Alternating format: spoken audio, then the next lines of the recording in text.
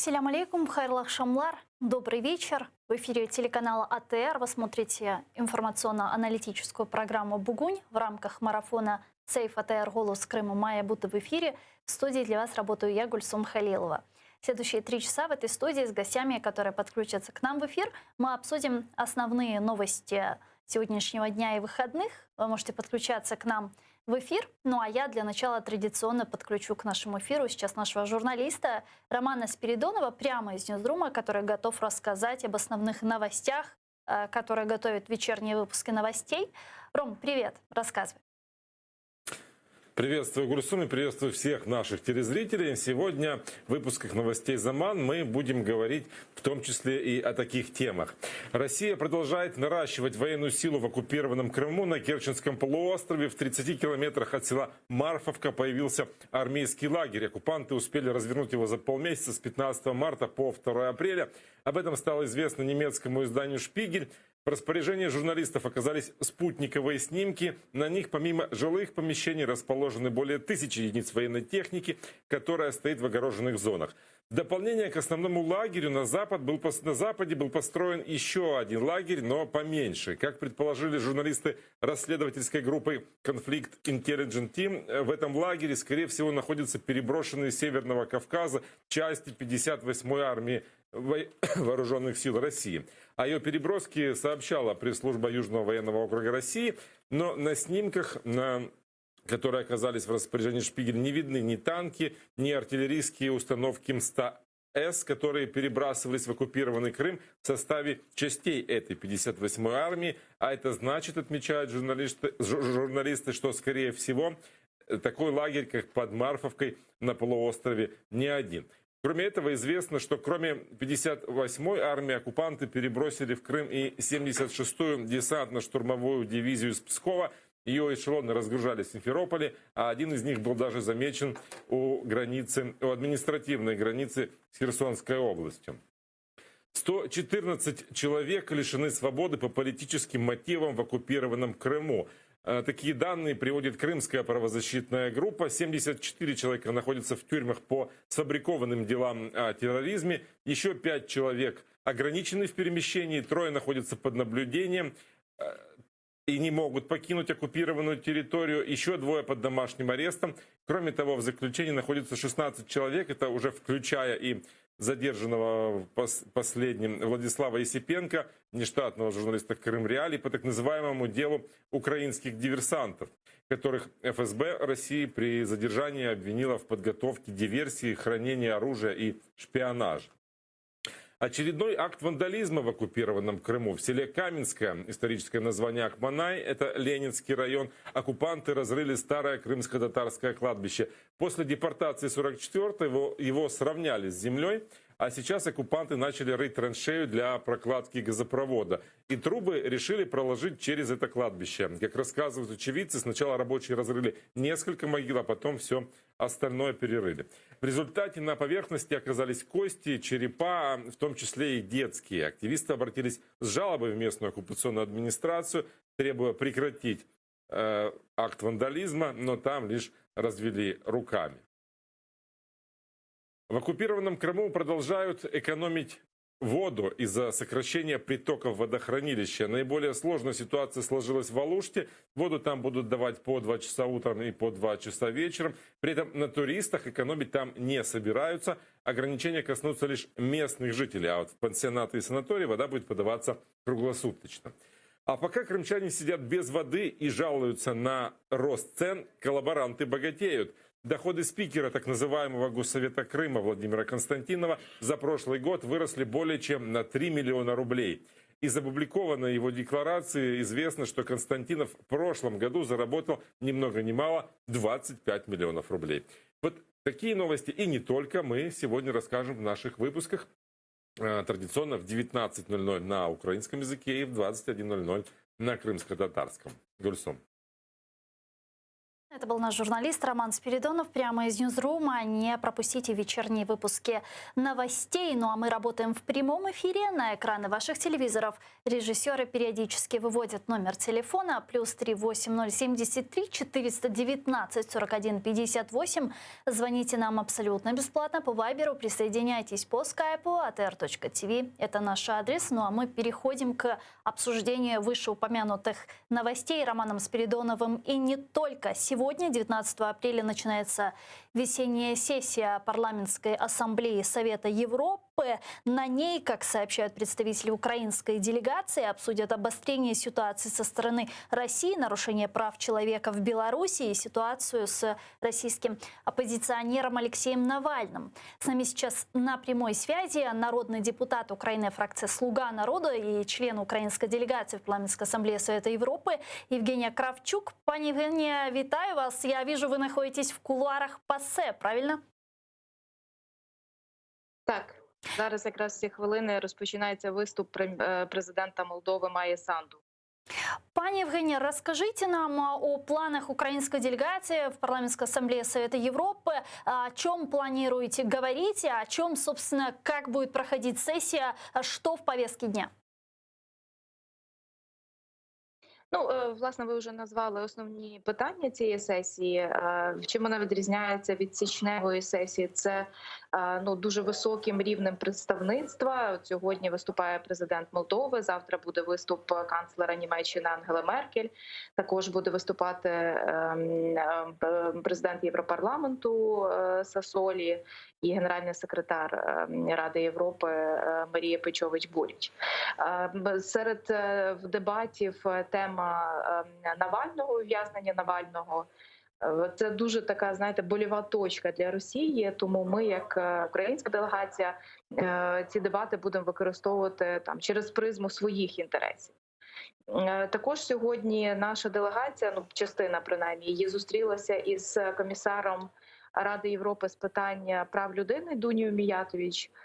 І ми серед іншого обговорили проблеми ув'язнень і викрадень кримських татар в окупованому Криму.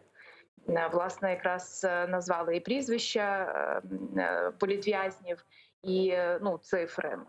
Також згадали про Меджліс, який оголосили терористичною організацією, тобто проінформували максимально про питання кримських татар. До речі, тиждень тому була прийнята на комітеті з питань рівності і недискримінації дуже важлива резолюція, дуже важливий репорт, доповідь, який може стати резолюцією вже в червні на червнявій сесії, і він якраз повністю присвячений проблемам кримських татар. Скажите, а планируется ли обсуждение и когда планируется обсуждение обострения ситуации у границ Украины? Вы общаетесь с европейскими парламентариями, как они расценивают агрессивные действия России у наших границ?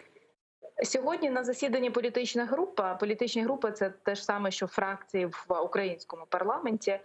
Ми там кожен із наших представників поставили питання загострення, і сьогодні вийде спільна заява деяких делегацій країн Балтії, Грузії, Румунії, Швеції, Польщі, які якраз засуджують оце загострення ситуації, ескалацію з боку Росії і Путіна. І також ми очікуємо на деякі заяви від політичних груп публічні. Угу. И вот что еще хотела спросить.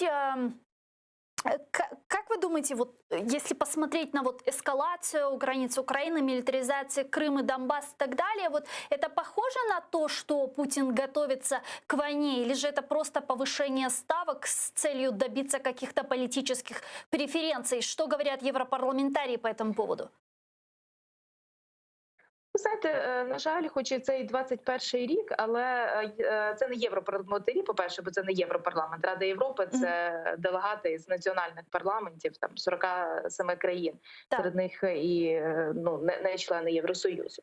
Але тим не менше, ми все одно бачимо певну, знаєте, або маніпуляцію інформацією, або непоінформованість. От ми вкотре розповідали про те, що постачання води в Крим – це не гуманітарна проблема, І ця вода потрібна окупантам не для кримчан, фактично, а для військових баз, для там промисловості і так далі.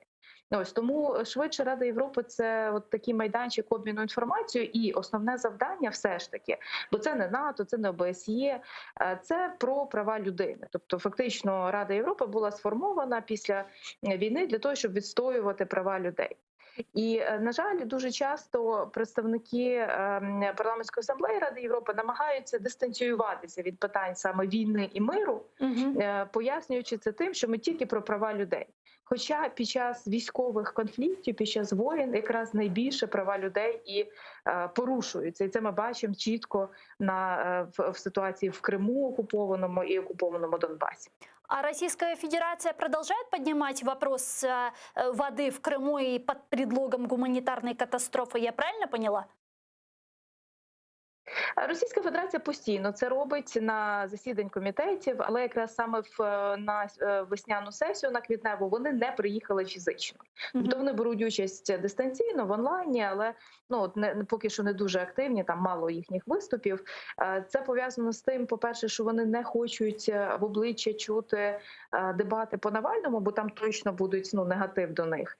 І в середу буде звернення Путіна до Федерального собрання. Відповідно, вони всі будуть слухати Путіна, і участь в європейських організаціях, очевидно, не так важливо для Росії. И последняя глава украинской делегации в парламентской ассамблее Мария Мезенцева сообщила о том, что будет поднимать вопрос крымской платформы. Поднимался ли уже этот вопрос? И насколько я знаю, в рамках ПАСЕ должна была быть создана неформальная группа крымской платформы. Создана ли она? Ми працюємо над цим з січня місяця, і вже 6 чи 7 делегацій підписались під Кримською платформою, тому ця робота триває. І ми продовжуємо зустрічі з національними делегаціями.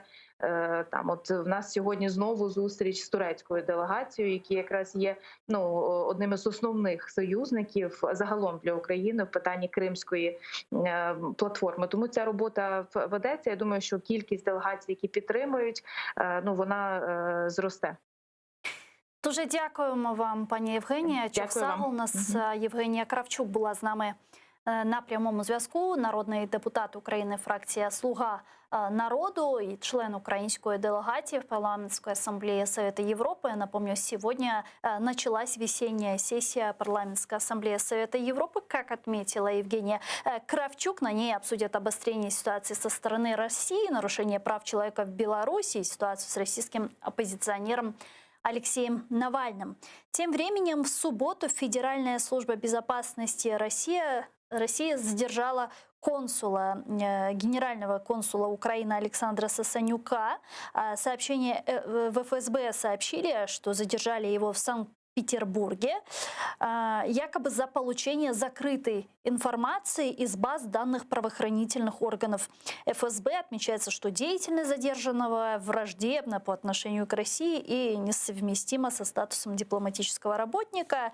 Россияне сделали вид, что не узнали представителя украинского консульства Александра Сасанюка, когда задерживали его 16 апреля в Петербурге. Об этом сообщил заместитель министра иностранных дел Украины Евгений Енин.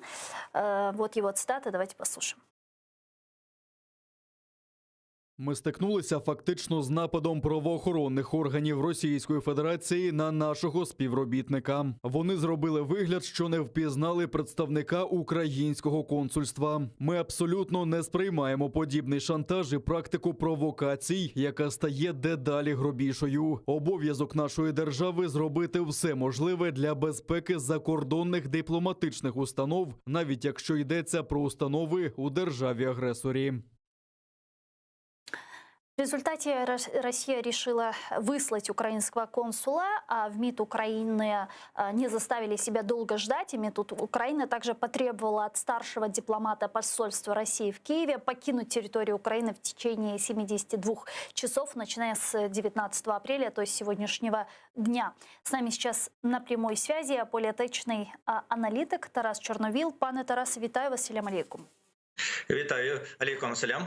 А что за дипломатические войны идут с высылкой дипломатов сейчас? Как вы это расцениваете? Знаєте, дипломатичні війни – річ абсолютно прийнятна, і вона дуже часто відбувається в світі. Ми бачимо абсолютно аналогічні дипломатичні війни, скажімо, між Росією і країнами-членами НАТО, країнами-членами Європейського Союзу. Наприклад, після теракту в Солсбері ряд держав, в першу чергу Великобританія, але так само ряд інших держав, солідарні з Великобританією, вислали російських дипломатів. Це є нормальна річ. Іноді вона робиться в чисто політичному контексті, іноді вона робиться у вигляді відповіді на певну незаконну діяльність даних дипломатів. На це можна було б не звертати уваги. Але є два нюанси. Перший нюанс. Навіть після початку війни, в найжорстокіший період, коли російські війська відверто, пригадуєте, перед Іловайськом, перейшли український кордон, зайшли на територію України, не було випадків, щоб між Україною і Росією відбувалися дипломатичні війни. Ми понизили рівень дипломатичного представництва. Ми відкликали свого посла. Відповідно, російському послу теж довелося поїхати. Але що були якісь жорсткі силові акції щодо українських дипломатів, знаєте, Україна цього собі цього не дозволяла, щоб з нею так поводилися. Другий момент, який дуже важливий. Те, що відбулося в Петербурзі, не має жодного відношення до так званих дипломатичних воєн. Дипломатичні воїни, ще раз повторюся, це є взаємна висилка дипломатів, яка допускається як певний факт такого дипломатичного демаршу. Тогда что это было? Что это было за афера и даже нападение, я бы сказала, на консула Украины в Петербурге? Что это было? Так. Це було грубе порушення міжнародного права, Віденської конвенції про статус дипломатичних працівників і їхній імунітет. Це був напад правоохоронних органів світському без представлення документів на особу з дипломатичним статусом, яка повідомила, що в неї є такий статус. Це було порушення всіх прав і ставлення, і статусу, і імунітетів цієї особи в вигляді, фактично жорсткого затримання, доставлення до певного відділу поліції, утримування насильного там, фактично кидання в камеру і тому подібне. Це є абсолютно злочинні дії, які абсолютно ніколи ні в жоден спосіб не робляться щодо представників дипломатичних суверенної держави. Я вважаю, що тут дві речі змішані. Пункт перший. Росія дуже так, знаєте, нагло дипломатично показала Україні, що вона не розглядає Україну суверенною державою. На що, на жаль, Україна саме в цьому плані відповіді не дала, не скликала відповідне засідання Радбезу ООН, не донесла до міжнародної спільноти інформацію про порушення фактично суверенного права на дипломатичне представництво. І момент другий, я думаю, що це є певний фактор шантажу. Ми можемо з вами робити що завгодно. Для нас нема законів. От ви чекаєте, що ми будемо діяти в рамках міжнародного права, а для нас законів нема. Так як ми анексували, нагло підло анексували Крим, так само ми можемо поводитися дипломатичними представниками. Так само ми можемо порушити ваш суверенітет на будь-якої іншій ділянці кордону. Це є спроба продемонструвати безкарність. Я вам скажу одну єдину річ. Я думаю, Росія була би трошки обережніша в таких спробах так діяти, якби Україна серйозніше виносила такі речі на міжнародну арену. Тому що права, імунітети дипломатичних представників – це є питання всього світу, це не є питання окремої держави. І ніхто в світі не може змовчати, якщо десь в якійсь частині проти представника іншої держави робляться такі дії. Але, на жаль, Україна зробила тільки певну двосторонню дію, причому в дуже лайт-варіанті. Висилка, не висилка, власне, а попросили покинути територію країни без повідомлення про причини, без звинувачення в шпіонажі. Ми ж розуміємо, що російські дипломати часто займаються шпигунською діяльністю, і такі факти українських спецслужб є. Але замість цього зробили найм'якший варіант без жодного звинувачувального слова бік Росії. Це провокує Росію до подібних дій на майбутнє. Как вы думаете, нападение на украинского дипломата в Петербурге каким-то образом связано с накаленной обстановкой у границ Украины и стягиванием российских войск к нашим границам? Очевидно, що так. З одного боку, можливо, я тут не беруся впевненістю казати, тому що конспірологічні теорії, вони не є найкращою справою, але можливо, Росія мала надію, що це викличе якусь відповідну дію. Можливо, наприклад, адекватна дія з українського боку, верніше дзеркальна дія щодо російського дипломата, якого би не висели, не звинуватили, а, скажімо, так само б нагло б затримували. А тут Росія відразу б згадала про Віденську конвенцію і звинуватила б Україну у всіх міжнародних інстанціях. Те, що Україна зробила щодо Росії. Другий момент. Можливо, Росія могла мати наміри і плани після цього інспірувати якусь атаку на російське посольство, якісь недружні дії. Я не знаю, чи такі спроби були, чи вони були упереджені Міністерством внутрішніх справ або якимись українськими іншими органами, але Росія могла мати подібні наміри, подібні плани, і потім це використати під час цієї ескалації як факт. Дивіться, так, Україна порушила базовий принцип. Україна напала на дипломатичне представництво, спровокувавши ж самі або організувавши такий напад. І третій момент, є така фраза «провірка на вшивість». Це перевірка, наскільки Україна і як буде реагувати на дуже грубі порушення міжнародного права, міжнародних норм щодо нашої країни. Отут в третьому пункті, на превеликий жаль, мені здається, цієї перевірки не витримали, тому що ми мали відразу після цього робити дуже серйозні, жорсткі міжнародні заходи. Немецкое издание Der Spiegel опубликовало спутниковые снимки лагеря российских войск, расположенного в оккупированном Крыму. По данным Шпигель, на территории лагеря размещено более 1000 автомобилей и другой военной техники. Давайте послушаем цитату из материала Der Spiegel.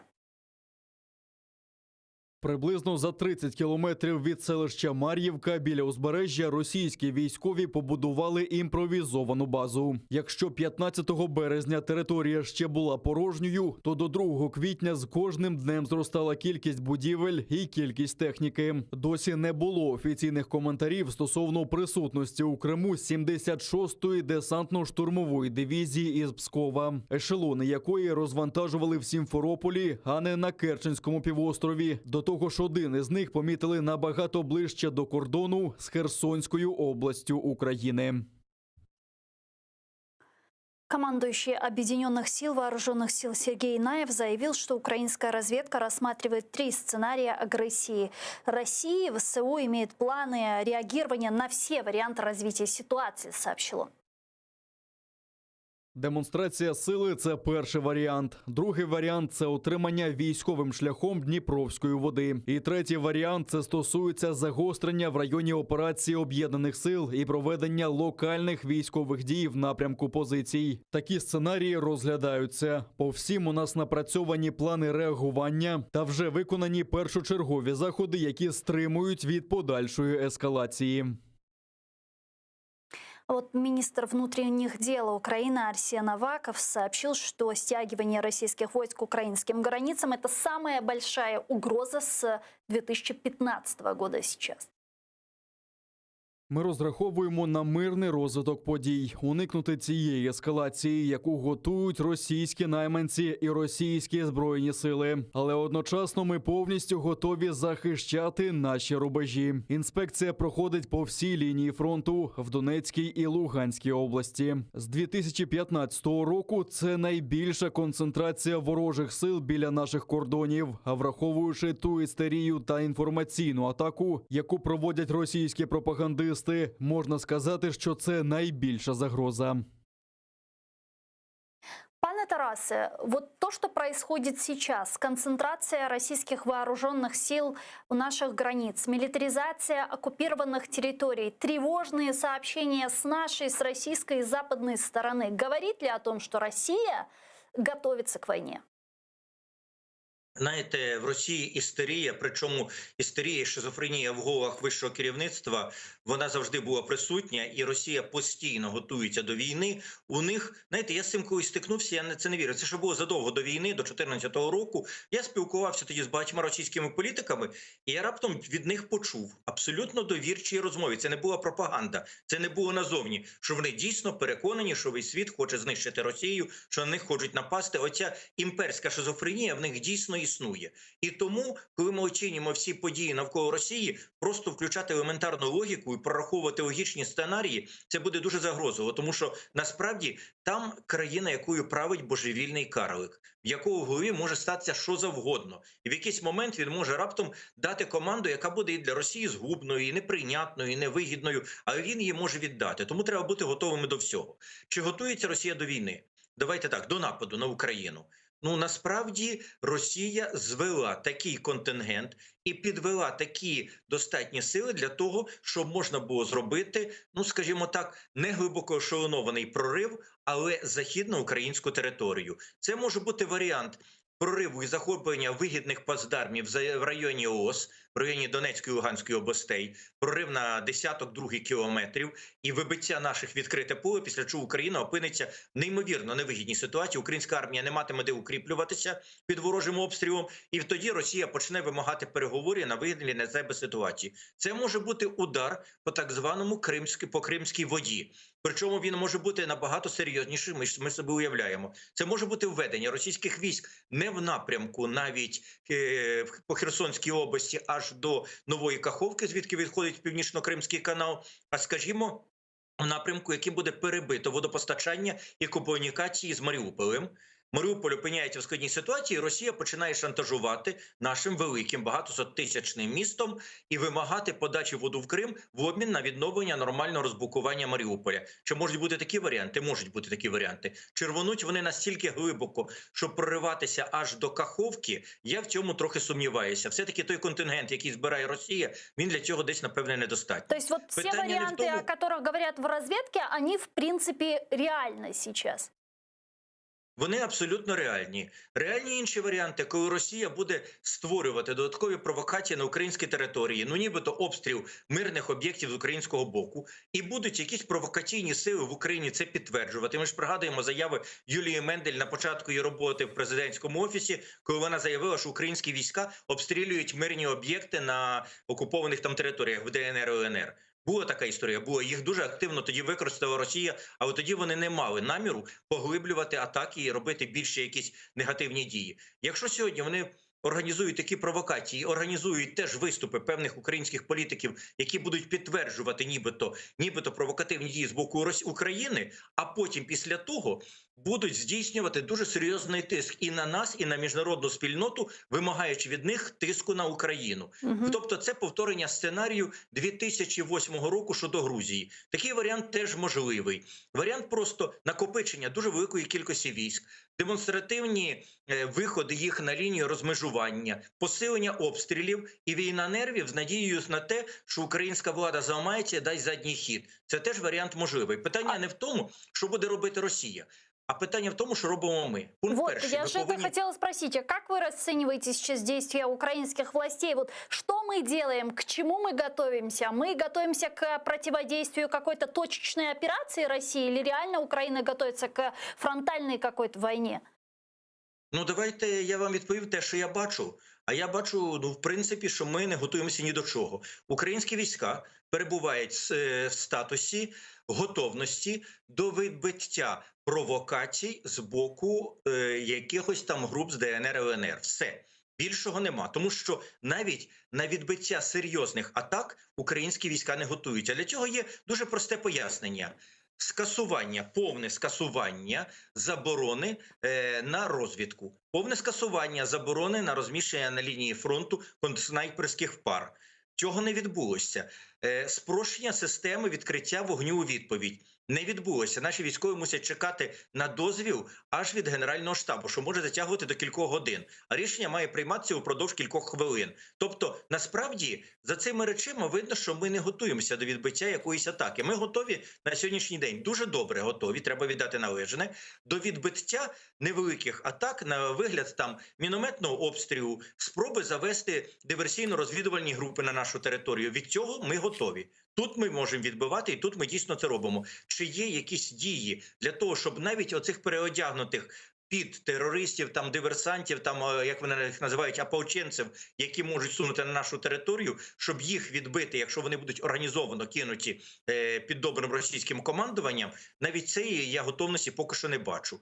І основне в мене є питання, чи Верховний Головнокомандувач сьогодні, якщо на територію України зайдуть, неприховано, відкрито зайдуть російські війська, віддасть наказ відкрити по них вогонь, знаючи, що він відкриває вогонь по російській армії. Не по якихось замаскованих підополченців, а під якусь там конкретно Псковську чи іншу дивізію. Я хочу нагадати, в 2014 році, в серпні, ешелонований наступ Росії, яка війшла на українську територію, був зупинений насправді одним дуже вдалим пострілом. Одна ракета .У попала якраз в місце базування зупинки представників Псковської дивізії. В один момент згоріло більше 100 десантників російських. Це викликало ефект шоку і в командування, і в солдатських матерей, і в всіх інших. І Росія зупинилася. Вона не зробила подальшого кроку, а я так розумію, що вони планували все-таки йти сухопутним шляхом на Крим, а можливо й до Одеси. І цього не відбулося. Але тоді був прямий наказ відкрити вогонь по російських військах, убивати російських солдатів, обстрілювати їх ракетною технікою. У мене є велике питання і побоювання, чи поступить такий наказ. Бо цей наказ не може поступити ні від головнокомандуюча Збройних сил України Хомчака, ні від будь-кого з генералів, ні від будь-кого з командирів. Цей наказ може поступити тільки від Верховного головнокомандуючого. Тому що це є вступ України в війну з ядерною державою. Чи готовий Володимир Зеленський дати такий наказ? Я думаю, що він не готовий. Я боюсь, що Росія розуміє, що він не готовий. І оце є найбільша загроза. Це означає, що Росія може піднімати ставки дуже високо. Пане Тарасе, 21 апреля запланировано послание Путина к Совету Федерации. Может ли быть так, что Путин попросит разрешения, и Совет даст это разрешение на использование войск? Возможно, он не воспользуется этим, но каким-то образом попытается еще больше надавить на Украину. Знаєте, для цього все-таки, навіть для Росії, мені здається, що для цього треба мати якісь хоча б формальні зачіпки, за якими це зробити. Давайте згадаємо, коли він вибив собі цей дозвіл у 2014 році, у нього на столі лежало прохання від Януковича, якого по Росії називали легітимним президентом України, втікача Януковича, з проханням ввести Збройні сили на територію України Ну, і підтримати, вот эти відновити... вот письма Пушилина сейчас, последние заявления представителей Госдумы о том, что они готовы защищать русскоязычное население Донбасса и так далее, не может стать триггером как раз?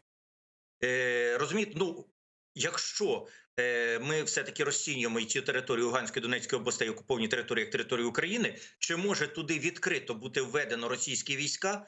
Зараз вони там перебувають неофіційно, але відкрито, але не офіційно. Чи вони будуть там офіційно введені? Та вони це можуть зробити в будь-який момент. Нас цікавить сьогодні питання, чи вони готові кинути війська на підконтрольну територію України там на Сході або з боку Криму в напрямку Херсона і далі на північ, вдовж Дніпра. Я думаю, що все-таки такого рішення не буде, тому що треба хоча б якусь формальну річ мати. Хіба би до 21 числа лишилося 2 дні, хіба би вони зараз зуміли організувати сьогодні, завтра, післязавтра максимум якусь провокацію, в якій би загинули десь мирні люди, і це було б звинувачено в цьому Україну, але це теж має бути якась дуже серйозна річ. Я думаю, що швидше могло б бути навіть якийсь варіант, скажімо, інспірований напад, підрив російських дипломатичних установ в Україні, ще щось подібне. Це є, в принципі, казус беллі, який можна використати для оголошення війни. Чи може таке статися, чи можуть вони зробити таку річ? Теоретично можуть, тільки часу дуже мало лишилося. Я ж кажу, оця історія з українським дипломатом, провокація жорстка, знаєте, така дика, особливо демонстративно нагла, яка підпадає під ескалацію напруги, вона дуже цілком могла бути якимось певним спусковим гачком. Чи в момент повернення його до України не буде організовано нападу, підриву російських дипустанов, після чого Росія заявить, що вона змушена оголосити Україні війну, отакі варіанти можливі. Тому мені здається, що зараз треба, в тому числі і Нацполіції, посилити максимально охорону тих дипустанов Росії, які на нашій території ще на превеликий жаль перебувають. Дякую. Тому що це може бути тим формальним аспектом. Без формального аспекту Рада Федерації такого рішення ухвалювати не буде. Їм потрібна якась формальна зачіпка. Вони ще її мають час створити. Дякую дуже, пане Тарасе. Чохсагл, у нас політичний аналітик Тарас Чорновіл був з нами на прямому зв'язку. К нашому ефіру зараз присоединяється Василь Вовк, експерт з питань державної безпеки України. Пане Василю, вітаю вас. Салям алейкум. Салам алейкум, витаю. Пане Василий, в разведке Украины рассматривают 3 варианта возможных сценариев. Первый – это демонстрация силы с целью надавить на Украину. Второе – это возможная военная операция на южную часть материковой Украины для открытия доступа к Северо-Крымскому каналу из-за критической ситуации с водой на территории Крыма. Ну и третье – это провокация на Донбассе с целью обвинить Украину в срыве договоренностей и таким образом попытаться снять санкции с России. Какой из этих вариантов, которые рассматривается в разведках украинской Украины, по-вашему, наиболее вероятной? Ну, по-перше, розвідка не повинна розглядати варіанти. Це прерогатива політичних експертів, військових експертів тощо. Розвідка повинна чітко керівництву держави доповісти, які варіанти додавала Російська Федерація. А все інше то базарні чутки і нічого іншого. Тому я буду аналізувати ситуацію, робити висновки від того, що знаю, що бачу і які до чого є підстави. Перше, скопичення російських військ на кордоні з Україною – це поки що не загроза України, це підтримка французько-німецьким кластерам, в яких записано те, що ми маємо провести вибори без отримання контролю над кордоном. І Росія, якби підтримуючи ці кластери, показує Україні, що не вздумайте, мов, відмовитися. От якщо ми відмовимося, ці провокації, про які говорив ваш попередній спікер, вони можливі. Це не обов'язково, він же підказує, що потрібно зробити, мабуть, це не варто говорити. Це провокації можуть бути в будь-якому населеному пункті Донецької, Луганської області, які підконтрольні українському уряду, і тоді буде прийнято рішення про наступ, оскільки буде зрозуміло, що Україна відмовляється від кластерів, які запропонували Франція і Німеччина, і Росія підтримала. Тобто Україна ніби виступила проти 3 країн, членів Нормандської четвірки. Ну, а мы точно знаем, что это за кластеры и что они предусматривают. Нет ли в них контроверсийных каких-то пунктов? Ні, всім відомі ці кластери, їх основна суть, прямий текст ніхто не публікував, але ми про це знаємо, і інформація вже не досягла громадськості. В кластерах чітко записано і внесення змін в Конституцію, особливий статус Донбасу, який називається особливості місцевого самоврядування на територіях Донецької, Луганської областей, і проведення місцевих виборів, після цього передача кордону разом з проведенням амністії бойовикам-терористам на Донбасі. Дякую вам дуже, пане Василію. Чохсагл, у нас Василь Вовко, експерт з питань державної безпеки України, був з нами на прямому зв'язку. Ну а сегодня должна пройти встреча советников Нормандской четверки. Ее проведение анонсировал президент Украины Владимир Зеленский после встречи со своим французским коллегой Эммануэлем Макроном. Ми наближаємось до наступного засідання Н4. Вважаю, що воно можливо. 19 числа цього місяця буде засідання радників Нормандської четвірки. Будуть обговорюватися низка питань. Перш за все, будуть обговорюватися кластери. Це те, про що ми говорили декілька місяців тому, що будуть зроблені кластери. Кластери зроблені французькою, німецькою стороною, зараз з доповненнями України. Ну а сам президент Франции Макрон подчеркнул, что Россия должна провести деэскалацию на границе с Украиной и что Запад не согласится с новыми военными операциями на украинской территории. Якщо ми хочемо бути ефективними, ми повинні прискорити дипломатичний діалог. А США, Європа – всі ми повинні бути дуже ясними по відношенню до Росії. Ми ніколи не погодимося з новими військовими операціями на українській території. І ми повинні знайти спосіб бути авторитетними щодо цього. Політичний аналітик Андрій Шкіль зараз з нами на прямому зв'язку з Франції. Пане Андрію, вітаю вас, салям алейкум. Вітаю, салям алейкум. Я вважаю, що ситуація в Україні зараз значно небезпечніша, ніж це комусь видається у Франції, але дуже якісно, що для...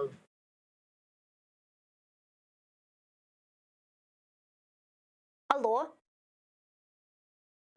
Пане Андрію, ми вас не чуємо, на жаль, зараз. Да, вот сейчас появился звук. Пане Андрію, чуєте? Секунду.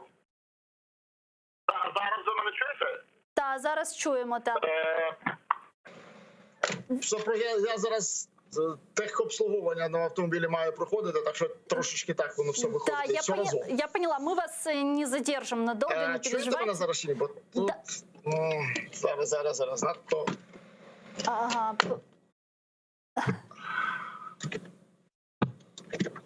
Пане Андрію, Чи ні? Чути? та, Сподіваюся. зараз чути. Та, ми можемо говорити? Все гаразд. Отже, коли ми говоримо про... Я вас не чую. Коли ми говоримо про...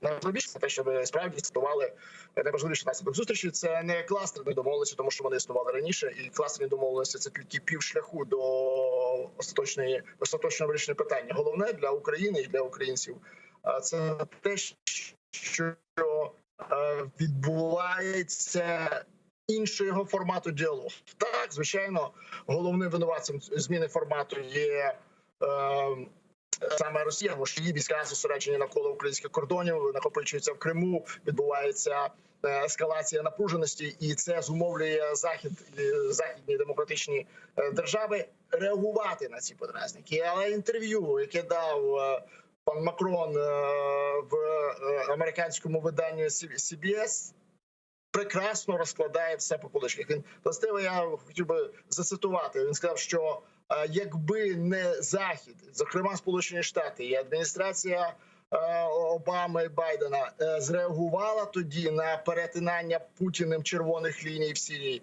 то зараз би себе Росія би так не вела. І от, властиво, це така послідовна залежність, вона є дуже важлива для того, щоб зрозуміти, яким чином будується наратив на Заході, яким чином відбувається розуміння ситуації в Україні. Ну, Україна має зараз динамічно інтенсифікувати свої стосунки і в першу чергу використовувати ті обставини, які склалися. Ну, об'єктивно, Росія готова до атаки. Невідомо, чи вона заатакує, невідомо, чи це залякування, невідомо, чи буде реалізація цих залякувань через атаку, захоплення територій, захоплення, скажімо, водогінних станцій в Україні, чи просування по східному кордону. Але користатися треба моментом і сконцентровувати усю увагу на проблемі.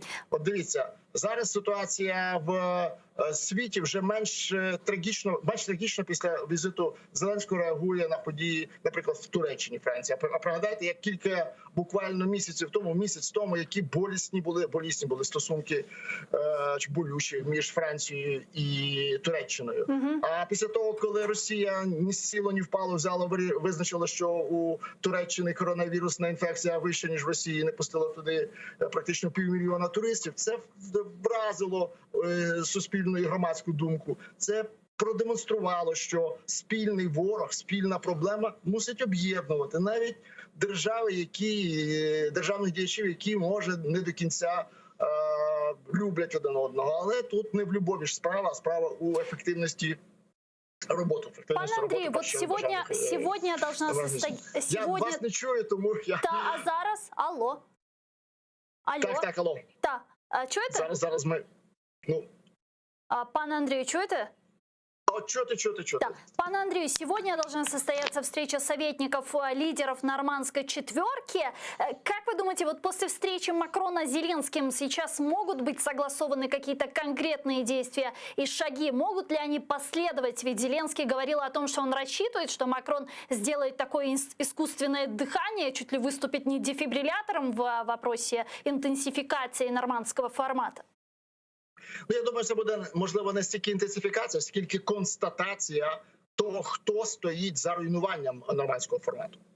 Яка структура, хто саме? Чи це Зеленський, чи це Путін, чи це Макрон, чи це Меркель? Тобто, чи це Німеччина, Франція, Росія, чи Україна? Ось, я думаю, відповідь на це буде отримана у середовищі політичних консультантів. Це головна мета цієї зустрічі визначити. Або ні, або навпаки, так, Росія скаже, все, ми готові виконувати рішення нормандського формату от буквально від завтрашнього дня. Якщо це станеться, чудово. В це я практично не вірю, але шанс завжди зберігається. Просто тут головне в кожній роботі, головне визначити те, що треба усунути для досягнення мети. Не стільки визначити шлях, а в першу чергу шлях визначений, шлях зрозумілий, а визначити, що заважає у просуванні, у прогресі в цьому шляху. І я думаю, що політичні консультанти не будуть довго думати, хто у цьому винен. І Росія активно це вона продемонструвала арештом українського консула, хоча пізніше назвала затриманням. Вона демонструє це арештом білоруських опозиціонерів у себе на території. Тобто Росія зараз грає в гру достатньо жорстку у стосунку до західного світу, і це планована гра, це підготовка президента Путіна до виступу перед Радою Федерації 21 числа, і це, ну скажімо, новий порядок денний Росії, з яким хтось може погоджуватись, хтось ні. Але я думаю, що ні Франція, ні Німеччина з цим порядком денним, тим паче в першу чергу Україна з цим не погодиться. А не удивило ли вас то, что после встречи Зеленского с Макроном на пресс-конференцию вышел один Зеленский без Макрона? Почему? Вот потому что в многих телеграм-каналах неофициальных... До речі, це по-різному оцінили французькі глядачі. Одні сказали, що він був вражений тим, що почув від Зеленського.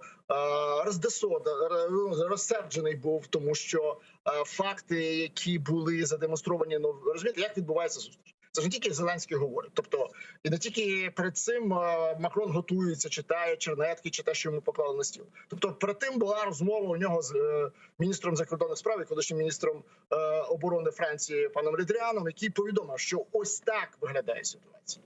Ось така вона. Ось армія готова атакувати. Ситуація ганебно зла, і треба її вирішувати вже. Це було під враженням, я впевнений. І плюс, звісно, він не хотів руйнувати сенсацію, яку він готував у інтерв'ю для каналу CBS. Ось і все. Тому що головне його послання було навіть при Зеленському, якби він стояв з нього там праворуч і ліворуч, скероване не до нього і не до українців в першу чергу, а до Сполучених, і не до Росії, а до Сполучених Штатів. Тому що, ну скажімо так, Франція завжди трошки мала таку от відчуття залишеності у питаннях європейської безпеки. Тобто вона відчувала у стосунках з Німеччиною трохи себе у стосунках з Америкою трохи себе за Німеччиною. І властиво для Макрона було дуже важливим оприлюднити свою позицію французької держави саме для CBS. Я вважаю, що це одна з причин. Причина, бо інших причин тяжко там знайти, тому що якщо ще могло його до цього спонукати. Дякую дуже, пане Андрію. Чохсагл, у нас політичний аналітик Андрій Шкіль був з нами на прямому зв'язку. Чохсагл у нас, а я напомню, что у нас в студии работают телефоны. На экраны ваших телевизоров режиссеры периодически их выводят. +3 8073 419 41 58.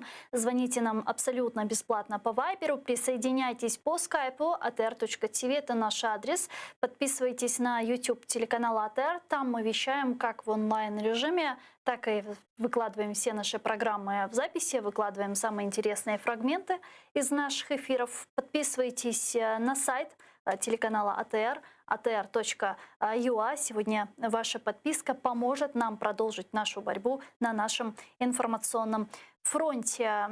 Можете подписаться на Patreon телеканала АТР и стать частью большой семьи Первого Крымско-Татарского. С нами сейчас на прямой связи Андрій Тетерук, народний депутат України 8-го скликання. Пане Андрію, вітаю вас, салям алейкум. Бажаю здоровья. Пане Андрею, вот то, что происходит сейчас, эскалация ситуации на востоке Украины, последние данные, опубликованные Der Spiegel о том, что Россия развернула огромный военный лагерь в Крыму, стягивание российских войск к границам Украины, говорит ли о том, что Россия готовится к полномасштабной войне, или же это просто демонстрация силы, как оценивают многие аналитики? Ну, для демонстрації сили це занадто вартісне задоволення для Кремля, навіть враховуючи, що ця країна витрачає і так 20 разів більше бюджету на сектор безпеки, ніж Україна. Але разом з тим ця ситуація з накопиченням живої сили і техніки поблизу кордонів має на меті, на мій погляд, дві цілі. По-перше, це продовження послідовної політики Путіна щодо поневолення України, щоб Україна як держава зникла з мапи світу. І він використовує зазвичай свою силу як єдиний спосіб ведення зовнішньої політики. І друге, якщо не вийде, а в нього насправді немає достатньо сил для повномасштабного наступу, це моє тверде переконання, він буде робити все можливе спроби для того, щоб забезпечити за допомогою військової провокації певний короткочасний, скажімо, тиждень-два максимум бойових дій, за які він, скоріше за все, буде намагатиметься пробити сухопутний коридор до Криму, щоб забезпечувати його як питною водою, так і необхідним постачанням. Тому що проблема Криму для нього є так само дуже болючою. І тому ми будемо просто спостерігати за цим накопиченням і бути готові до будь-якого варіанту. Я б хотів, щоб наша влада була готова до будь-якого варіанту, включає найгірший пряме застосування цієї накопиченої сили. Хоча, знову ж таки, я вважаю, що саме варіант повномасштабного наступу є дуже малоймовірним, тому що за це прийдеться заплатити занадто високу ціну. Хоча ми не знаємо, що зараз відбувається в голові Путіна, чи готові він цю ціну платити. Ну, если мы говорим о демонстрации силы, если мы говорим об игре мускулами и повышении градуса, то до каких пор, с какой целью, чего пытается этим добиться Путин? До тих пір, поки Україна не капітулює. Це головна і провідна мета цієї всієї істерії, яка панує в Кремлі щодо України. Ми ж не забуваємо, що окрім демонстрації живої сили і техніки, Кремль послідовно нагнітає істерію в інформаційному просторі. Ми не забуваємо про те, що так само продовжуються кібератаки на державні установи, економічні блокування України через блокування Керченської протоки. Всі ці речі, вони мають на меті примусити нашу державу підкоритися єдиним вимогам, які застосовує зараз Путін, щоб ми погодились на прямі перемовини з ЛДНР, щоб ми перестали пручатися щодо незалежності Криму і своєї незалежності, і врешті-решт зникло з мапи світу. Це його головна панівна така мета діяльності. Тому, накопичуючи всі сили, він хоче залякати не тільки Україну, але і наших союзників, що він готовий цю силу застосувати. Тому тут треба зберігати здоровий глузд насамперед, спокій і розуміння, що ми маємо бути готовими давати відсіч. Не йти на жодні поступки і в жодному разі не погоджуватись, замирюватись з Кремлем шляхом такої, як зараз придумали на Банковій нове слово, кластерної капітуляції. Коли нам замість того, щоб пропхати в інформаційний простір України просто капітуляцію і розбивають на кластери і будуть нам згодовувати нібито кластери, на які ми маємо поступово погоджуватись, а потім виявиться, що ми, знаєте, по вуха в лайні. Пане Андрею, вот сейчас мы видим консолидированную международную поддержку Украине. Как вы думаете, единство этой международной коалиции в поддержку Украины способно демотивировать Россию от каких-то безрассудных действий? Безумовно, це єдиний шлях утримання Росії саме на тих позиціях, які вона зараз займає на своїй території і поблизу наших українських кордонів. Саме чітке і послідовне позиціонування як Сполучених Штатів, Великої Британії, Європейського Союзу дає недвомовно розуміти Путіну, що Україна отримає весь бажаний пакет допомоги, який допоможе нам вистояти. Це перше. По-друге, рішучість західних лідерів так само неспростовно доводить Путіну, що він не отримає того нескінченного переліку висловлення стурбованості, який Україна отримала в 2014-2015 роках. Зараз всі очевидно розуміють, що Росія є і очевидно є країною-терористом, тому що вона вирішує всі накопичені проблеми, як і внутрішні, так і зовнішньополітичні, виключно за допомогою терору, вбивств і терористичних актів. І те, що зараз Чехія обвинувачує Російську Федерацію, те, що Велика Британія потерпала від терористичних актів, Чорногорія, Сполучені Штати, все це дає розуміти, що Путіну вже ніхто не пробачить поодинокі нібито випадки, які відбувалися, але критична сума цих терористичних актів за допомогою агентів ФСБ, які проводилися неспростовно вже доведені розвідками цих країн, дозволяє позиціонувати їх як жорстку опозицію всім діям Путіна. І тому Україні тут саме головне не схибити і не повестися на оці пропозиції Кремля вступити з ними в перемовини. Тут Дякую. треба чекати і розуміти, що велика гра проти Росії лише посилюється, і нам треба бути невід'ємною частиною цієї великої гри і бути з нашими великими партнерами, як Сполучені Штати, на одному зв'язку. Дякую дуже, пане Андрію. Чухсал у нас Андрій Тетерук був з нами на прямому зв'язку. Народний депутат України 8-го скликання. Пане Андрей упомянул Соединенные Штаты Америки. Там в администрации Белого дома считают, что предложение президента США Байдена в интересах президента России Путина, так как оно является мостом для того, чтобы Россия вернулась в мировое сообщество. Об этом на брифинге заявила пресс-секретарь Белого дома Дженнифер Псаки. Я думаю, що президент вважає, що Росія зараз перебуває поза світовою спільнотою у багатьох відношеннях. Це G7, а не G8. Байден вважає, що в інтересах російської влади прийняти його пропозицію про переговори. Олександр Краєв, експерт Ради зовнішньої політики, Українська призма. Зараз з нами на прямому зв'язку. Пане Олександре, вітаю вас, салям алейкум. Алло. Алло, Да, вот сейчас слышим вас. Здравствуйте, пане Александре. Сегодня стало известно, что Путин выступит на онлайн-саммите по вопросам климата 22 апреля, куда его пригласил Байден. О чем это говорит? Фактично, як на мене, це складають ці перші сходинки, якими Байден буде намагатися Росію повертати в світове співтовариство. А загалом це приблизно те ж саме, що ми бачили у 80-х роках минулого століття.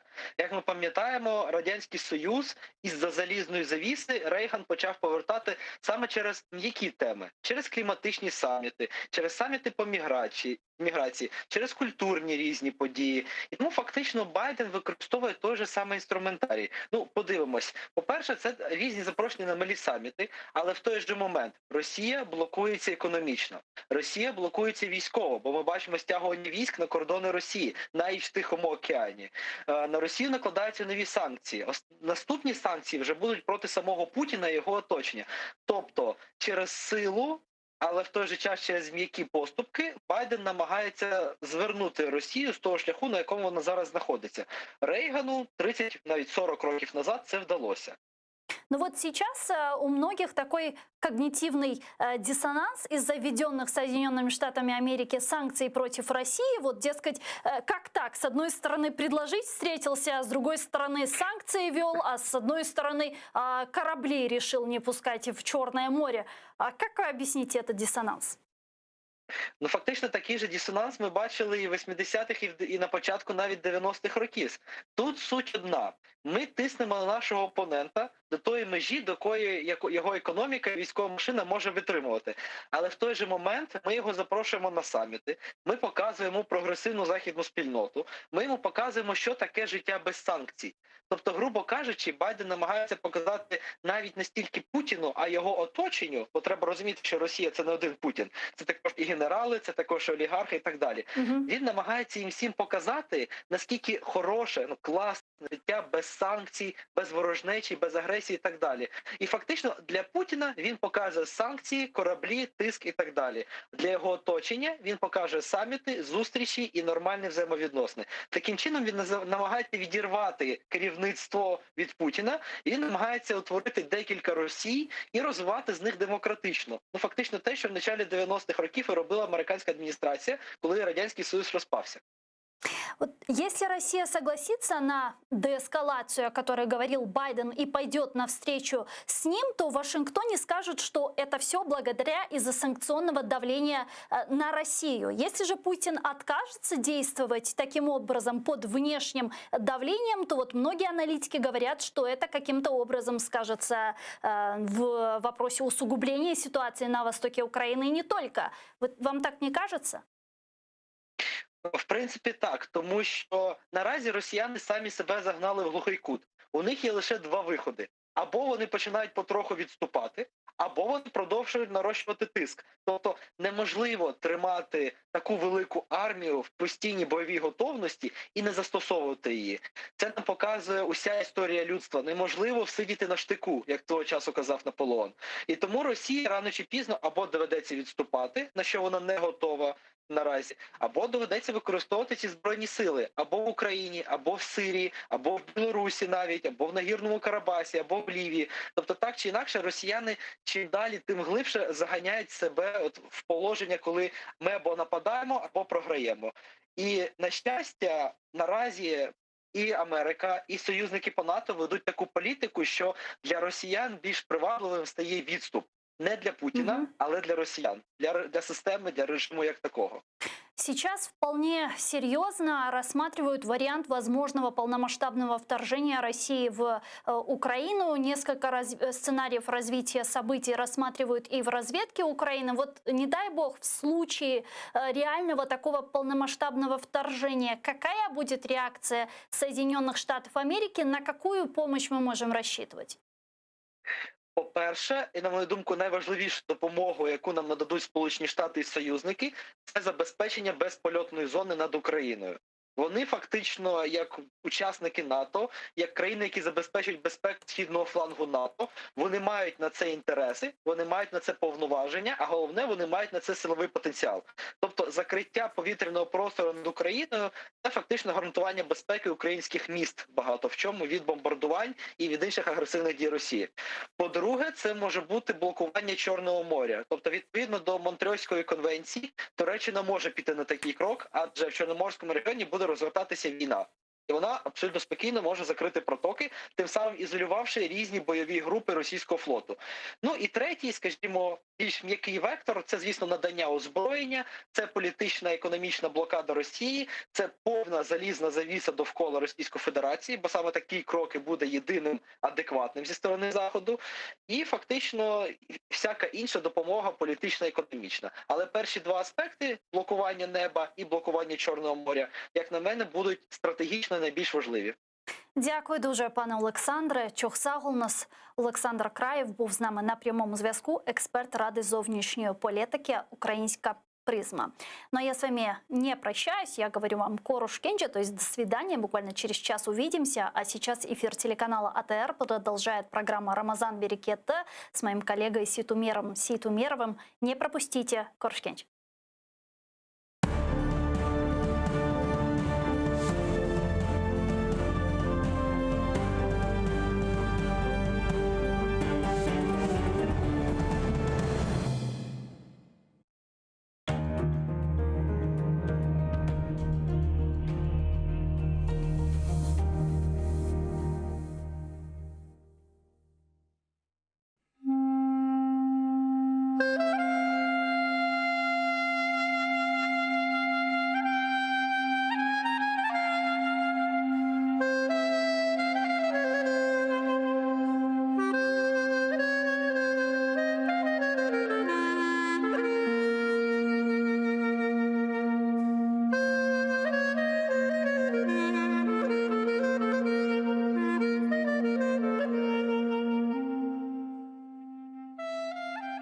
Bismillahirrahmanirrahim. Yaratanım Allah'ım 99 ismin var. Ya Rabbim, haramlarga isteklerini bir yutunda devletlerini. Senden hayrı yok kimsemiz. Vatan için dua etemiz. İmdad bekle, haram hürmette. Rahim eyle açsın hizmette. Bizni haramda yarattın, yardımın ile. Sürgünden hayttık. Endi halkımız haramında. Devletli olsun vatanımızga. Biz için aziz Kırımımız. Takmında açsın bahtımız. Senden hayrı yok anlayacak. Yaratanım aç bizge uçak. Kırımlarga elini uzat. Yardım ver ya Rabbim. Bir bizge imdat. Bu aziz toprak ecdadım yeri. Kırımlarının tükenmez yeri. Adda bizlerini vatanımızga. Sahip olayı Kırımızga. Kırımlar kalbi tek sana eman. Ecdatlar yerini bağışla. Amin.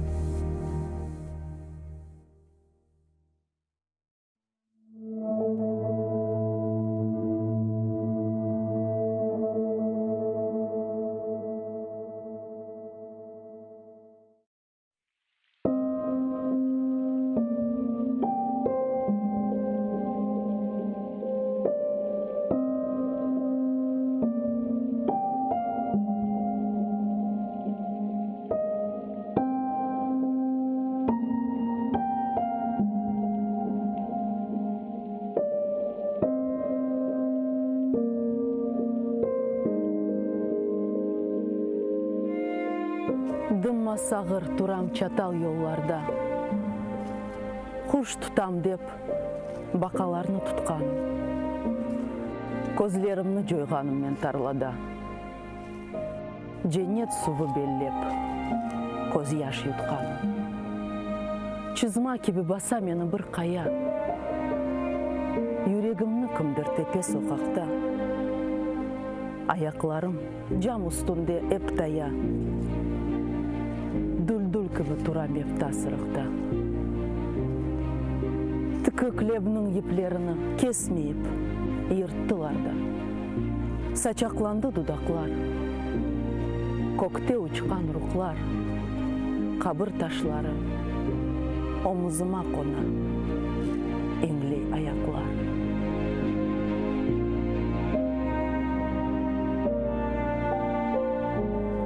Ерде ятқан юрегімні көтердім, юрексізге бағышладым ұмытны. Тарла алып келді менің көзімні, көрдім көзі көрген соқыр миллетні. Қабырташтан қопқан парчаны, уфатып мен сілдім ертық лебіме. Сырықтаки мефта бірден жанланды, вегерлешті чықмыш ері қалбіме. Айды кеттік деген сеслер чалынды. Эйран олды дымма сағыр құлағым. Атеш яна дерсін дүл-дүл ялыны. Эйран олып, оксыз қалма топрағым.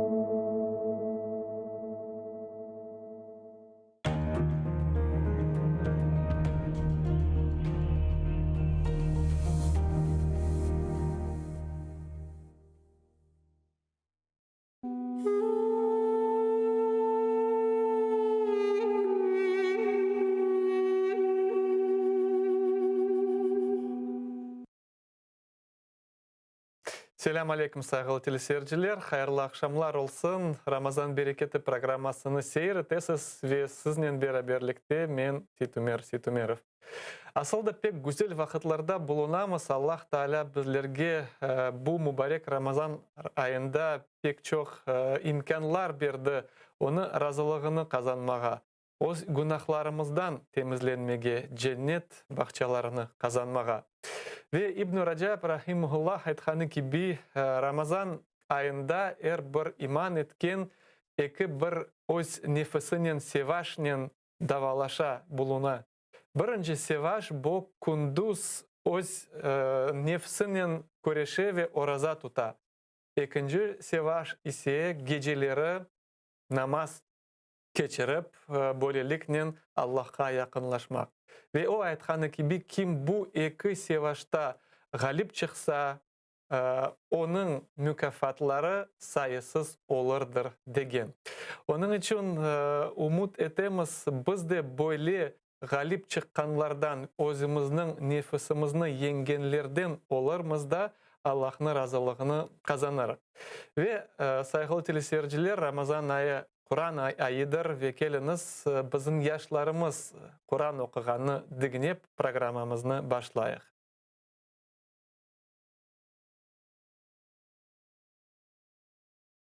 Селам алейкум, менің адым Хадид, мен 9 yaşındayım. Eski храм шерінде yaşayım. Мен сізлерге Аттин suresi оқымаға істейм. أعوذ بالله من الشيطان الرجيم بسم الله الرحمن الرحيم والتين والزيتون وطور سينين وهذا البلد الأمين لقد خلقنا الإنسان في أحسن تقويم ثم رددناه أسفل سافلين إلا الذين آمنوا وعملوا الصالحات فلهم أجر غير ممنون فما يكذبك بعد بالدين أليس الله بيحكم الحاكمين صدق الله العظيم. Ramazan ayı cümlemizge hayırlı olsun. Allah ibadetlerini kabul etsin.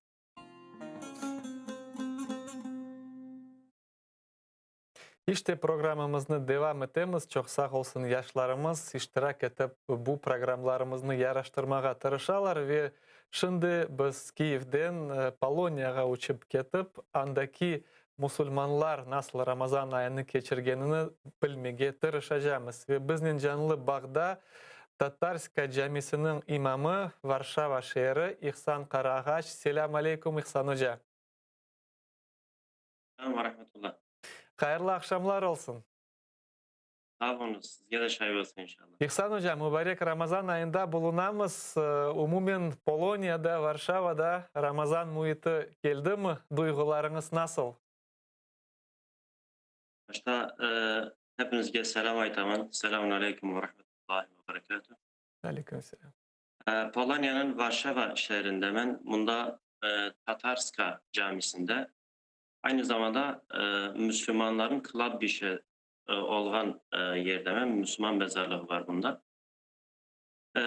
Bu sene ve ötken sene bildiğiniz gibi bu koronavirüs ile bağlı olarak kıynalamız, cemaat yok. Şu anda bunda camilerimiz yapık. Maalesef camilerimize teravih namazını geçiremeyiz. Hep beraber toplu iftarlarımızı yapamayız. Bu ister istemez yüreğimizi biraz kıynalar. Fakat bu Oraza ayı olğanı için her vakit rahmet ayı. Rahmet ayı bizge rahmettir. Bu gelgeni için kıvanamız. Lakin cemaati olmağanı için de bu defa yüreğimizde bir hüzün var. İster istemez piçal var yüreğimizde.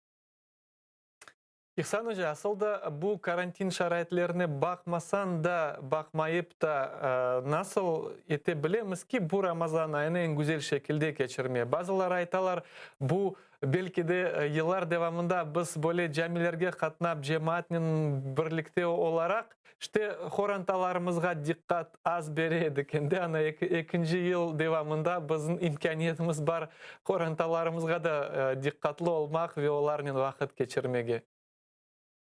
Evet, evet. Bu konuda benim geçen sene bir dostum var idi İstanbul'da yaşayan. Onların balaban restoranları var idi. Bana aitti ötken sene için Allah'a şükür ben birinci defa ben Kur'an'tamla balalarımla Kur'an okup doyup kaldım elhamdülillah dedi. Bir taraftan belki yaman görüne lakin baktığımız vakit inşallah Kur'an'tamızga vakit ayırmak, onlarla Kur'an okumak, onlarını daha fazla babalarıyla, analarıyla daha tanış olmağa ve onları yaxşı tanımağa için bizim için bir fırsattır bu. Ben belirlesem. Asıl da siz şimdi bulgan yerde Varşava'da imamlık yapan camimizin adı Tatarska. Bu neden bağlı İhsan Hoca? Bu demek anda bir vakitleri Tatarlar yaşagan ekenim. Bir vakitlerde Tatarlar yaşagan ve halen Tatarlar yaşaymında elhamdülillah.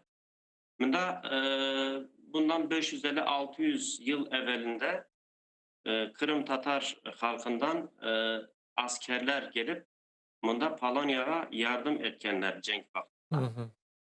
Sonra onlar bunda kaldılar. Bunlarla bir oldular. Polonya halkıyla bir oldular. Artık bunda yaşaylar. Polonya halkı da onları sever.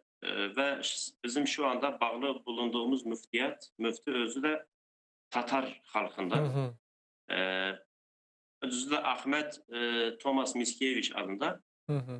Özü de bunda Tatar halkından yani. Onlar da Tatarlar. Elhamdülillah. Yani bunda yine onların varlığı az da olsa var.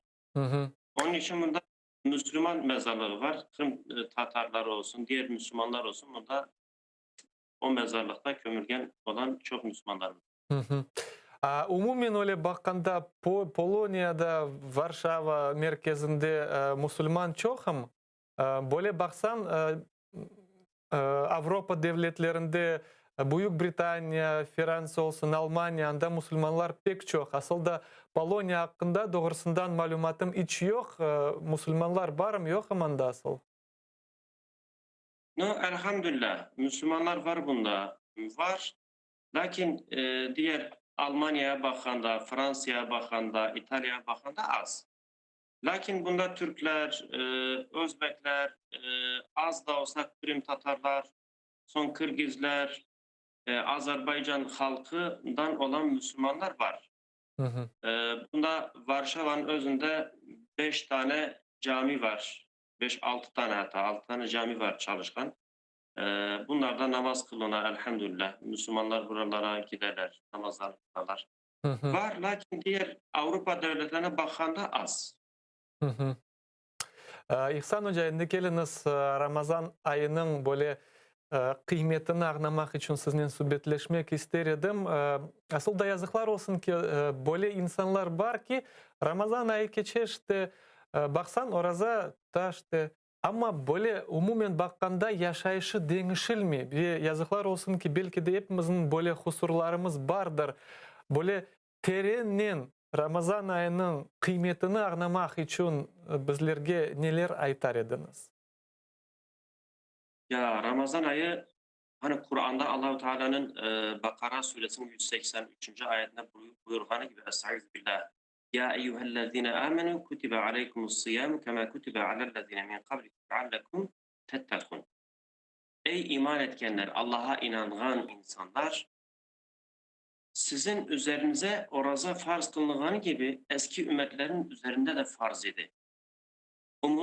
Bundan umulur ki siz korunursunuz. Yani günahlardan uzaklaşırsınız. Peygamberimiz sallallahu aleyhi ve sellem'in ayetleri gibi. Oraza ayı geldiği vakit şeytanlar baylana. Kimin şeytanı baylana? Orazayla kendisini hemhal eden, orazanı tutan, Kur'an okuyan ve bu Kur'an ayı bilirsiniz.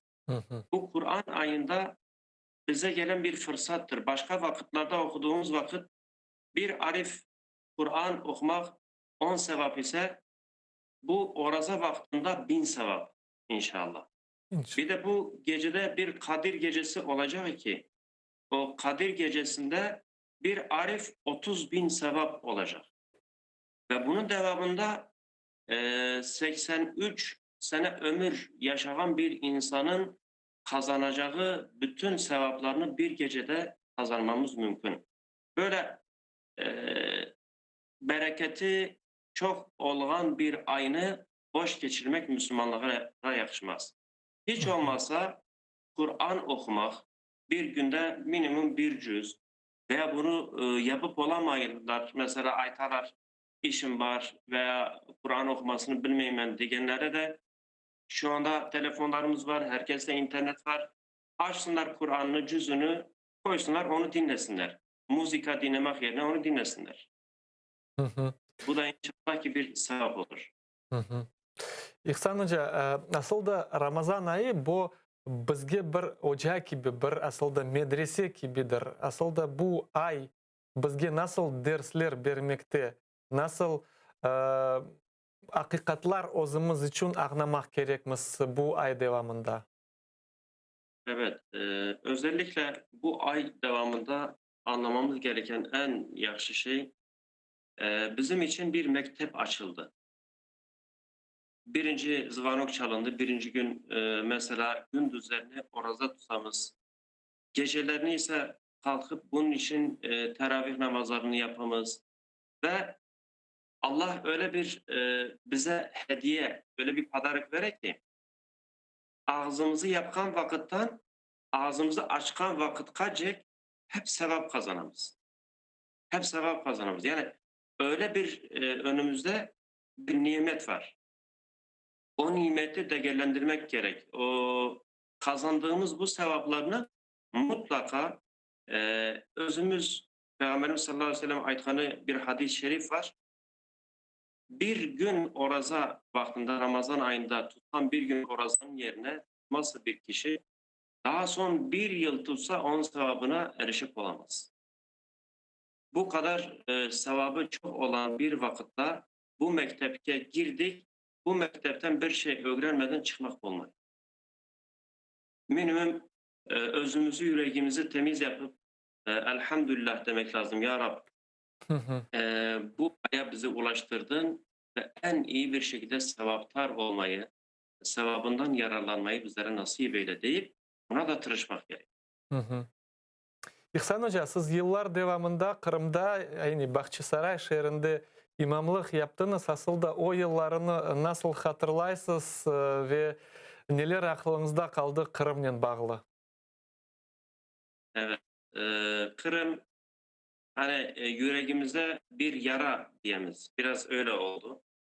Lakin elhamdülillah o günlerini her vakit hatırlayman. Oradaki Han Saray Camisi'nde yapkan iftarlarımız, kılgan namazlarımız ve bilesiniz sizinle de oturganımız oldu, yaxşı laf etkenlerimiz ve oradaki o atmosfer pek yaxşıydı. Orada Salih hocamız var idi mesela Bahçesaray'da.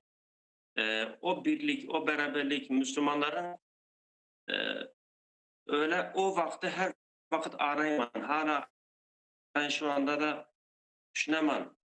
Keşke olsaydı da o vakitte bir daha yaşayıp olsaydım. Çünkü ben inanaydım orada elhamdülillah teravih namazlarıyla Han Saray'da varıp da azan okumalarla azanımızı okuyorduk, iftarlarımızı açıyorduk ve teravih namazlarımızı kılaydık. Atmosferası pek yaxşıydı. Yani Rabbim bir daha o günlerden daha yaxşı günler inşallah Müslüman halkımıza, Kırım Tatar halkımıza göstersin. İnşallah. Yani böyle olacak. Ve sizin de hatırlaylar Bahçesaray'da İhsan Hoca, şimdi bizim seyretkenler Zodiyet'ta Saliyeva Bahçesaray şehrinden sizge selam etti. Yaza selamlar İhsan Hoca'ya. Ve sonki sorum sizge İhsan Hoca, aslında bu mübarek Ramazan ayında bulunamız, bilmi görmey kalıp geçip keter, bu ayda nasıl tavsiyeler verir ediniz?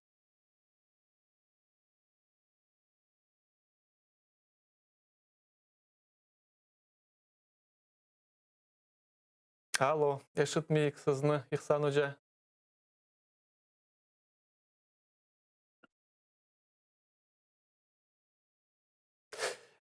Yazıklar olsun ki bağımız buzuldu. Hatırlatam, şimdi bizden canlı bağda Polonya bulundu ve Varşava'daki Tatarskaya Camisi'nin imamı İhsan Karaağaç canlı bağda bulundu.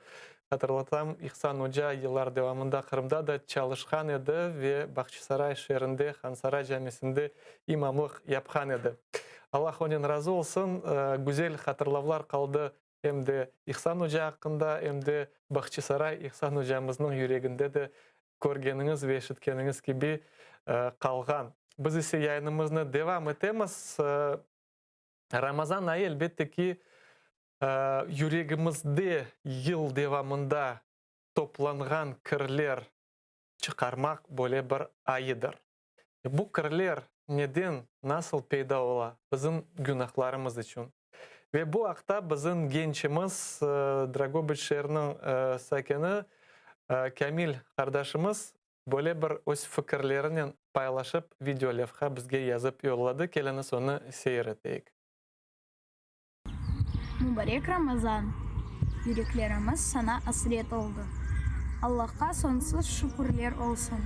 Ramazan'a yetiştik. Ramazan ayı iyilik ayıdır. Bu ayda Peygamberimizge sallallahu aleyhi ve sellem Kur'an indirildi. Peygamberimiz sallallahu aleyhi ve sellem aytti. Gerçekten yürekler savut gibi.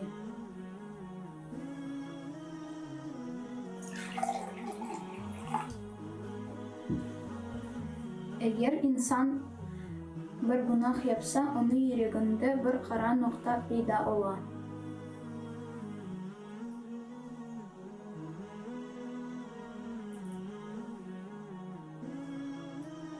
Günahlardan ise yüreği karara.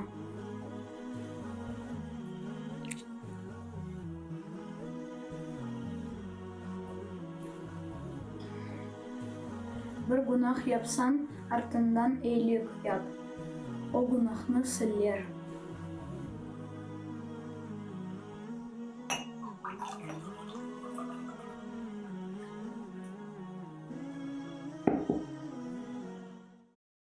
Ramazan bu fırsat. Denişmege, daha güzel olmağa fırsat. Bu ayda öyle gece var. O 1000 gecelerden hayırlıdır. Bu gece rahmet ve bereket gecesi. Geliniz, böyle fırsatını kaçırmayın. Allah'ın Subhanahu ve Teala mükafatını kazanıyor.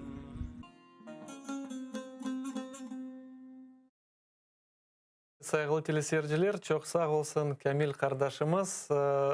Böyle meraklı video yaptı. Aslında hakikaten Peygamberimizin hadisi buyurgan hadisinde şeyini böyle göstermege talep etti. Ben bilsem en güzel gösterdi ve hepimiz ağnagan şekilde olgandır. Peygamberimiz aleyhissalatu vesselam aytkanı gibi eğer bir insanın yüreği bir böyle savut gibi ve bu savut nenen tolsa öyle ola.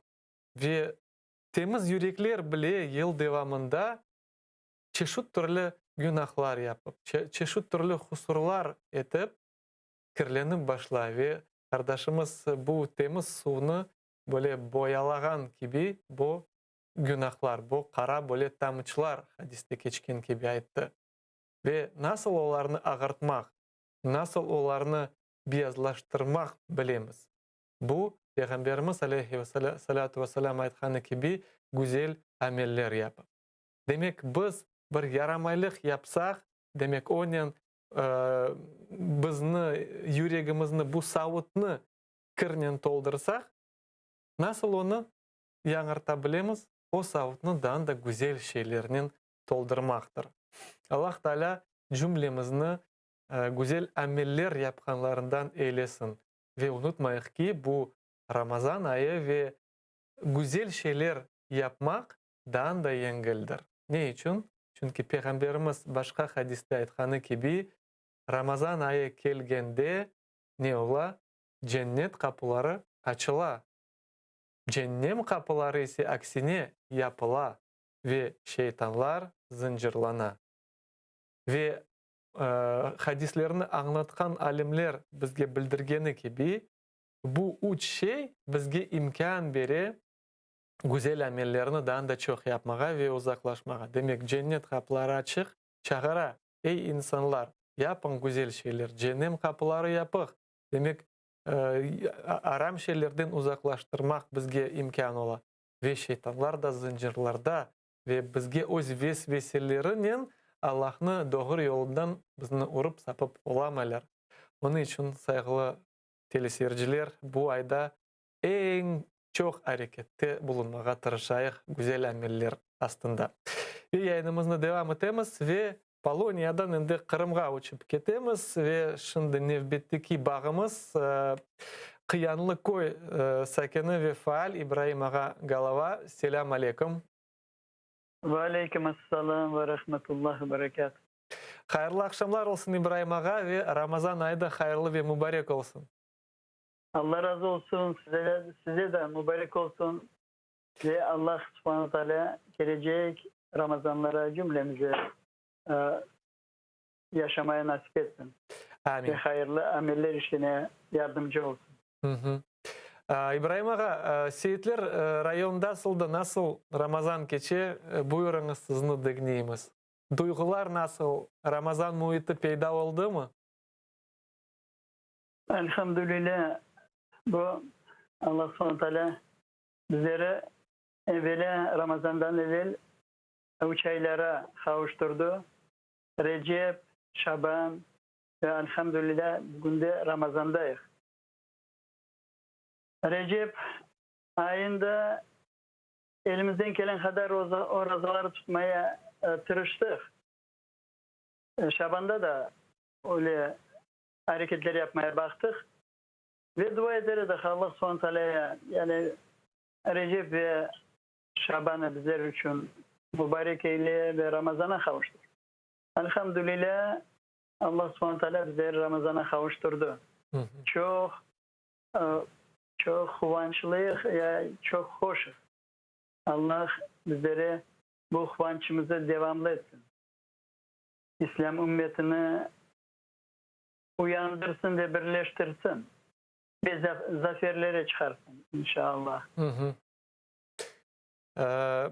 İbrahim ağa, aslında biz şimdi Ramazan ayındamız. Şimdi aman demek bugünkü kunde bitse bir haftası uçup ketti.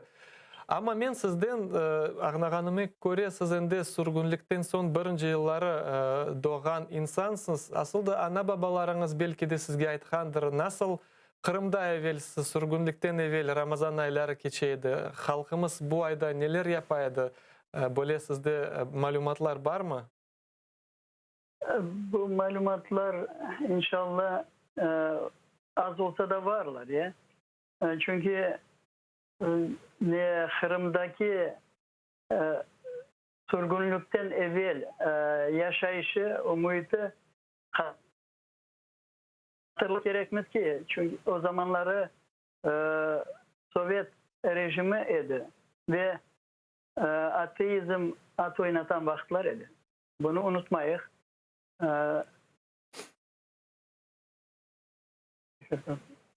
Buyurun, dinleyemiz sizni. Dinleyesiz. Tabii, eşitemiz. Son o zamanları oradaları tutmak yasak eterdiler. İnsanlar, evet Müslümanlar orazasız kalmalı.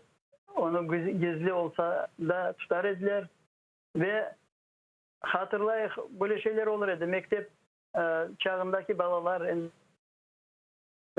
bizim Allah rahmet eylesin babamlar o zamanları bala ediler ve onda oraza vaktinde hocaları bir aynecilikle teşkirmeye bakar idi. Hangi ballar oraza tutay deyip onlara bir konfet ya da su teklif ederdiler de onunla orazalı mı yok mu bu bala ve onların ailesi deyip onu bilmek için bu aynecilikleri kullanır edilir. Ama insanlar evet duyguları büyük idi. Müslümanlık havi idi. Lakin ondan evvel daha bir şeyleri unutmamak gerekmez. İşgalden son 1783 senesinden son bize İslam'ı çok zayıflatmaya tırıştı bu işgalci devlet. Özüne layık müftileri, mollaları halkın içine aşladı ve bilgili adamları yok etti, sürgün etti, attılar, kapadılar ya. Böyle zulümler yapan ediler. Kitapları yok ettiler. Yani bilgiden mahrum etmeye baktılar o zamanları Müslümanlara. Ve bugünkü vaziyetimize çok benziyor. Analoji yapmak mümkün ya. O zamanın bugünkü vaziyeti. Bizde de şimdiki muhit de ona benziyor.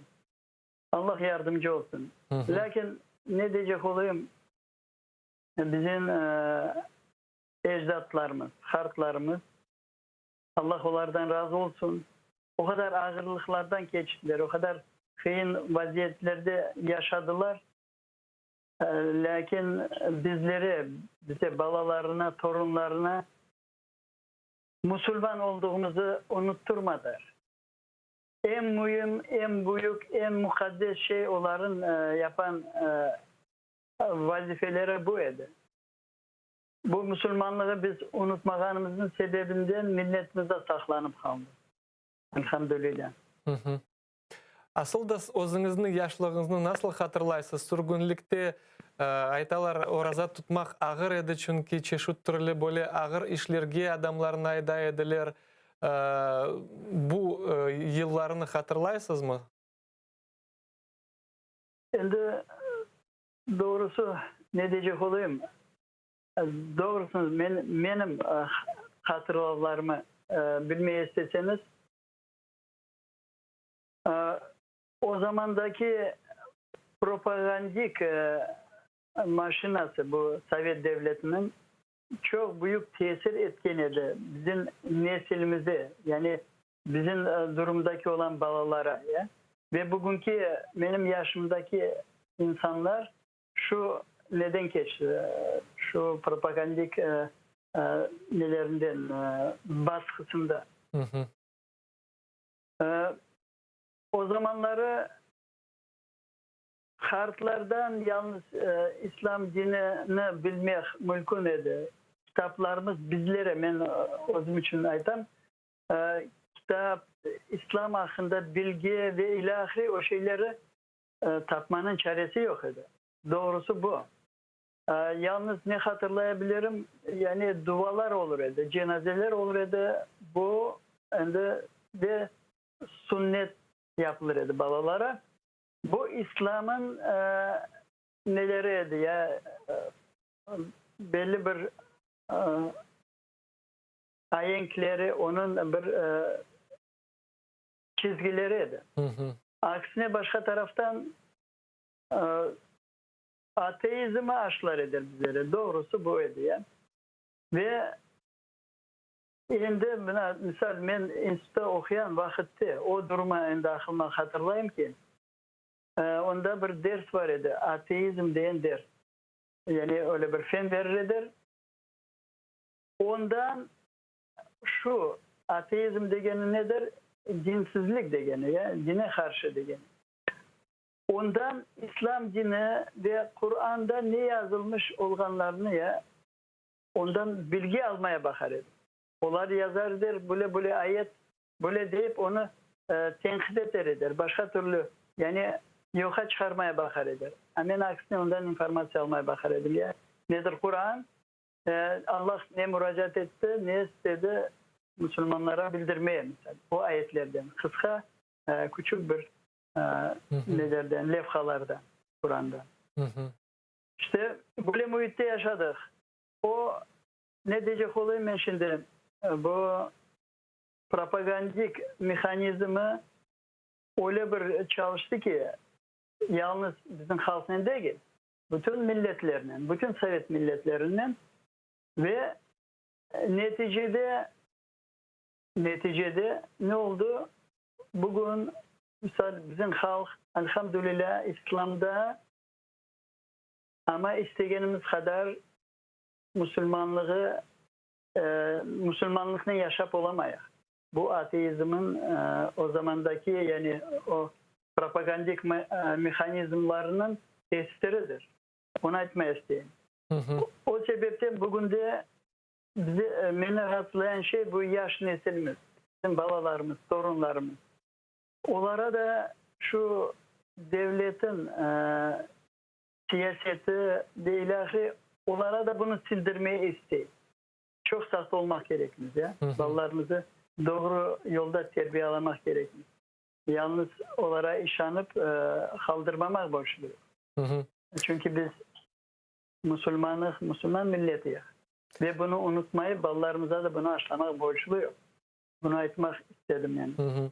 İbrahim ağa, men bilgenime göre siz böyle faal insansız ve her vakit sizni mahkemeler o günde görmek mümkün ve bazı birkaç hafta evvelsi kartlar Kırım'ın çeşit türlü regionlarından, rayonlarından böyle çıkışlarla çıkıp bu siyasi baskına karşı müracaatla bulungan ediler. Siz de onların arasında ediniz.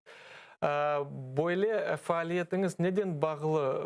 Bazı sizin yaşınızda adamlar ende istiyorlar rahatlık işte evde oturup bir şey yapmayıp işte televizor bakıp oturmağa ama siz Allah sizden razı olsun böyle aktif şekilde cemaat işlerine uğraşasınız. Sizni buğa ne isteklendiriyor? Elhamdülillah bu demin aytıp geçken edim. Yani Allah razı olsun bizim baba dedelerimizden. Bizlere biz sürgünlükte doğulan balalar olsak dahi yani bize Kırım duygularını, Kırım sevgisini, Kırım hasretliğini aşılagan edilir. ve bize Müslüman olduğumuzu unutturmadılar. Ve bu duygular bizi, şahsen beni de milletimizi de Kırım'a getirdi. Yani biz Kırım'a kayıttık. Allah razı olsun ya. Ve elhamdülillah Allah subhanahu bize tekrar bizler için bahşiş verdi bizler için ya. Yani İslam dinini bize tekrar öğrenmeye fırsat verdi. Allah o zamandaki başta gelen hocalardan, din kardeşlerimizden razı olsun. Ve bizlere elhamdülillah Müslüman olduğumuzu anlamaya, yani Müslüman olduğumuzu biz bilirdik. Lakin Müslümanlık nedir? Ne yapmak gerek? Yani Özbekistan'a olan da bilgi olmayan şeyleri bunda Kırım'da biz bu şeyleri bulduk ve İslam'ı öğrenip başladık. Bilgenimize göre. Elhamdülillah Allah subhanahu Müslümanlara kardeş olduğunu bildiriyor bizlere. Müslüman birbirine kardeştir. Bir Müslümanın ağır vaziyette olsa ona yardıma aşıkmak gerekliliğini bize bildiriyor. Ve Müslümanlar içinde dostluk, sıcaklık ve Müslümanlar birbirine bir beden olduğunu bizlere bunu anlatıyor. Allah razı olsun. Bunu bilip, bunu anlayıp, Allah bize buyuruyor ki Müslüman ağır vaziyette olsa, bir Müslüman diğer Müslümanın işini ağırlıklarını yengilleştirgen vakitte Allah da onun sıkıntılarını yengilleştirir diyen bu hadis var. Onun için Müslümanlar bugün de ağır vaziyette olanda biz Allah'ın kulu olarak diğer Müslümanlara gönüldeş olmaya, eğer elimizden gelse maddi yardım etmeye aşıkmak gerekmez. Eğer biz Allah'ın kulu olsak. Bunu anlayıp bu hareketleri yapmaya mecbur oluyorum yani. Başka Allah razı olsun. Yol yok. Çok sağ olun İbrahim ağa, bizden bağlanğanınız için Allah sizden razı olsun ve halkımızga da bu mübarek Ramazan ayında büyük galibeler bağışlasın.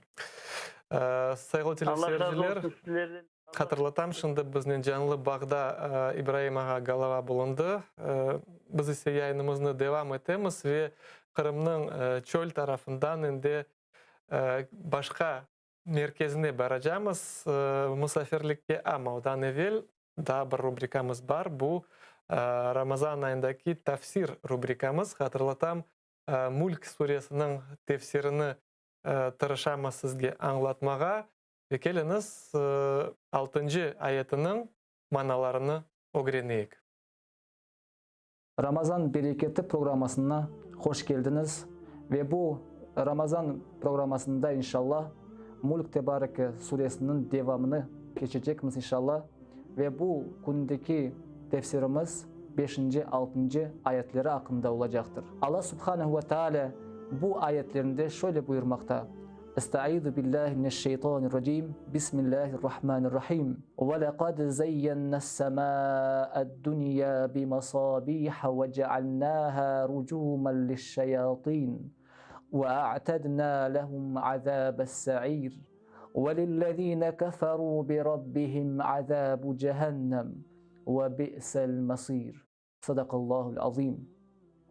Allah Subhanahu ve Teala şöyle buyurmakta: Ayta ki men dünyadaki olan en yakın köklerini mesabihlerinin yani kandillerinin, çıraklarının süslendirdim, donattım. Yani bizlerge bunda bir hikmetler vardır. Ne için Allah Teala gökyüzlerindeki olan yıldızlarını bizlerge kandil olarak yarattı. Bir düşüneyik beraber. Allah Teala bu yıldızlarda bizim için çok faydalar vardır. Eğer bizler bu yıldızlar olmasaydı biz geceleri pek yolları görmez idik. Yani bu yollardan maksat aslında eski vakitlerde insanlar bir yolga çıkanları vakit Allah Teala onlara kapkaranlık olmasın deyip aydınlık yarattı. Hem de yollarını kaybetmemek için, yollarını joyetmemek için Allah Teala bu yıldızlar vasıtasıyla, yardımıyla biz yollarını bilemiz. Kayırga gitmek için bu yıldızlar bizlerge yollar gösterir. Aslında Allah Teala bu ayette bizlerge şunu anlatmak istiyor. Ben bu yıldızlarını sizin için bir fayda olarak yarattım, faydalı olarak yarattım. Lakin eğer sizler benim bu hikmetli olan şeylerge kulak asmasanız, benim buyruklarımızı, emirlerini yerine getirmez iseniz, Allah Teala'mda mecaz olarak ayette ki rucuman lişşeyatin, Allah Teala bu yıldızlardan bir alev olarak, bir şihab olarak şeytanların taşlay, yani taşla taşlay demek istiyor. Yani bundaki maksat ateşten olan bir taştır. Yani bundaki maksat biz bu hikmetli olan şeylerden bir ibret çıkarmak gerekmiz. Eğer bizler bu dünyada bizlerge Allah Teala faydalı şeyler bergen idi. Eğer biz nankörlük etsek, Allah'a layık bir şekilde kul olmasak, şükür etmesek, inkarcı olsak, Allah Teala bizlerge bu dünyada azap vermeye muktedirdir. Yani gücü yeterdir deyip. Onun için Allah Teala'ya şükürdar olmak gerekmez. Allah Teala'ya bu dünyadaki olan yaratkan şeylerden aslında bizler onun varlığını bilmek gerekmez. Oğa layık bir kul olmak gerekmez. Ve Allah Teala bizlerin her vakit, her daimda ayetlerinde öz varlığını ispatlay. Bizim akıllarımızı, fikirlerimizi, bu dünyanı kim yarattı? Ve her şeyindeki olan şeyler, etrafımızda olan şeyler aslında insan için bir fayda vardır. Ve Allah Teala mında gösteriyor ki bu şeytanlarını ben hep dünyada azap vereceğim. Ne için? Çünkü onlar Allah'ın varlığını bilip oğa inkar ettiler. Onu inkar ettiler. Oğa karşı çıktılar. Ve Allah Teala ayetteki devamında bu ayetinde ve a'tadna lehum azabes sa'ir ve onlar için alevli azap hazırladık. Yani hem bu dünyada hem de ahirette bu şeytanlar için, Allah'a karşı olanlar için gelecekte de azap vardır. Allah Teala bizlerge bunda misal getiriyor. Ve misali 2. ayetinde yani 6. ayetinde hem de bizim için gösterilir, insanlar için. وَالَّذ۪ينَ كَفَرُوا بِرَبِّهِمْ O insanlar ki öz Rabbine karşı çıktılar. Yani keferu, Allah'ını inkar ettiler. Onlar için azabu cehennem vardır. Yani bu insanlar, o inkarcılar vardır ki Allah Teala onlara bir azap hazırladı. Ve bi'sel masir. Ve bu mesir olan yer, yani varacak olan yer ne kadar yamandır, ne kadar kötüdür, yaramaydır. Allah Teala bizlerge bir nasihat vermektedir. Eğer siz bu dünyada gelip kayırga varacağınızı bilip de kaydan geleceğinizi de bilip ama gene de Allah'a karşı çıksanız Allah-u Teala bu insanlara cehennem azabını hazırladı. Ve bizler için bunda bir mesaj vardır. Eğer bizler öz Rabbimizge karşı layık bir kul olsak Allah Teala bizlerge gelecekte cennet verecektir. Allah'a razı bir kullarından olacağımız. Lakin eğer biz bu dünyada yaramaz şeyler yapıp Allah'ın bizge bergen olan tabiatımıza karşı, bizim bu fıtratımıza karşı hareket etsek ve o aklımıza göre hareket etsek Allah Teala bizge gazaplı olacak ve cehennem azabına getirecektir bizlerine. Onun için bu ayetler pek mühimdir. Bizim hayatımızı değiştirecek ayetlerindendir. Ve bizler Allah Teala'nın kim olganını bilip ona layık bir kul olmağa tırışacakmız inşallah. Vesselamu aleykum ve rahmetullahi teala ve berekatuhu.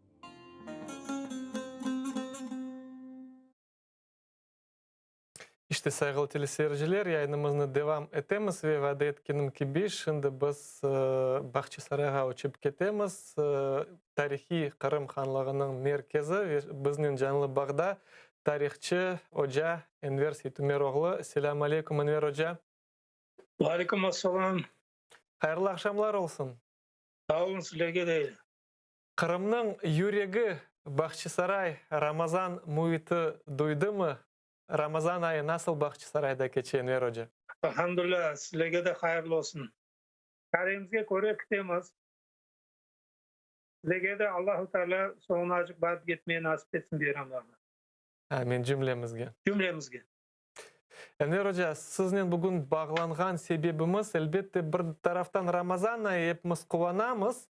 Hepimiz için böyle kıvançlı günler ama bu kıvanç arasında bir acılık da var ve bugün 19 April 1783 senesi yazıklar olsun ki bizim ecdadlarımızın büyük devleti Kırım Hanlığı yok edildi ve Yekaterina II bütün Kırım Hanlığı'nın topraklarını zapt etip, işgal etip Rusya'ya koştu. Aynı demek bugün bu hadisenin yıllığı.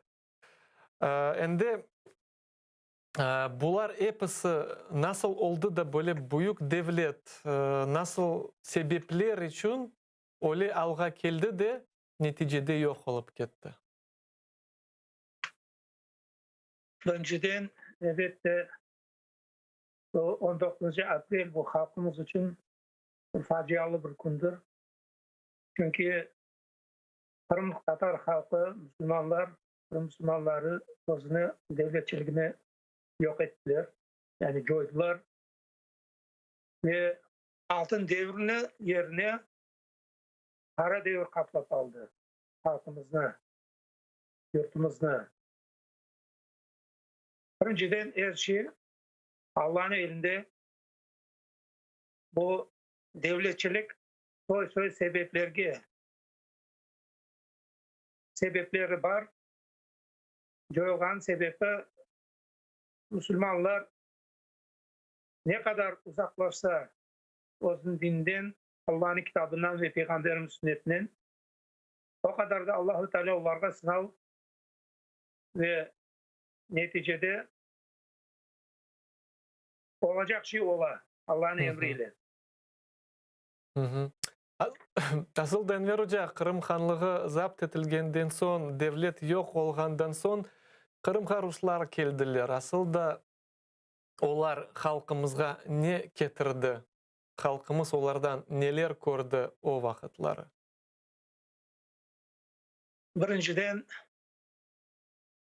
Birinciden aytacağım,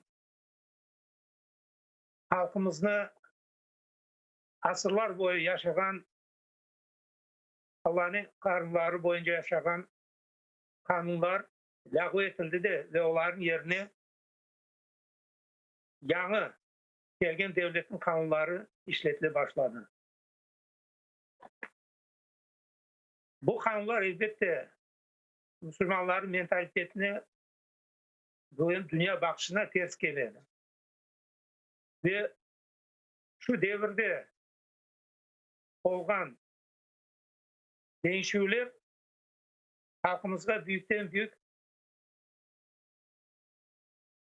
bir baskınç oldu.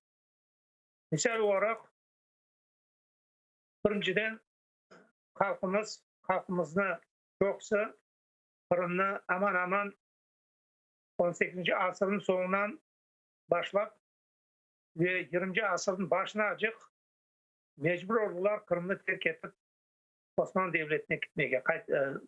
Muhacirlik devri başladı.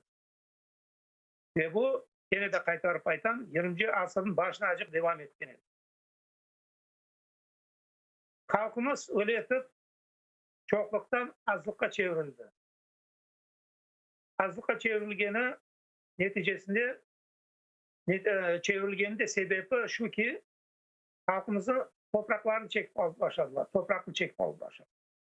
Ve bu topraklarda Almanlarını, Ruslarını, Bulgar, Ermeni, Eston ve diğer Hristiyan halklarını gelip Kırım yurtuna ve Kırım Hanlığına bir vaktleri Kırım Hanlığı'nın erkende olan topraklarga yerleştirip onlarını halkımızı topraktan ayırmaya başladılar.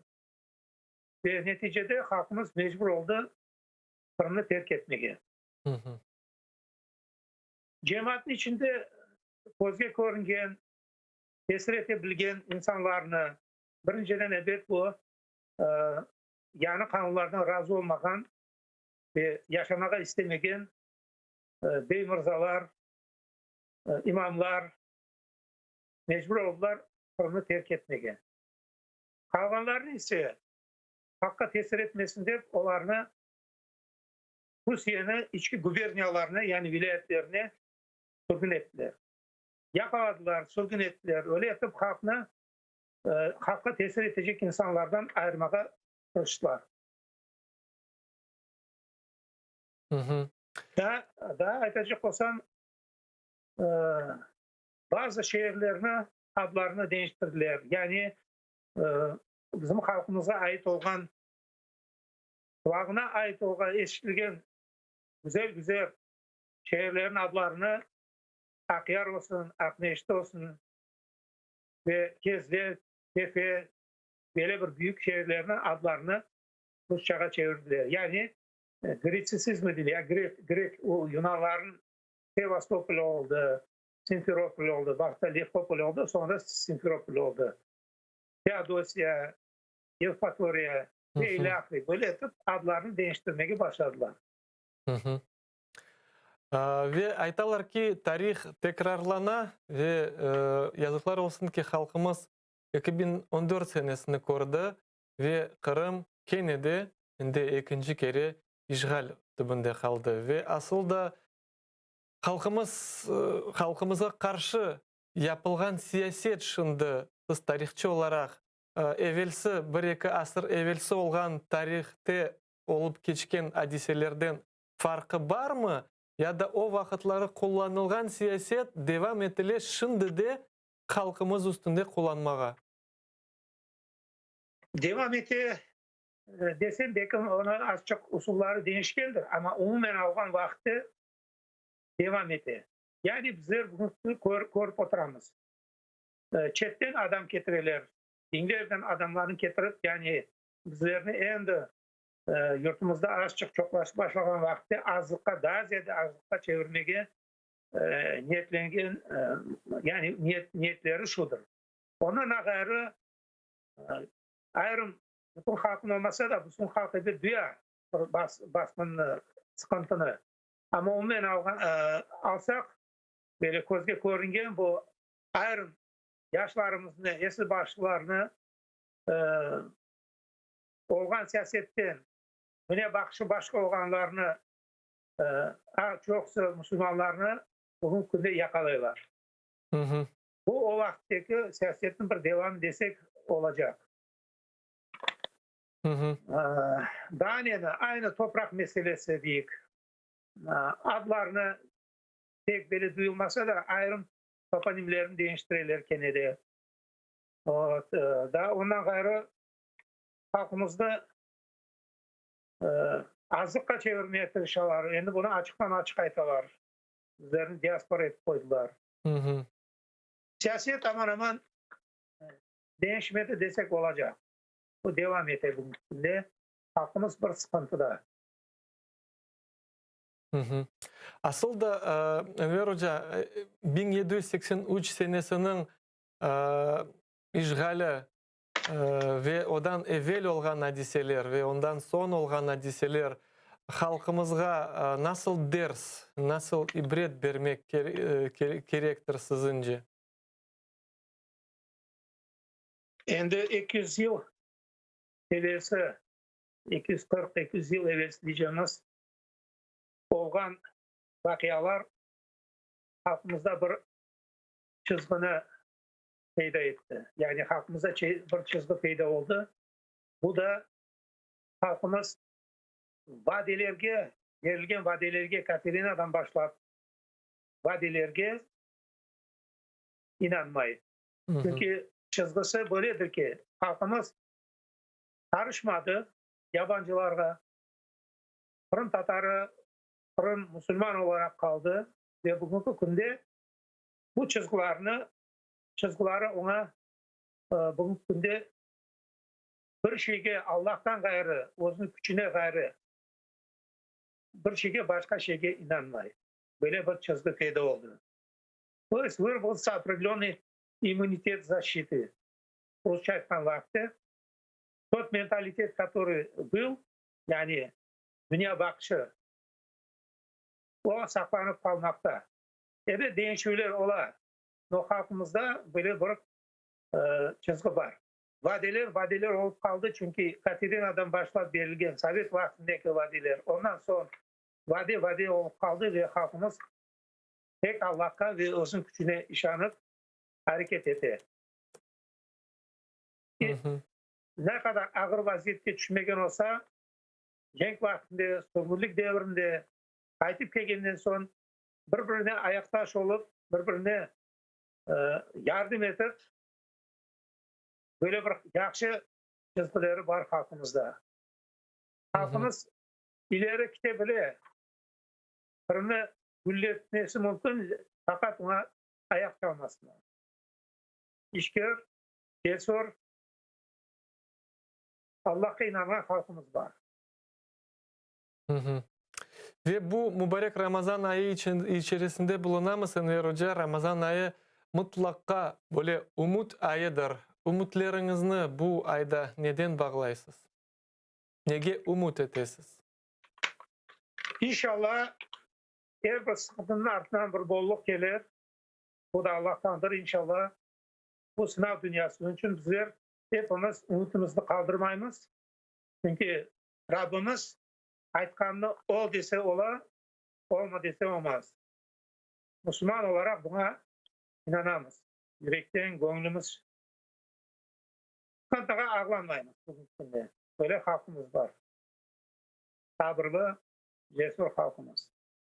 Bu ağır günler daha da ziyade insanlarını, eminliğini daha ziyade kavileştiriyor.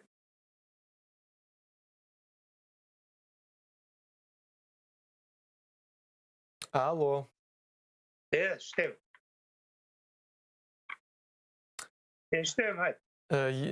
Çok sağ olun Enver Hoca bizden bağlanğanınız için. Allah sizden razı olsun. Saygılı teleseyirciler, hatırlatam, canlı bağdinen biz Bakçı Sarayı'nın bulunduk ama yayınımızın vakti sonuna gelmekte. Allah Teala tutkan orazalarımızı, yapkan ibadetlerimizni ve bütün yapkan güzel amellerimizni kabul eylesin. Bu mübarek Ramazan ayının akşamı içerisinde bulunamız. İftarlar aman başlanacak. Allah hepimizden razı olsun. Eyliklerde görüşelim.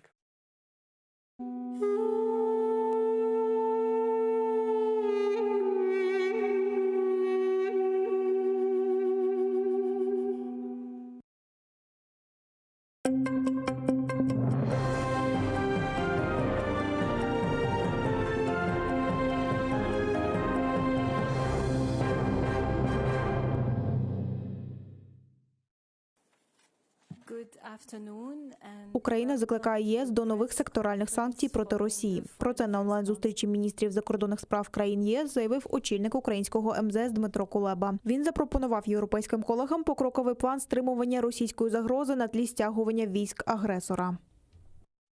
На сьогоднішньому засіданні Ради закордонних справ ЄС я поінформував колег про останній небезпечний курс Росії. Я запропонував покроковий план, як відмовити Москву від подальшої ескалації. Ключовий елемент – підготовка нового пакета секторальних санкцій. Індивідуальних вже недостатньо.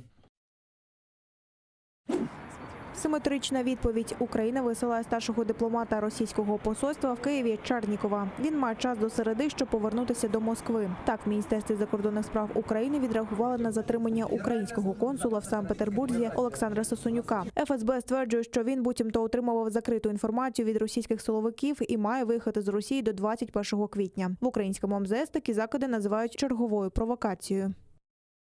На тлі ескалації Російською Федерацією безпекової ситуації та масованої антиукраїнської пропаганди російська сторона продовжує провокації проти співробітників дипломатичних установ України в Росії. У відповідь на зазначену провокацію старший дипломат посольства Росії в Києві має залишити територію України впродовж 72 годин, починаючи із 19 квітня. 18 співробітників російського посольства в Чехії є агентами спецслужб і мають негайно покинути країну. Їх чеський уряд підозрює у шпигунстві, а ще 2 розвідників оголосили у розшук. Йдеться про Олександра Мішкіна і Анатолія Чепігу, які у 2018-му отруїли родину Скрипалів у британському Солсбері. Чеський прем'єр Андрій Бабіш заявив, що вони можуть бути причетні до підриву арсеналу у Вербетиці в 2014 році. Там зберігалися боєприпаси, які невдовзі мали отримати Збройні сили України. У відповідь Росія висилає 20 чеських дипломатів. Андрій Єрмак пропонував Мустафі Джемілєву вийти з фракції «Європейська солідарність» в обмін на прихильність у вирішенні проблем кримських татар. В ефірі телеканалу АТР лідер кримсько-татарського народу переповів розмову з очільником Офісу президента. За участі голови Меджлісу Рефата Чубарова обговорювалося ухвалення закону про корінні народи, статус кримсько-татарського народу та зміни до Конституції щодо кримсько-татарської національно-територіальної автономії. Мустафа Джемілєв на таке не погодився, а Андрію Єрмаку дали зрозуміти, що схожі пропозиції відкидали ще за часів Януковича. Kızgınçılık var mı iktidar tarafından siz muhalefet fırkasında olganınızın? Evet, büyük. Büyük. Nasıl yansıtalar bu kızgınçlığı? Yani Açıktan açık ediyorlar. Mesela?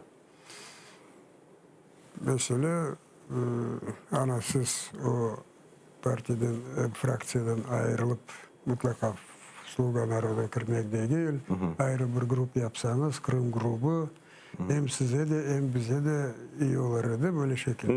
Ne iyiliği olur? Mesela ayrılsanız ne olacak? Muhtar Cumhuriyet olacak mı? Yoksa ne olacak? O zaman biz teklif ettiğimiz kanunları daha sıcak bakacaklar. İşte bunu açık ayırıyorlar. Bir kere bu ultimatum şeklinde yapılan mı yoksa teklif gibi mi? Teklif şeklinde. Teklif şeklinde ama bir kere şunu Yermak seslendirdi. Çuvarov Rifat da var idi. Böyle yapsanız daha iyi olurdu. Rifat dedi biz 2010 senesi Yanukovych iktidara geldiği zaman aynı şeyi söyledi. А Mustafa тогда его послал куда-то. Şimdi aynı durumu var. Sen de şimdi galiba bu adam bir yere посылать edecek manada söyledi. Окупанти прокладають газопровід через старе мусульманське кладовище у селі Ахмона, що нині має назву Кам'янське. Про це повідомляє блогер Заїр Бакал з посиланням на місцевих жителів. На території старого мусульманського кладовища під траншею було розкопано декілька могил, в результаті чого виявили людські кістки, в тому числі дитячі. Згодом вся поверхня була заповнена кістками людей, пише Заїр Бакал. За словами місцевих жителів, після депортації кримських татар у 1944 році кладовище зрівняли з землею, а надгробні камені використовували для будівництва будинків. Нині на цьому місці окупанти проводять прокладку газопроводу. А на прохання активістів зупинити будівництво окупаційна сільська рада розводить руками. 11-та бойова втрата Збройних сил від початку квітня. На Донеччині загинув боєць Закарпатської гірсько-штурмової бригади Давид Шартава. Уродженець Тбілісі воював на Східному фронті з перших років у складі Грузинського легіону. Ще один гірський штурмовик дістав поранення і ушпиталений. Загалом окупанти 8 разів порушували тишу. Неподалік Водяного гатили з мінометів 120-го калібру. А біля Старогнатівки, Опісків, Катеринівки та Авдіївки з гранатометів різних систем та кулеметів великого калібру. І сьогодні зранку ворог тричі відкривав вогонь по українським позиціям. Так, неподалік селища Південне ворог відкривав вогонь з мінометів 120-го калібру, протитанкових ракетних комплексів та зенітних установок. Біля Майорська російські окупанти здійснили обстріл з мінометів 82-го калібру, великокаліберних кулеметів та стрілецької зброї. У районі населеного пункту Зайцеве ворог здійснив дистанційне мінування з ручних протитанкових гранатометів мінами ПОМ-2. Бойових втрат серед наших захисників за поточну добу немає.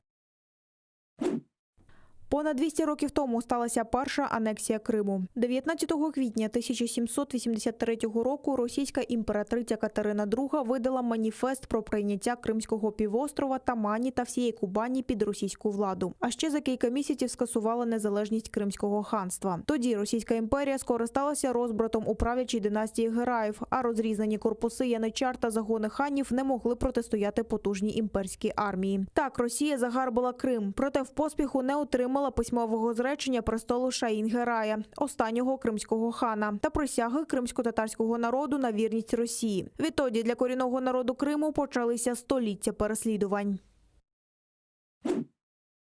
Росія продовжує нарощувати військову присутність в окупованому Криму. Окупанти побудували військову базу за 30 кілометрів від селища Давут-Елі, що нині має назву Марфівка. Це Ленінський район Криму. Про це свідчать супутникові знімки окупованого півострова, які отримало німецьке видання «Шпігель». Згідно з них, військова база була побудована у період з 15 березня по 2 квітня. Крім житлових приміщень, на території розташовані понад 1000 одиниць військової техніки, а на додаток до основного табору на заході побудований ще один меншого розміру. Журналісти розслідувальної групи Conflict Intelligence Team припустили, що, скоріш за все, там знаходяться перекинуті з Північного Кавказу частини 58-ї армії Збройних сил Росії. Але на знімках табору не видно важкої техніки, зокрема танків і самохідних артилерійських установок, які перекидалися на окупований півострів в складі частини 58-ї армії. Через це розслідувачі припускають, що це не єдиний табір частин, перекинутих з Північного Кавказу. Вони зазначають, що досі немає жодної офіційної інформації з приводу присутності в окупованому Криму 76-ї десантно-штурмової дивізії із Пскова. Один з ешелонів був помічений поблизу адмінкордону з Херсонською областю.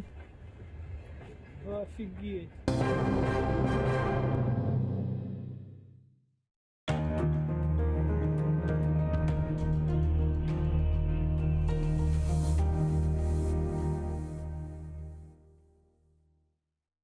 Маарифчы, нешырчы, драматург ве публицист Асан Сабри Айвазов Алупка көйінде майысының 6-сында 1878 сенесі дүнияға келді. О елке тасыны иптидайы мектепте алды. Медреседе оқыды. Медреседе оқуыны бітіріп, мектеплерде муалlimlik yaptı. Sonra bilgi seviyesini yükseltmek maqsadıyla ketip, İstanbul ve Kair üniversitetlerinde tahsil aldı. Асан Сабри Айвазов çetel memleketlerden qaytıp kelgen son, başta Baku şehrinde neşr etilgen Hayat adlı gazetada muarir olup çalıştı. Sonra Karasu Bazar şehrinde Abdurashid Mediyev ile beraberlikte Vetan Hadimi namında gazeta çıkardılar. Асан Сабри Айвазов Vetanı Kırım'a avdet olgan son 1913 senesinden başlap Kadimi Bahçesaray'da İsmail Gaspralı tarafından çıkarılgan Tercüman gazetasında çalışa başladı. İsmail Gaspralı 1914 senesi vefat etken sonra Асан Сабри Айвазов tercümanın baş muariri oldu. Sonra o Ahmetçit şehrinde Millet dep adlandırılgan gazeta neşr etti ve aynı zamanda Kırım Milli Kurultayı reisi vazifesinde bulundu. Асан Сабри Айвазов publitsist olmak ile beraberlikte hem yazıcı, hem dramaturg, hem de acayip edebi tercüman edi. Anneciğim neredesin? Kel, neden bu alga kaldık? Gibi bedi eserlerle bir sırada Ivan Turgenev, Anton Çekhov, Lev Tolstoy, Avrupa edebiyatından Knut Gamsun, Longvili gibi müelliflerinin işlerini Kırım Tatar tiline tercüme etti. Асан Сабри Айвазовның icadi umur faaliyeti gayet gürlegen vakitte o Bolşevikler tarafından represiyaga uğrab 1938 senesi aprelinin 17'sinde vahşice öldürüldü. Асан Сабри Айвазовның Neden bu alga kaldık piyasasından küçük bir parça. Seyitbek, şimdi biz ne işleyelim? Avrupalılarının kulturası fenadır diye cahil mi kalalım? Abdülislam, hayır evladım. Hoşa sim hoşa. Hazreti Fahir-i Kainat Efendimiz sallallahu aleyhi ve sellem beşikten mezara kadar ilim aranız buyurdukları gibi ilim nerede olsa da gidip alınız buyurmuştur. Avropalılarının ilimi ve marifini, fünun ve sanayisini alınız. İhtirat ve keşfiyetlerini de öğreniniz. Milli mekteplerimize sokunuz. Ana lisanınızga tercüme ediniz. Binaenaleyh Avrupa'ya gideceğinizde birbirinize lisanı milli bulunur ise size büyük bir siladır. Her yerde sizi selamete çıkarır. Elinizde İslamiyet, lisan gibi bir kuvvet olur ise Avrupa'nın ateşi sizi yakamaz. Mamafih ne Frankistan'ın Paris'i, ne Almanya'nın Berlin'i, ne de İngiltere'nin Londra'sı, ne de Avrupa maişeti millet ve kavmiyetinizi unutturamaz. İşte bizim fikrimiz budur evlatlarım.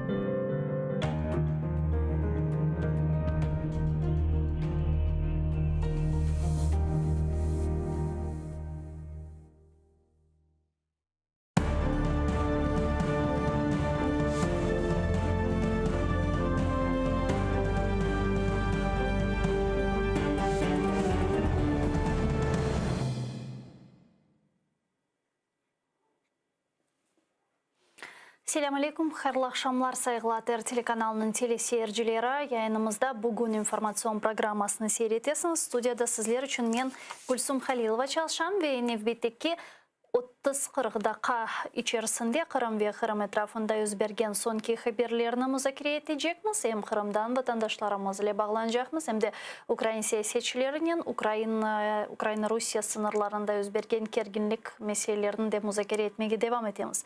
O sebepten siz de bizim yayınımızga koşulabilirsiniz. Ekranlarınızga rejissörlarımız telefon numarasını takdim ete 073 419 41 58 Viber vasıtasıyla stüdyamızga telefon açmağa imkanınız var ve atr.tv Skype adresimiz. Skype vasıtasıyla da stüdyamızga telefon açın. Suallerinizni seslendiriniz saygılı arkadaşlar ve ATR telekanalının saytına abone olmağı da unutmanız. atr.tv, atr.ua bizim adresimiz. Anda bizge abone olganlar böylece bizlerge destek etmekteler.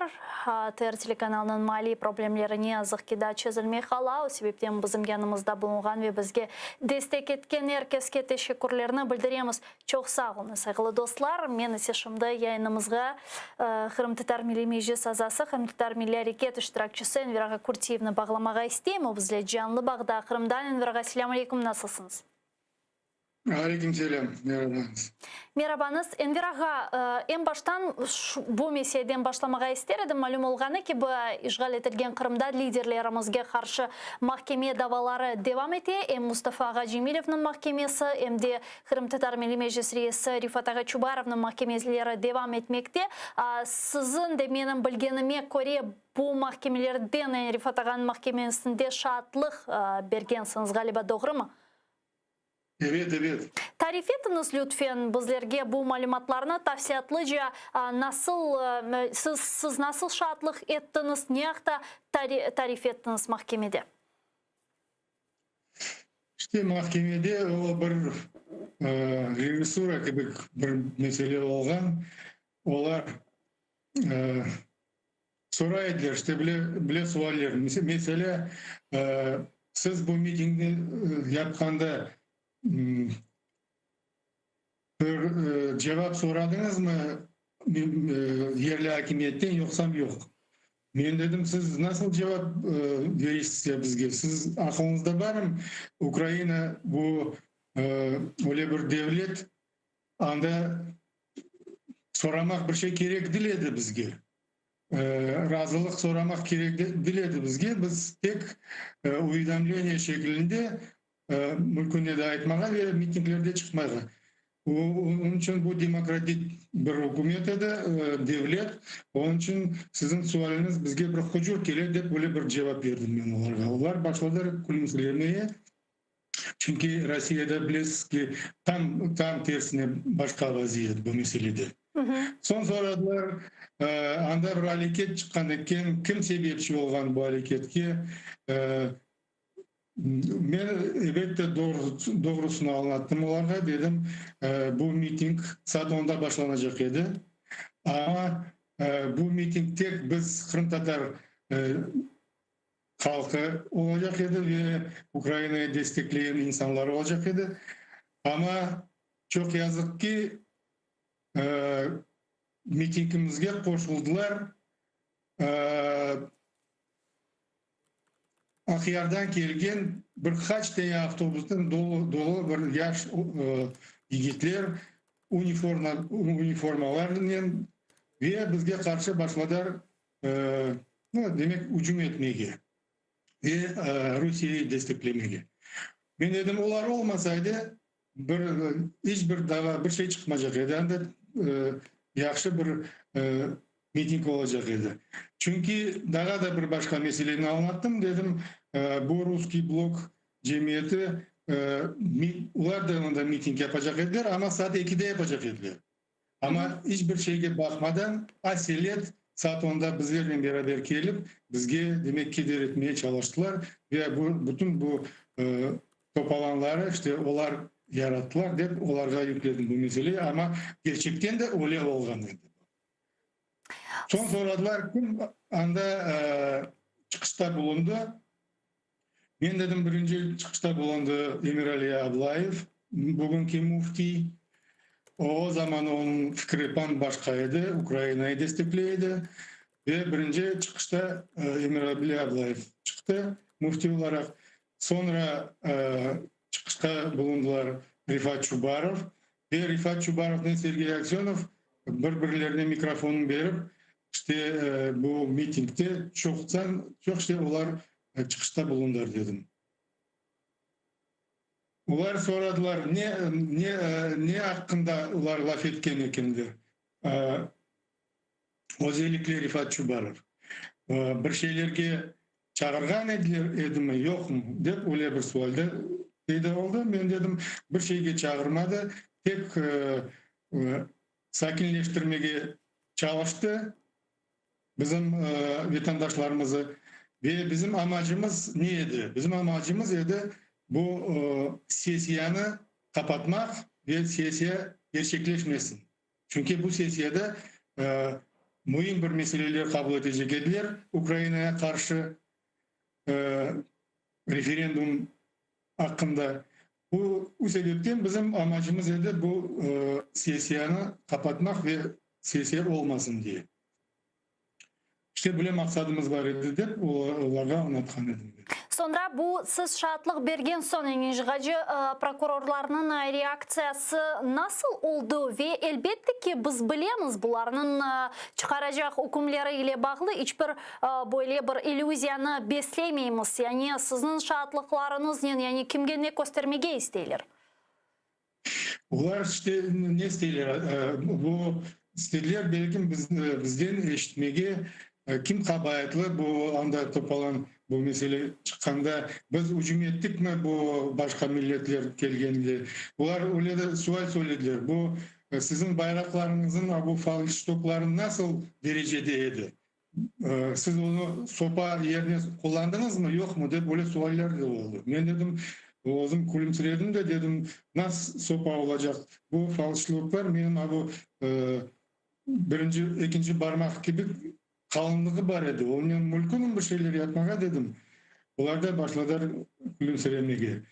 Ben dedim bizim taraftan öyle bir ucum bir şeyler yok idi. Bütün kabayat dedim bu Akhyar'dan gelgen insanlardan. Son milisiyalar ne yapaydı onda deyip soradılar. Bir şeyler yardım ettiler mi? Ya karşılık çıkardılar mı? Benim anda milisiya yok idi. 5-6 tane adam var idi milisiya.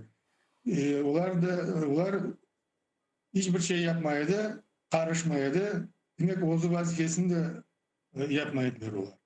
İşte bu hakkında onlar istediler kabatlamaya Rifat Çubarov'u.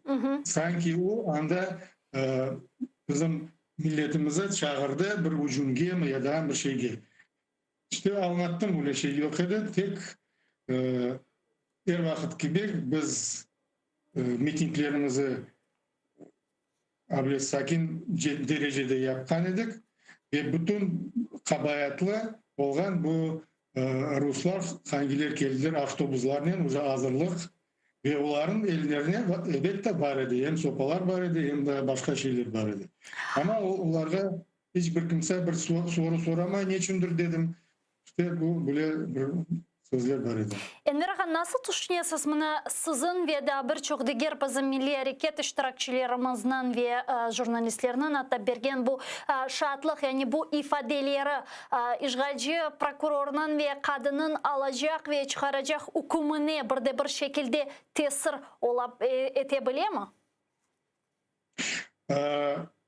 Mahkemede işte bana hakim böyle dedi. Çok sağ olunuz, sizin ifadeleriniz bizge pek çok yardım etti. Hep kulümsürep öyle söyledi. Demek biz onu kullanacağımız. Ama ben bilem ki benim ifadem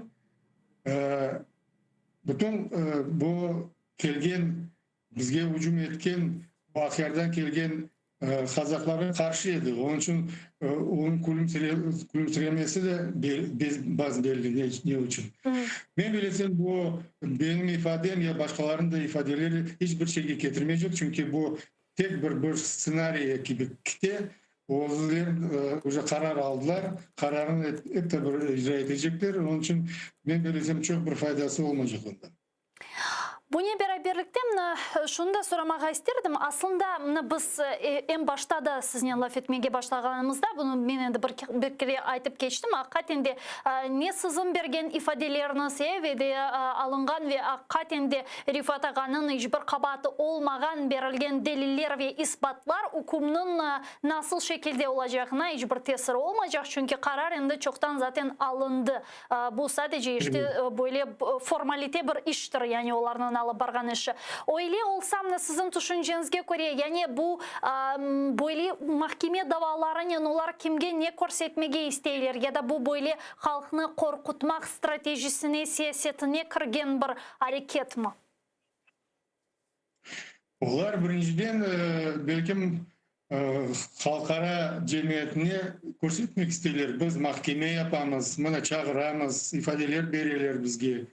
Biz onu bütün hukuk çerçevesinde yapamız diye bunu ifade etmek isterler. Ama sonunda neticesi ne olacak? Bir kimseye aytmaylar olar.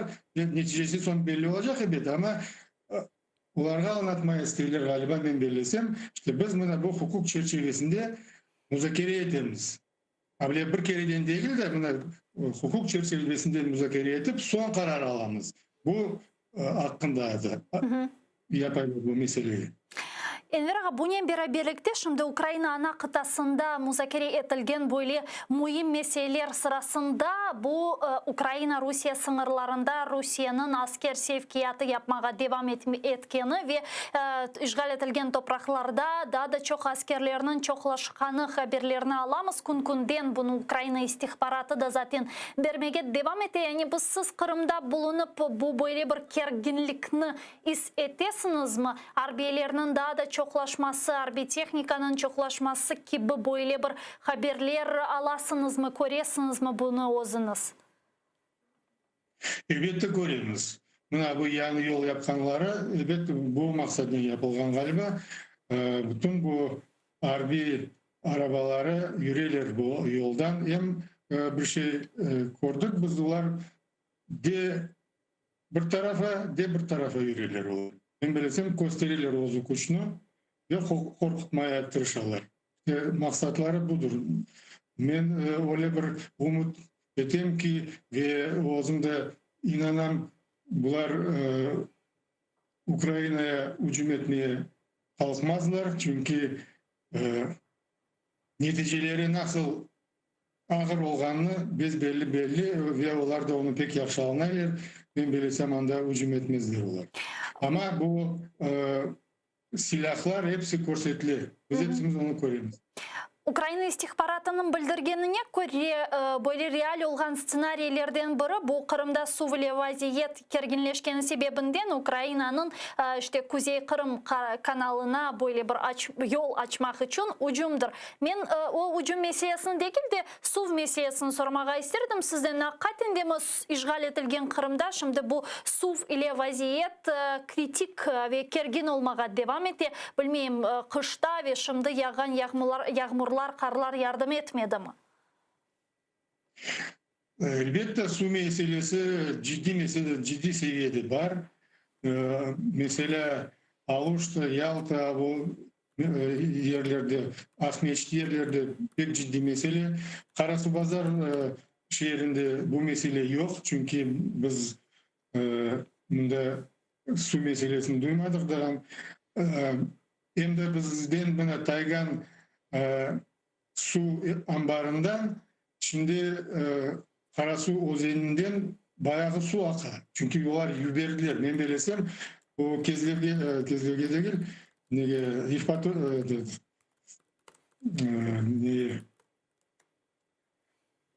başka regionlarga su gerek, onun için yübereler olar.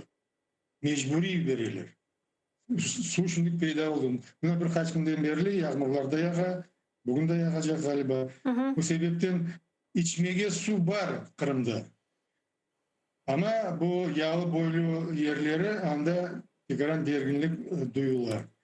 Elbette belki bu mesele vardır. Belki bu meseleyi çözmek için hücum etmeye isterler.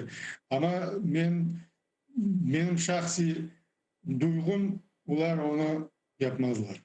Çok sağ olun Enver ağa, bizle bağlanıp tafsiyatlıca suallarımızga cevap bergeniz için. Kırım Tatar Milli Hareket iştirakçısı, Kırım Tatar Milli Meclis azası Enver Kurtiyev bizle canlı bağdaydı. Sevgili arkadaşlar, ben ise Rus tiline geçeyim, я перехожу на русский язык, и мы продолжаем информационно-аналитическую программу «Бугунь» в рамках марафона «Сейф АТР. Голос Крыма» має бути в эфире. В субботу ФСБ России задержала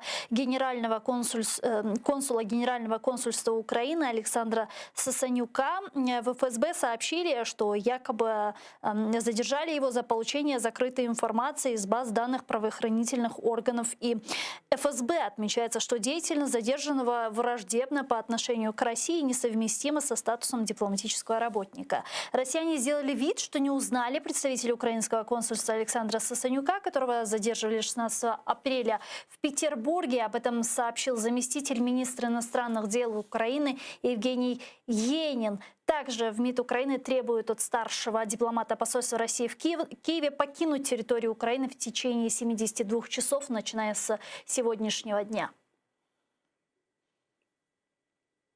Ми стикнулися фактично з нападом правоохоронних органів Російської Федерації на нашого співробітника. Вони зробили вигляд, що не впізнали представника українського консульства. Ми абсолютно не сприймаємо подібний шантаж і практику провокацій, яка стає дедалі грубішою. Обов'язок нашої держави зробити все можливе для безпеки закордонних дипломатичних установ, навіть якщо йдеться про установи у державі-агресорі.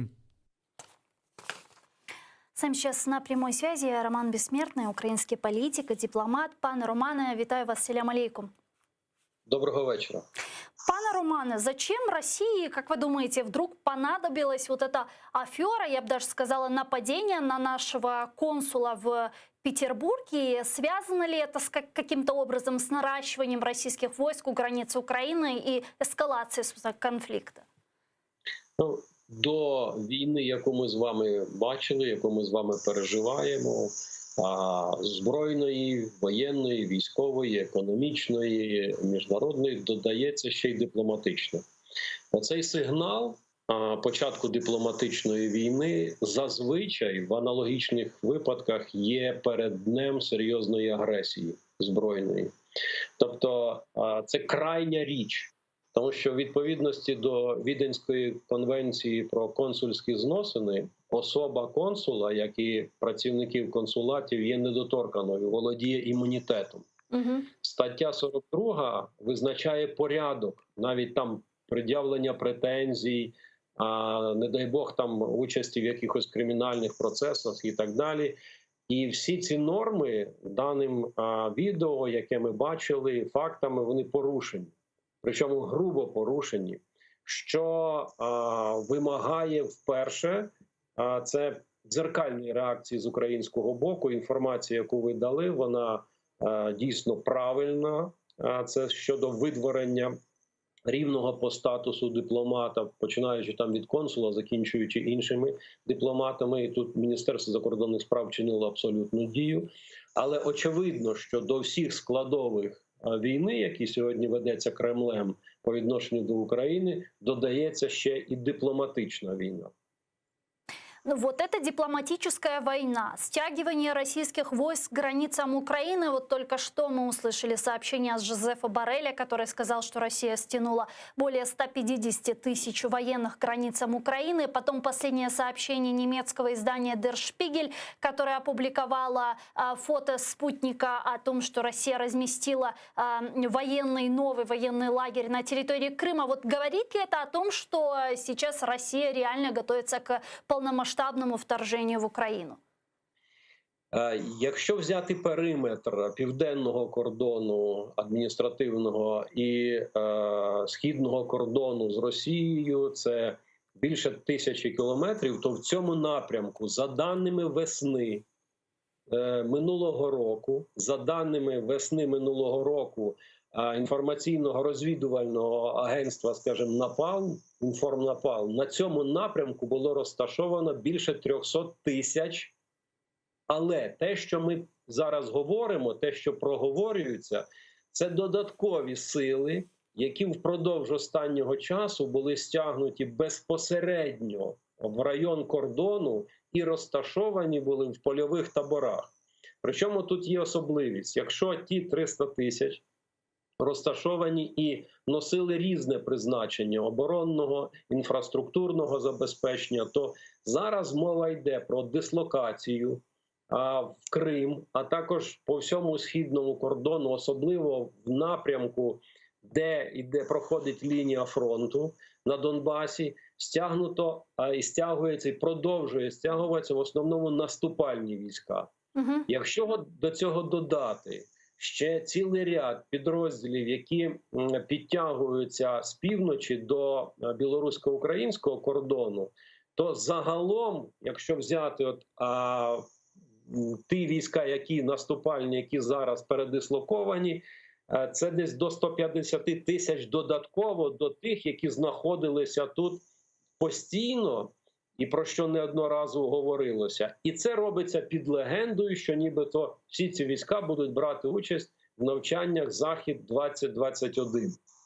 При всьому тому, що всі знають прекрасно, що в цих навчаннях максимально, хто брав участь на території Білорусі, це задіювалися війська Ленінградського військового округу і Північного флоту Російської Федерації.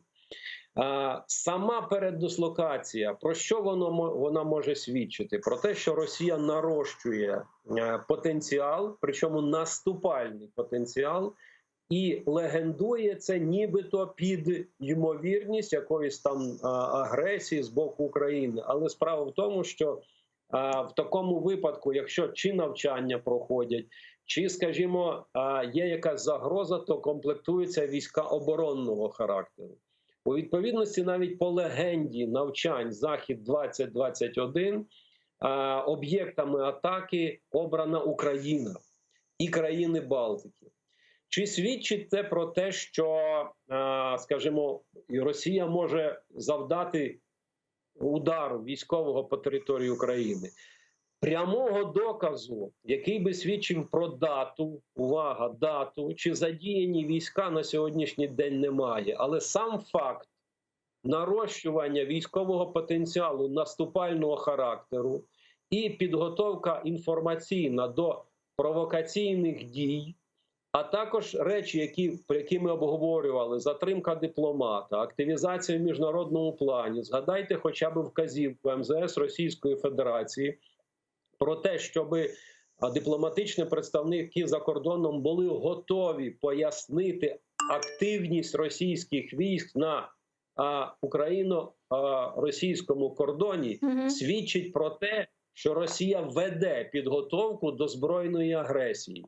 Що може бути обрано об'єктом такої агресії? Безумовно, це ті проблеми, які сьогодні зосереджені в Криму, а це тема водопостачання. Наступне – це проблеми комунікації, які пов'язані з транспортними мережами з Європою, а це проблема газоводогонів і так далі. Це тема, яка говорить про геополітичне розташування. Не випадково знов піднято тему НАТО, і вона крутиться весь час і так далі. Тому в мене немає сумніву, що ця підготовка ведеться з метою початку активних воєнних дій. Інша справа, як Україна, європейське співтовариство і світ на це реагують, чи вони усвідомлюють цю загрозу, і наскільки підготовка до подібних активних дій Російської Федерації стимулює необхідність об'єднання європейської спільноти світової в протидії. Якщо вот така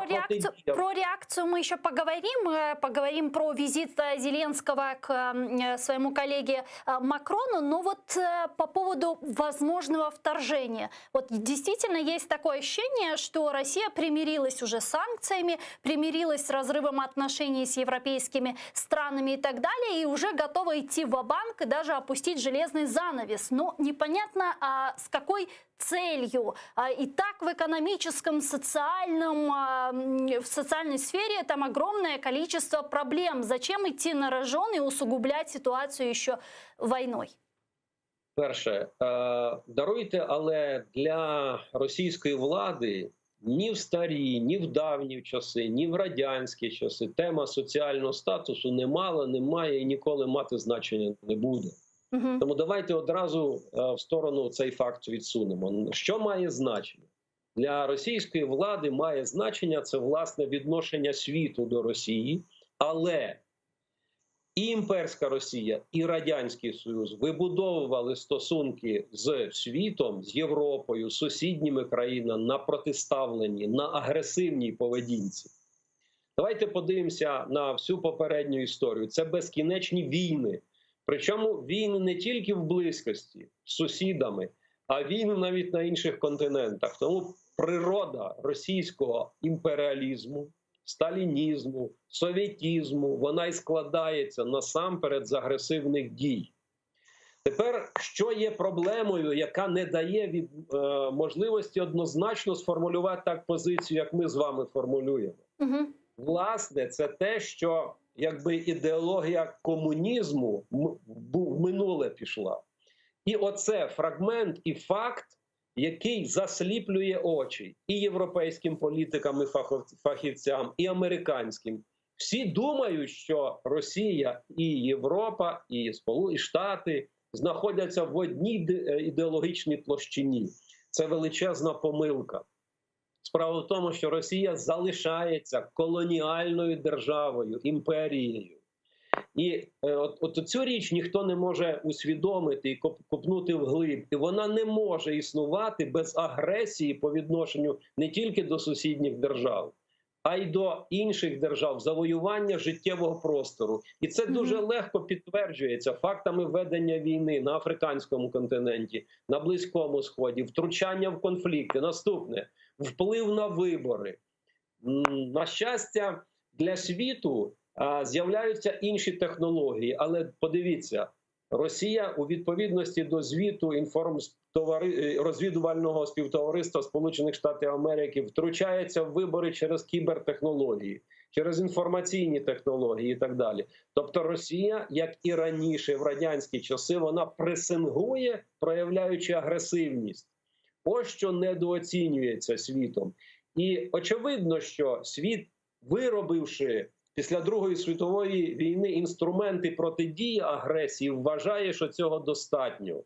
Але якщо цього достатньо, то тоді дайте відповідь на питання, де взявся Донбас, де взявся анексований, окупований Крим, чому виникла ситуація і конфлікт в Сирії, Лівії, чим закінчилися вибори в Сполучених Штатах Америки з втручанням, чому вибухнули склади в Чехії, чому були отруєні Скрипалі. Побачите, чим далі буде йти час, тим більше подібних фактів буде випливати. З втручанням Росії в внутрішні справи, диверсійно-підривною діяльністю, навіть в момент, коли президенти Сполучених Штатів Америки і лідери Європи говорили про апгрейд, про перезавантаження, про нову Росію і так далі. От неусвідомлення оцих речей і веде до того, що світ блукає зараз і не може визначитися з оцінкою діяльності Путіна і Кремля. На 21 апреля запланировано послание Путина к Совету Федерации Верхней Палате парламента РФ. И наверняка там будет уделено немало внимания в первую очередь Украине. И ситуацию накаляет еще то, что уже 22 апреля соберется Совет Палаты Совфеда, а на следующий день состоится пленарное заседание. Это именно тот орган, если я не ошибаюсь, который по запросу президента дает формальное разрешение на введение войска на территорию другой державы. Может ли Путин провернуть сейчас такую же операцию, которую он провернул в 2014 году? Це буде залежати від того, наскільки тактично Москві буде необхідно цей інструмент. Розмова про прийняття такого рішення, навіть про наявний проект, на сьогоднішній день вже ходять і не тільки коридорами Кремля, про це вже говорять у європейських столицях. Тобто, насправді, ймовірність прийняття такого рішення дуже висока, без прив'язки до держави, території, де може прийматися таке рішення, тому що в рішенні такому не вказується. Згадайте, 2014 рік в рішенні ж не було вказано, що війська мають зайти на територію України. Бо, наприклад, головним контраргументом було, а це рішення приймається для того, щоб використати контингент в Сирії чи Лівії. Про це ж розмови і тоді велися. Тому, з моєї точки зору, це один з ймовірних варіантів. І якщо Путіну треба буде накручувати пружину для того, щоб впливати на світ, на світову політику, на геополітичну розстановку, він піде на це, пояснюючи це необхідністю участі російських військ в ситуації в Сирії, в Лівії і так далі. Тим більше, що, зверніть увагу, адже російські війська зайшли на територію Нагорного Карабаху. А це ніяк не миротворчий контингент.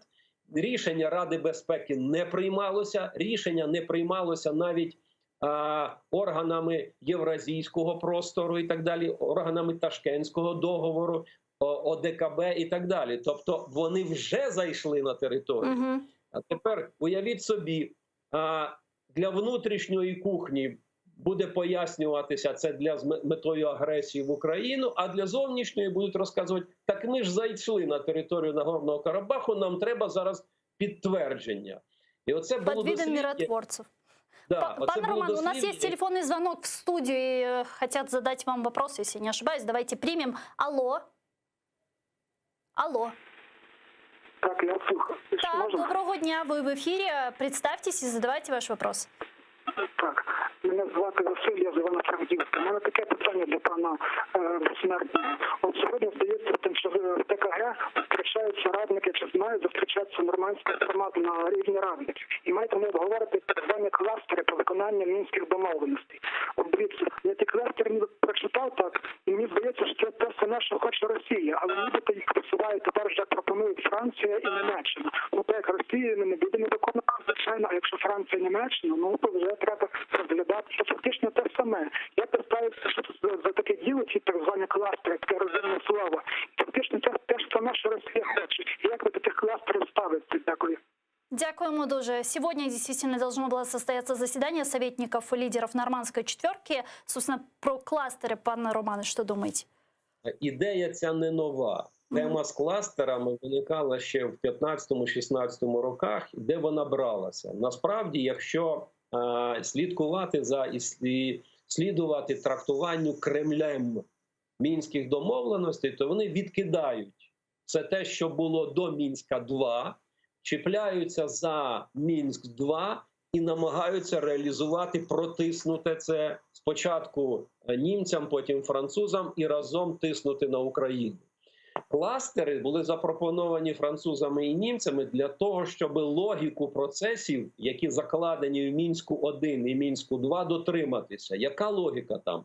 Безпековий блок, далі звільнення військовополонених, вирішення соціально-гуманітарних питань, стабілізація, демілітаризація, потім перехід до політичної стабілізації. В цьому процесі є декілька моментів, які явно із-за тим, що Росія ігнорує Мінськ-1 у цьому процесі, були закинуті якби не в своє місце. Це тема контролю над державним кордоном насамперед. І тому кластери – це спроба німців і французів впорядкувати цей процес. Ну не може бути політичної стабілізації, якщо Україна не контролює кордон і не контролює відповідну територію. Але вже на початку появи цієї ідеї Росія категорично виступила проти того, щоб кластерами спробувати логічно збудувати цей процес. Тому моїм глибоким переконанням, навіть якщо визнавати Мінськ-2 як нормативний документ, нічого з цього не вийде, розуміючи, яку позицію займає Кремль. Інша справа, якщо французи і німці підуть по дорозі, яка запропонована Кремлем, і почнуть тиснути на Україну. Українська позиція дуже сильна в цей момент. Безпекові питання, питання демілітаризації, повної політична стабілізація. Тоді можна про це говорити. Зараз все залежить від того, які інструкції отримують представники України, які ведуть переговори, адже проведення переговорів навколо так званих кластерів ми знаємо лише із інтерв'ю Дмитра Козака. Українська сторона не розкриває ні зміст дискусії, ні українські пропозиції до цих кластерів. Можу вам сказати свою точку зору. Для мене і Мінськ-1, і Мінськ-2 були тактичними інструментами отримання паузи для того, щоб реорганізувати і організувати армію, організувати оборону, організувати територіальні війська і так далі. Наголошую, тактичний інструмент. Інша справа – це з якими позиціями Україна веде нинішні переговори, в яких допущено цілий ряд, з моєї точки зору, помилок. А как вы расцениваете последний визит Зеленского в Французскую республику и встречу с Макроном? Потом, после встречи тет-а-тет, Зеленский сам вышел на пресс-конференцию без Макрона. Вчера мы получили сообщение о том, что из Елисейского дворца, о том, что Макрон в ближайшее время планирует поговорить с Путиным. С одной стороны, Зеленский говорит, что Макрон может сделать искусственное дыхание нормандскому формату. Верите в это? Ну, судячи із абсолютно безглуздих інформаційних повідомлень, які йшли, і від самого президента, який проводив брифінг, і потім спроби скоригувати це, я вже не кажу про твіти самого Макрона українською мовою, свідчать про те, що там не те, що нульовий рівень, а обговорення велись, які були далекі від нинішньої серйозності ситуації. Я маю на увазі зосередження військ, загострення ситуації на фронті і так далі. Тобто, насправді, Макрон, президент Франції, знаходився в полоні попередньої розмови з Путін і Меркель і не міг вийти із тої логіки процесу. І так в результаті розмови з президентом Зеленським і не зайшов в розуміння, а що ж насправді відбувається на лінії фронту і в російсько-українських стосунках, особливо в час, коли Росія нарощує свій потенціал на кордоні і на фронті. З моєї точки зору, що можна сказати про цю зустріч? Сторони не зрозуміли один одного, що вони хотіли, це перший момент. Друге, єдине, на що вони сподвиглися, це на те, що необхідно активізувати двосторонню роботу. Знаєте, найкращим сигналом всього цього є те, що планований візит на початку 2021 року до України Макрона не відбувся, а під час цієї зустрічі навіть про це мови не йшло. Тобто, насправді, такі зустрічі – це ж не просто протокол, це можливість деталізувати, проговорити всі ці речі і так далі. Я вже не кажу про те, що за результатами зустрічі не було дано ніякого офіційного документу, вказівки і так далі. Тому що коли вже така створюється ситуація, то мінімально, що потрібно, умовно кажучи, доручення міністрам закордонних справ опрацювати якісь питання. Перше, друге, третє, четверте. Щоб люди побачили не тільки заяви про стосунки краще, ніж погоду, а про ділові відносини між Києвом і Парижем. Цього зроблено не було. І це насправді дуже неприємно, тому що це говорить про безпредметність подібних зустрічей, не діловий характер цих зустрічей. Вот помимо того и тех сценариев поведения России, возможного поведения России в отношении Украины, которые мы с вами обсуждали, является еще важным, остается вопрос о том, как будет вести себя Украина и к чему она сейчас готовится. Как вы думаете, вот как вы оцениваете наши действия, действия украинской власти сейчас во время обострения ситуации на востоке Украины? Вот к чему мы действительно готовимся сейчас? Готовимся ли к чему-то? Перше, я би тут розділив армію і суспільство, і владу. І з розмов з військовими очевидно, що українська армія за ці роки навчилася протистояти російській агресії, а суспільство, воно чітко усвідомлює, що від російської влади можна чекати лише ворожості. Тому якщо взяти армію і суспільство, вони готові до протистояння з Росією. Що мене найбільше турбує? Мене турбує відсутність чіткості у позиції владних коридорів, президента, уряду, парламенту і так далі. Адже всі оці кроки, на які накладається пандемія, вони деморалізують. Я маю на увазі кроки влади. Вони деморалізують армію, вони деморалізують суспільство. А ці недоговорення, недомовки, відсутність чіткості в позиції і так далі. Ну, якщо той, хто дивився брифінг президента Зеленського в Парижі, жодного речення до кінця не сформульовано. Жодної позиції не заявлено. Тобто більшість із речень – це емоційні висловлювання, це роздуми вслух, які насправді треба було замінити чіткою позицією по ескалації ситуації на лінії фронту, по ескалації на кордоні, заявити позицію, яка стосується переговорного процесу по ТКГ, який фактично заблокований із вересня місяця і так далі, домагатися зустрічі, відновлення роботи в Нормандії і так далі. Замість того ми чули роздуми вслух. Це безумовно негативно впливає на настрої в суспільстві і в армії.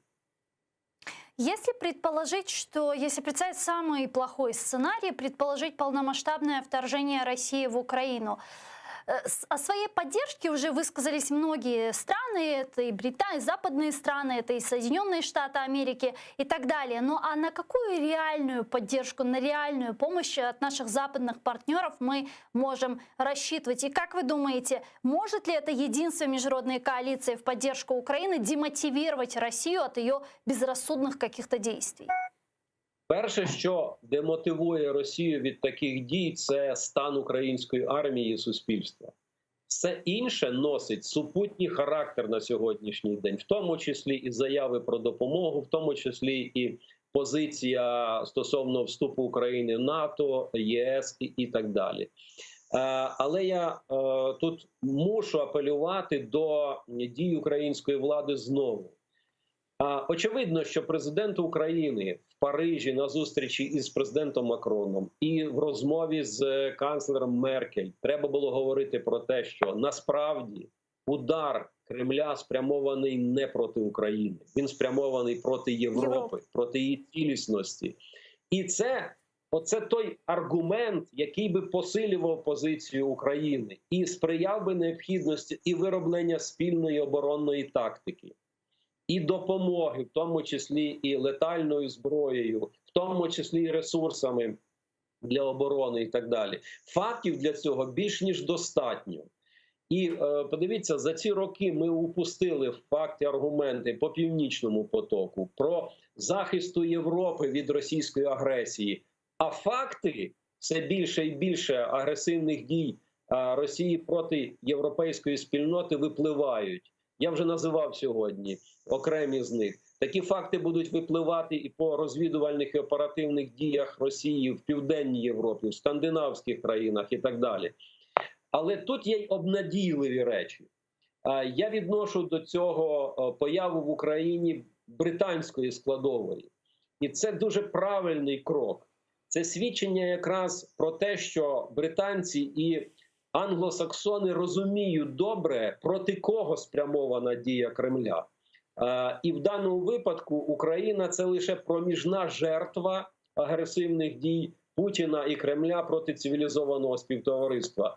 І тут можна говорити про необхідність, скажімо, проміжного блоку якогось проміжного статусу України для того, щоб піднімати статус і засвідчувати підтримку України і тим самим охолоджувати агресивні дії Кремля. Але так чи інакше, підготовка, яку веде Кремль, це підготовка до війни. Тобто рано чи пізно Європі і світу доведеться застосовувати силу проти цих агресивних дій. Тому що таке нарощування озброєнь, яке сьогодні йде в Росії, воно не може не бути застосоване. Де воно вибухне? В Афганістані, в Іраку, в Лівії, в Сирії, де завгодно. Але це буде зроблено, тому що пружина, яку стискає Путін, вона буде десь вибухати. Вона не може до безкінечності стискатися.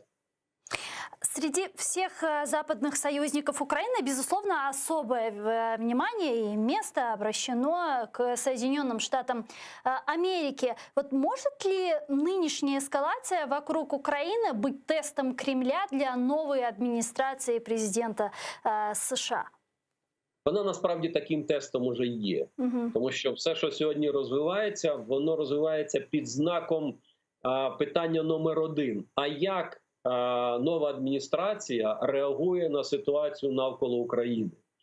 І треба абсолютно чітко сказати, що цілий ряд рішень абсолютно правильні, вони об'єктивні. Це і санкційна політика, це і політика в галузі озброєнь, це і політика в необхідності об'єднання Європи, це посилення складової НАТО. Але якщо ми подивимося на окремі кадрові рішення, окремі тези, які кидає адміністрація чи адміністрації, явно свідчать про те, що не все в датському королівстві правильне. І очевидно, що Сполученим Штатам Америки, як і Європі, потрібні українські аргументи. Не робити цього, чи навпаки. Що треба робити? З одного боку, треба розуміти, що ситуація в світі так склалась, що мільйони і сотні мільйонів людей світу залежать від стосунків Кремля і Вашингтона. І це треба розуміти. Там, починаючи від МКС, Міжнародної космічної станції, закінчуючи забезпечення цілих там держав африканського континенту необхідними умовами і речами. Це факт. Але треба чітко розуміти, якщо Сполучені Штати Америки в цьому напрямку працюють для того, щоб вирішувати гуманітарні питання, то Росія вирішує свої імперіалістичні забаганки, реалізує свою колоніальну політику. Пане Роман, а нет ли у вас такого когнитивного диссонанса? Вот с одной стороны Байден в интервью назвал Путина убийцей, после чего началась эскалация в Украине, стягивание российских войск к нашим границам. Потом Байден звонит Путину и предлагает ему встречу. На следующий день Байден вводит санкции новые против России, но при этом все-таки настаивают на дипломатических переговорах и так далее. Что происходит? Вот как бы вы это объяснили? Найнеприємніший факт з історії телефонних розмов, який співпав і який не просто співпав. Це після першої розмови Кремль відновив будівництво Північного потоку. І сьогодні все більше і більше виходить інформації про те, що Вашингтон таки махнув головою на те, щоб цей процес продовжувався. І якщо це стане доказаним фактом, то це очевидно свідчитиме про певну, скажімо, роздвоєння в позиції. Що стосується приведених вами речей і фактів, які відбувалися на фоні необхідності і прийняття Сполученими Штатами санкцій, далі згадайте продовження договору про обмеження стратегічних озброєнь 3 і так далі, то я, власне, хотів першою тезою сказати про те, що в стосунках між Кремлем і Вашингтоном ці качалки будуть весь час. І от я весь час на цьому акцентував. Для того, щоб уникнути того, щоб стати об'єктом оцих качалок, треба суб'єктивізуватися в міжнародних відносинах і в зовнішній політиці. Треба перестати бути розмінною монетою. А для цього треба кріпити союз і взаємодію з Вашингтоном і стати тим стратегічним союзником, який потрібен Вашингтону, і це стати стратегічним союзником НАТО і європейської безпеки.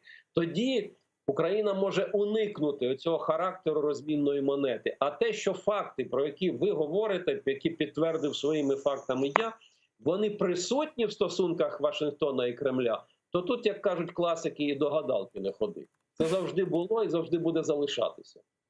И последнее, что еще вас хотел спросить, пан Романе, 22 апреля, сразу на следующий день после послания Путина, президент РФ встретится в Москве с белорусским коллегой Александром Лукашенко. И Лукашенко уже пообещал, что в ближайшее время озвучит одно из принципиальных решений за четверть века президентства. Готовится ли аншлюз Беларуси? Справа в тому, що це тактика Лукашенка – наговорити купу сподівань, і потім, як кажуть, гора народила мишу. Нічого там не відбудеться, ніякої відставки Лукашенка не відбудеться. А те, що Путін використає цю зустріч для того, щоб ще більше свої пазуряки засунути туди в Білорусь, оце так воно і відбудеться. Насправді, на сьогоднішній день Лукашенко ж не президент. Не фактично, не формально. Так. Це просто кукла, якою керують з Кремля.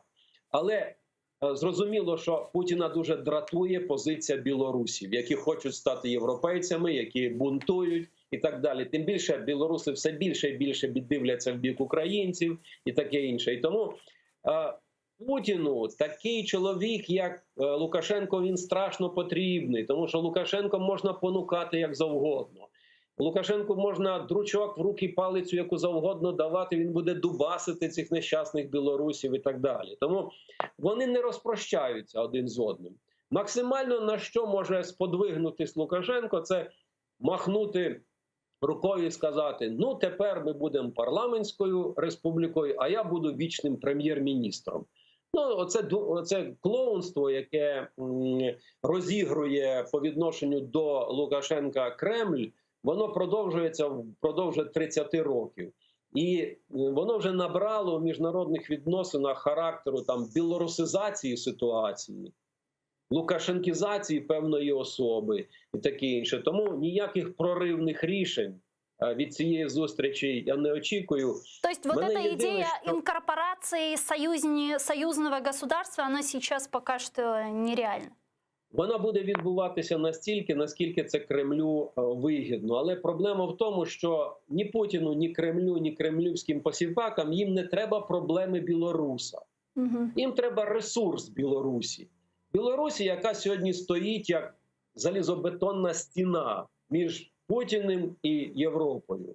Це такі країни, Білорусь перетворилася в країну лімітров. Певний, це сіни.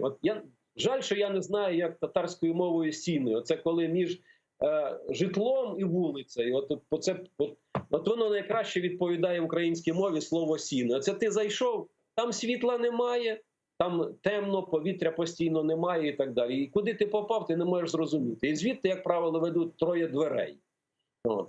А куди далі йти, ніхто не знає. Тому завдання Путіна все більше і більше перетворювати Білорусь в такі сіни, людей без прав, без соціального захисту і так далі. І дурачити їм за рахунок того, що Лукашенко то розказує всяку єрунду, тим більше вміє сварити начальників, що страшенно подобається будь-якому люмпенізованому суспільству і так далі. От на цьому Кремль грає. Дякую вам дуже, пане Романе. Чохсагл у нас. Роман Бессмертный был с нами на прямой связи. Украинский политик, дипломат, экс-представитель Украины в трехсторонней контактной группе в Минске. Но я, к сожалению, вынуждена с вами попрощаться. Я завершаю этот блок. Но вы оставайтесь первым крымско-татарским телеканалом АТР. Буквально через несколько секунд эфир продолжает информационная программа «Заман» на крымско-татарском языке. А далее в этой студии вас поприветствует мой коллега Айдер Муждабаев в программе «Прайм». Не пропустите. Коршкенч.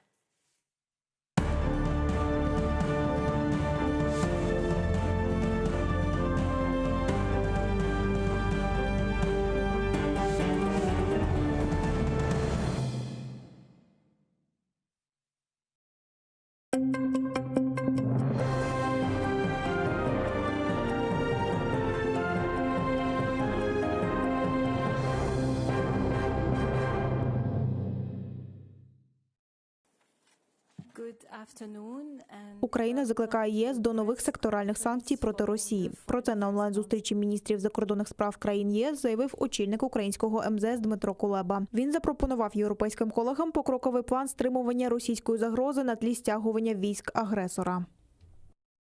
На сьогоднішньому засіданні Ради закордонних справ ЄС я поінформував колег про останній небезпечний курс Росії. Я запропонував покроковий план, як відмовити Москву від подальшої ескалації. Ключовий елемент – підготовка нового пакета секторальних санкцій. Індивідуальних вже недостатньо. Втім, Євросоюз поки не планує нових санкцій, каже очільник європейської дипломатії Жозеп Борель. Але додав, що це не остаточне рішення. Чергово закликав Росію знизити напругу та пообіцяв, що представники ЄС візьмуть участь в Кримській платформі. Не було запиту щодо широкого видворення дипломатів з інших членів єС. І наразі не було кроків у бік розширення санкцій проти Росії. Це може змінитися, але ситуація така, як я описую. Симетрична відповідь. Україна висилає старшого дипломата російського посольства в Києві Чарнікова. Він має час до середи, щоб повернутися до Москви. Так, в Міністерстві закордонних справ України відреагували на затримання українського консула в Санкт-Петербурзі Олександра Сосонюка. ФСБ стверджує, що він буцімто отримував закриту інформацію від російських силовиків і має виїхати з Росії до 21 квітня. В українському МЗС такі закиди називають черговою провокацією. На тлі ескалації Російською Федерацією безпекової ситуації та масованої антиукраїнської пропаганди російська сторона продовжує провокації проти співробітників дипломатичних установ України в Росії. У відповідь на зазначену провокацію старший дипломат посольства Росії в Києві має залишити територію України впродовж 72 годин, починаючи із 19 квітня.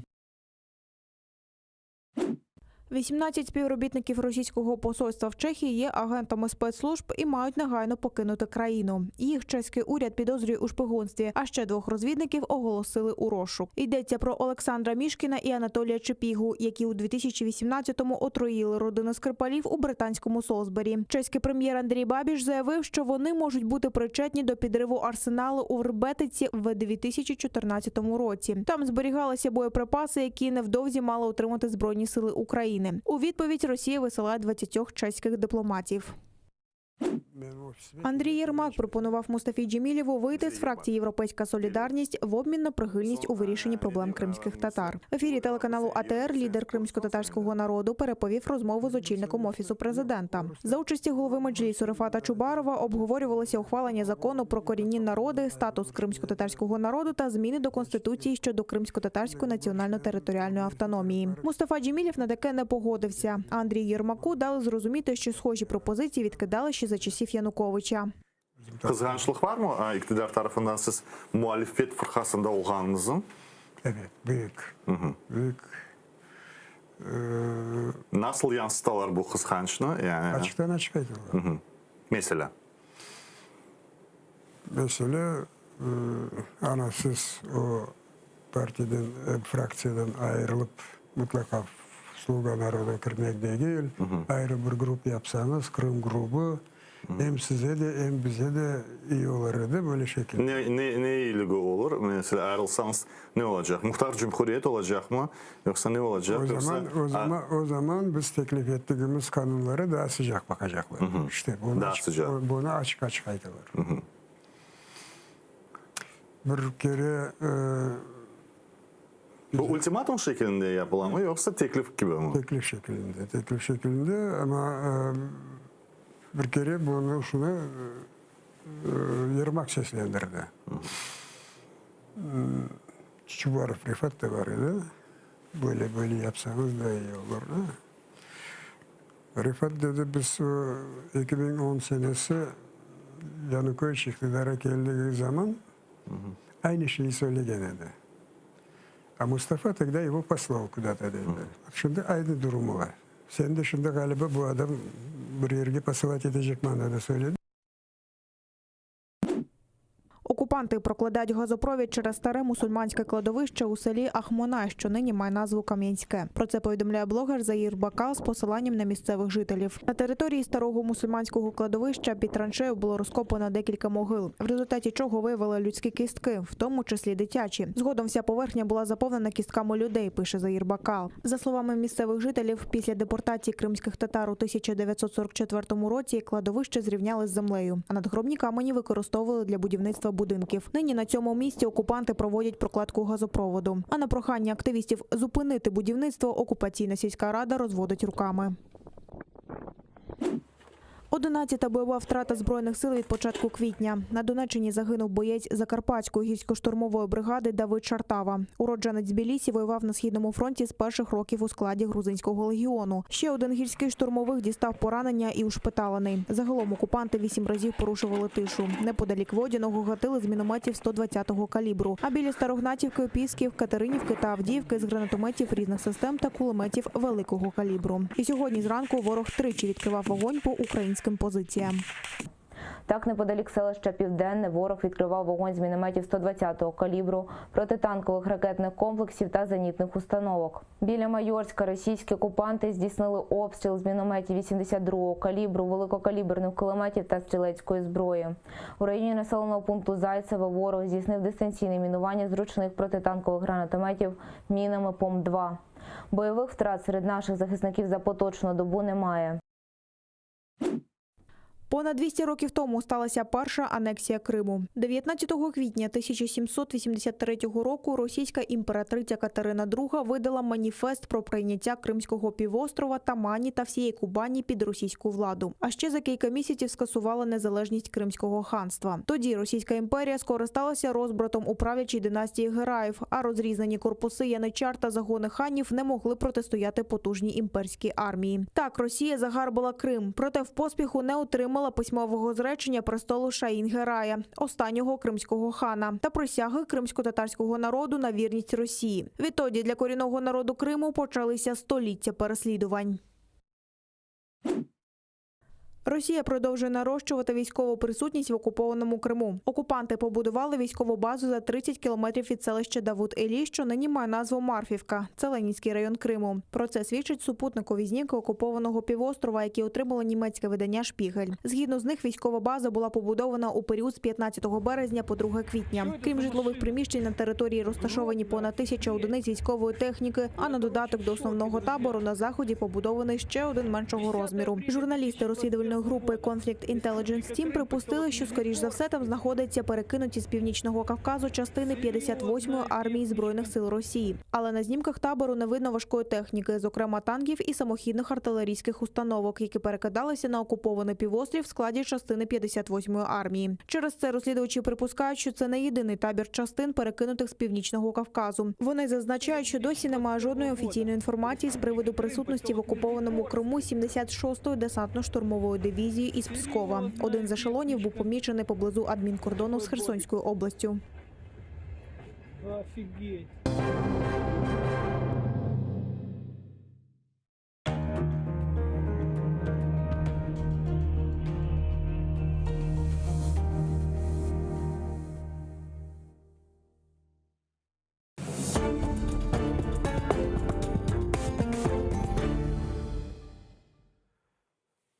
Добрый вечер. В эфире телеканал АТР, марафон Save АТР, идущий уже который месяц. Ситуация пока никак не изменилась в лучшую сторону. Вот, с нашим телеканалом. А в мире ситуация становится еще хуже, причем буквально на наших глазах. Да? И поэтому сегодня я решил обсудить то, что происходит вокруг Украины, с Аркадием Бабченко, который находится в бункере, как мы знаем. Неизвестно где, но физически существует, судя по отражению в моем мониторе. Вот. Я бы хотел сначала, Аркадий, чтобы мы посмотрели, покажите скрин, пожалуйста, с вертолетом, не с вертолетом, а с этим, это дрон русские запустили через линию временной границы в районе Каланчака. Они изучали там подходы, изучают подходы, какие части где стоят. Вот, делают съемку. Ну, такое вот наши ребята там Кремлы засняли. из гражданского объединения «Аскер». И вот как раз с этого я хочу, наверное, начать разговор с Аркадием. К чему бы все это? Вот как ты ощущаешь, ты все-таки человек 2 войны прошел, это не 2, 4 или 5 уже, я не знаю сколько. Вот, и у тебя должна быть какая-то чуйка по этому поводу. Что ты сейчас ощущаешь, глядя на все это? Моя чуйка мне сейчас говорит, что, наверное, в этот раз, скорее всего, все-таки пронесло. Я думаю, что, наверное, в этот раз пик пройден, потому что ну, такие вещи, понимаешь, надо делать, если ты хочешь напасть на страну, у которой армия 250 миллионов, то такие вещи надо все-таки делать внезапно и желательно из-под тишка, да? А если ты трезвонишь об этом на весь мир, совершенно не стесняясь, стягиваешь войска, ну, ты тем самым противнику даешь возможность подготовиться, да? Мне кажется, в этот раз момент упущен. Но я говорю только вот про этот раз. Потому что, ну, они войска будут стягивать и дальше, они разведку ведут. И когда там, в какой момент, я думаю, то, что стянуто от украинских границ, уже не уйдет. И вот когда и в какой момент у Путина переклинит все-таки, он даст отмашку и махнет платочком, вот этого никто не знает, да, этого мы не знаем. Но сейчас, мне кажется, все-таки... Ну, сейчас я вот начинаю уже смотреть с оптимизмом. В отличие от того, что было месяц назад, сейчас я начинаю смотреть с оптимизмом уже. Ну вот на чем-то, давай так, по фактам, на чем основан твой оптимизм? Вот давай я как бы противную сторону возьму и буду говорить, что все плохо, да? Значит, куча техники, десантные дивизии, еще какая-то дивизия в Крыму, где и так воды не хватает, да, и такое количество людей, техники туда стаскивать, ну, как-то просто так это вряд ли делается, да. Очевидное желание, невозможность решить водную проблему с Крымом, ну, никак не получается, да, и поэтому и десант я рассматриваю тоже как вариант, там, заброситься за спину ночью, там, украинской армии, взять в кольцо, ну, такое, забомбить и так далее. Плюс... Насколько я знаю, уровень угрозы для иностранных дипломатов в Украине повышен не до самого высокого. Самый высокий это, значит, эвакуация, но перед этим уровнем, да, то есть это уже расчет, видимо, на какие-то, что боевые действия, может быть, воздушные атаки, что-то может быть и в Киеве, да, и мы открыто слышали, помнишь этот внучок этого Примакова, Рособоронэкспорт, или что-то, он говорил, что как бы рассматриваем бомбежки объектов по всей Украине на полном серьезе, как бы не стесняясь, да. Огромная действительно группировка, она наступательная, она точно не оборонительная. И самое главное, это, конечно, невероятная риторика военная. Причем договорились до того, что есть такой ублюдок Лев Вершинин. Мне прислал вот товарищ, который в Рейхе живет, ты его тоже знаешь. Вот, он прислал мне видео, где эти люди прямо говорят, нам нужно провести провокацию, то есть вполне возможно там, изобразить из себя украинскую армию, разбомбить Ростов, условно говоря, и чтобы начать быстрее войну.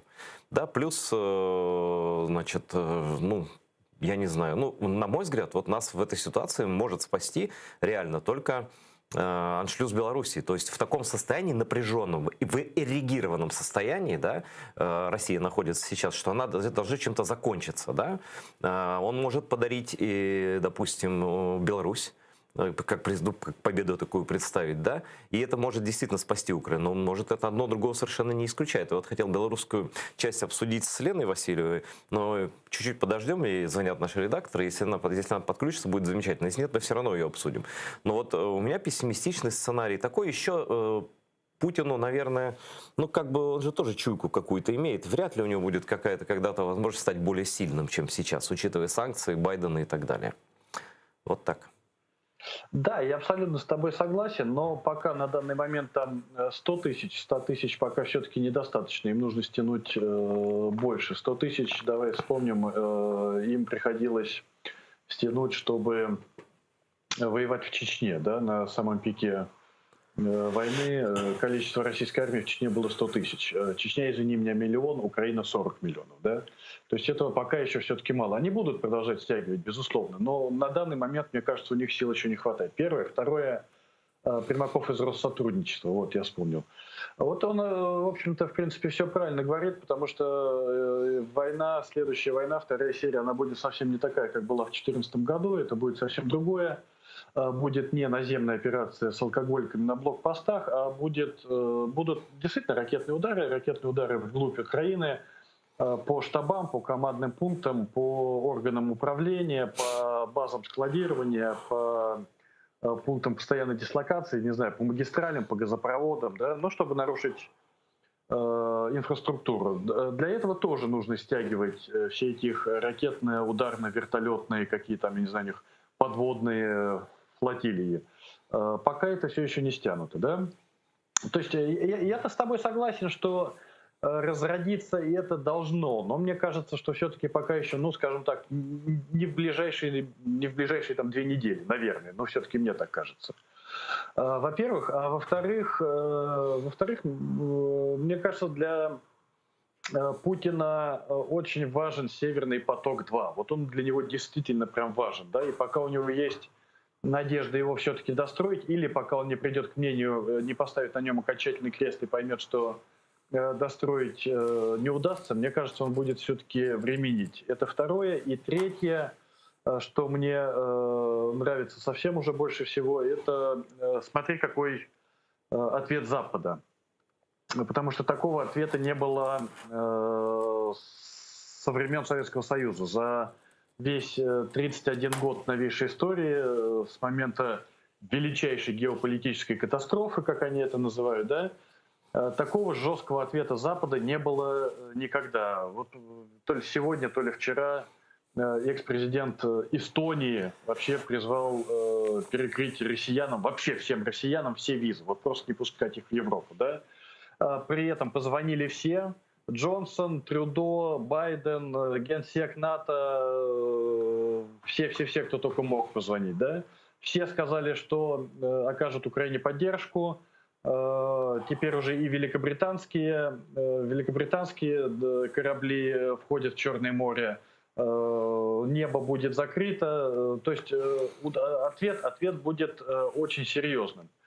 Вот пока мне это внушает оптимизм. Что будет там, не знаю, летом или осенью, здесь предсказывать невозможно, потому что действительно, когда тумблер у Путина щелкнет, сказать не может никто. Но они теперь уже, не скрываясь не все, мне кажется, Путин, знаешь, он плюнул уже на все, махнул рукой и сказал: а черт с вами, война так война. Не хочет Зеленский договариваться, ну вот вам 56-я дивизия, да, десантная в Крыму. Не хочет там Байден договариваться, ну вот вам, не знаю, что там он в ответ сделал. Да? Не хочет там Чехия договариваться, ну вот мы вам там взорвем склады. Не хотите те, то, да пошли вы все к черту, я вот беру дубинку и начинаю делать то, что всегда начинаю размахивать дубинкой. То, что это должно получить разрядку, да, я с тобой абсолютно согласен. Но когда и... Может, действительно, Белоруссии пока в этот раз обойдется. Просто надо понимать, что вторая серия, она в любом случае будет, она неизбежно будет. Россия никогда не откажется, и эта Россия, тем более путинская Россия, никогда не откажется от Украины, никогда не разрешит ей со своей колокольни перебежать на сторону Запада и вступать в НАТО, и будет для этого применять все силы, средства и методы. Под всеми силами, средствами и методами я подразумеваю именно все силы, средства и методы. Да? Но мне кажется, что все-таки еще время, какое-то время есть. И вот Украине бы это время использовать на полную катушку, на 150% бы. Потому что оно истекает, и его на самом деле уже не так уж и много. В этом я с тобой уже согласен, да, полностью. Ну да, мне кажется, что это пауза. Из каких соображений она может быть, это уже дело мы в голову к нему не влезем, но поток, наверное, ему критично нужен, наверное. И, наверное, торги идут о потоке, я почти не сомневаюсь. И наверняка он в разговоре с Байденом про это вспоминал. Но тут такой Рубикон. Помнишь, когда, ну как помнишь, 1938 год, когда из Мюнхена вернулась делегация Британии, и когда Чемберлен, тогдашний премьер правительства Великобритании, сказал: я привез вам мир от Гитлера, и на вопрос, должны ли британские бизнесмены сотрудничать, заниматься бизнесом с Германией, он ответил, ответ, конечно, да. Да? Но чем закончилось сотрудничество с Германией, мы знаем. Через год Польшу разделили со Сталином, ну а еще через год разбомбили Британию, собственно, война воздушная началась и так далее. То есть я боюсь, что как бы, если он получит этот поток-2, да, это ничуть не умерит его аппетитов. Он просто будет иметь еще один шланг. И, в принципе, еще один карман дополнительный. Да, и про никакие санкции говорить уже смысла нет, потому что, но по большому счету, этот рейх, он такой жирный, такой богатенький. И оружие все это, и армия, и Нацгвардия, все эти тюрьмы, все эти ракеты. Они же построены в складчину русскими, значит, ну, деньгами из недр добытыми, да, и деньгами европейских потребителей газа, да. Это, в общем-то, их продукт совместный. Вот. Поэтому, если он получает Северный поток, жди точно уже второй серии без вариантов. И еще я хотел бы с тобой немножко поспорить на тему того, что Запад так решительно настроен. А мне кажется, вот, что Запад немного перепуган. Вот я сейчас переписывался с одним таким осведомленным человеком с Запада, опять же, я не буду говорить с кем, это частная переписка, но смысл передам. Он пишет: Айдер, у меня плохое предчувствие. Я про войну. Это, значит, обстановка мрачная. Посмотрим, что Путин и его друг Батько на этой неделе скажут. Запад, увы, запуганный. Это пишет западный человек, не я. То есть человек, который ощущает это как, ну, на себе все. Но риторика Запада изменилась очень сильно, согласись. Но вот таких разговоров не было никогда. Но с Россией начали говорить уже даже не то, что как с Ираном, потому что про Иран все понимают, все понимают, что они сумасшедшие, и хотя бы можно прогнозировать, да?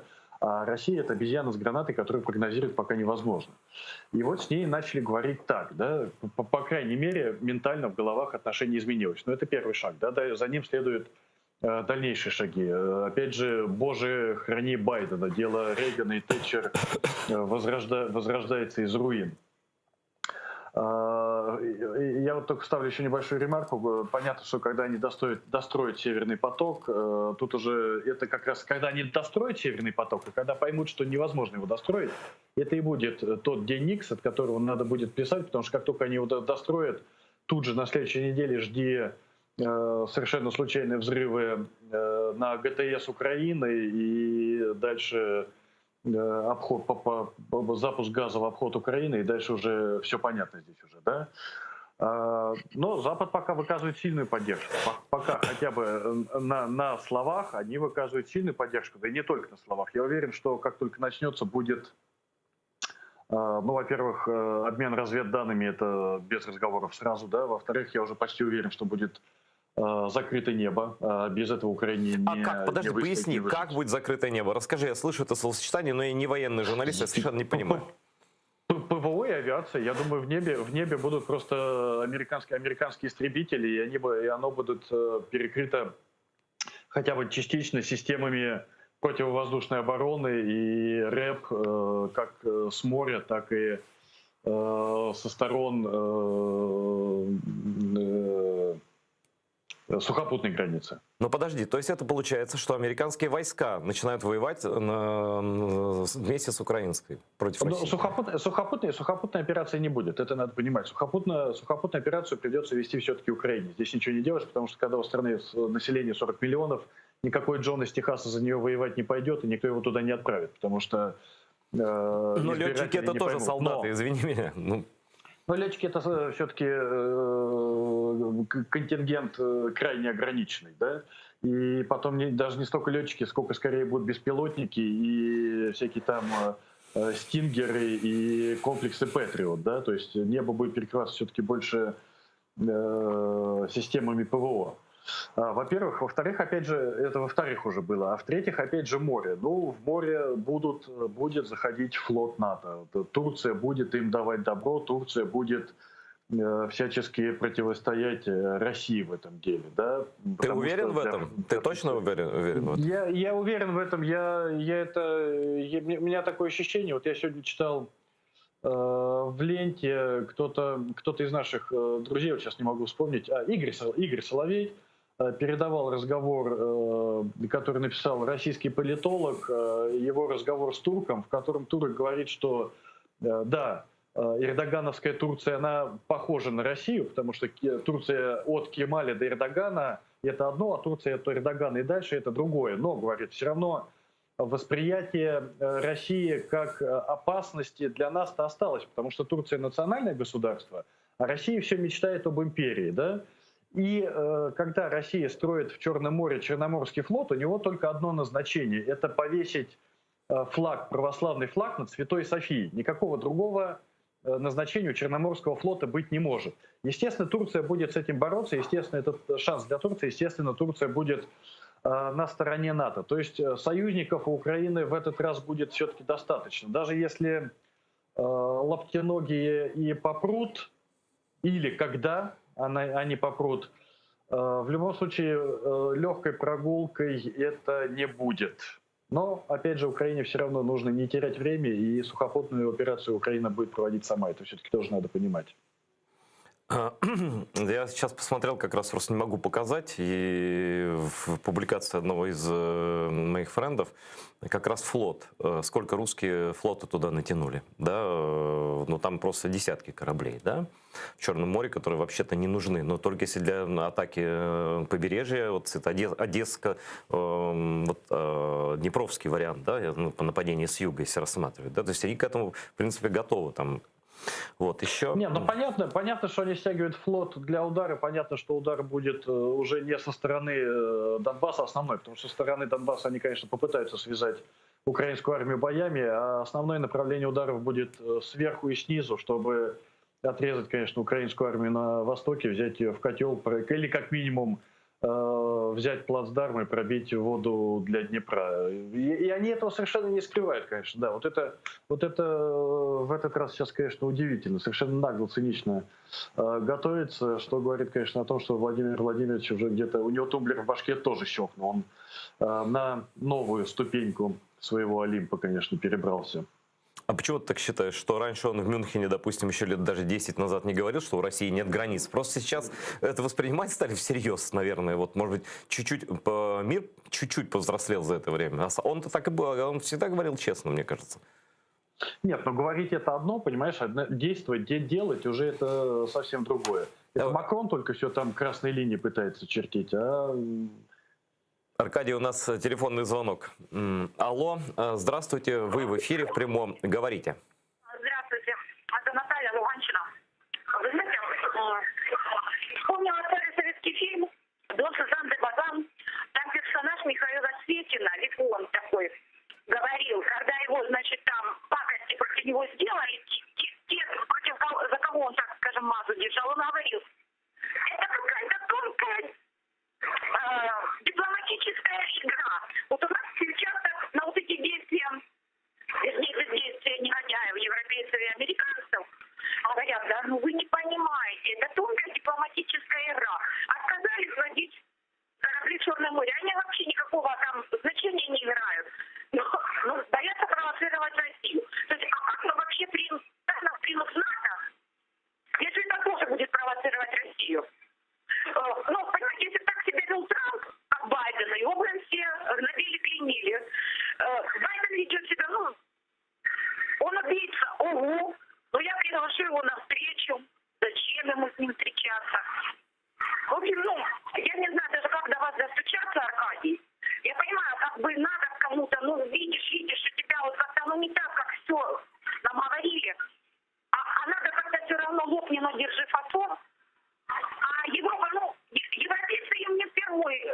Они там с диктаторами, они с людоедами прекрасно себя чувствовали. То, по сравнению с тем же Бакасой, Путин вообще милашка. Ну, после людей, может, не ест. Поэтому я не знаю, почему вот так вот настроены оптимистично.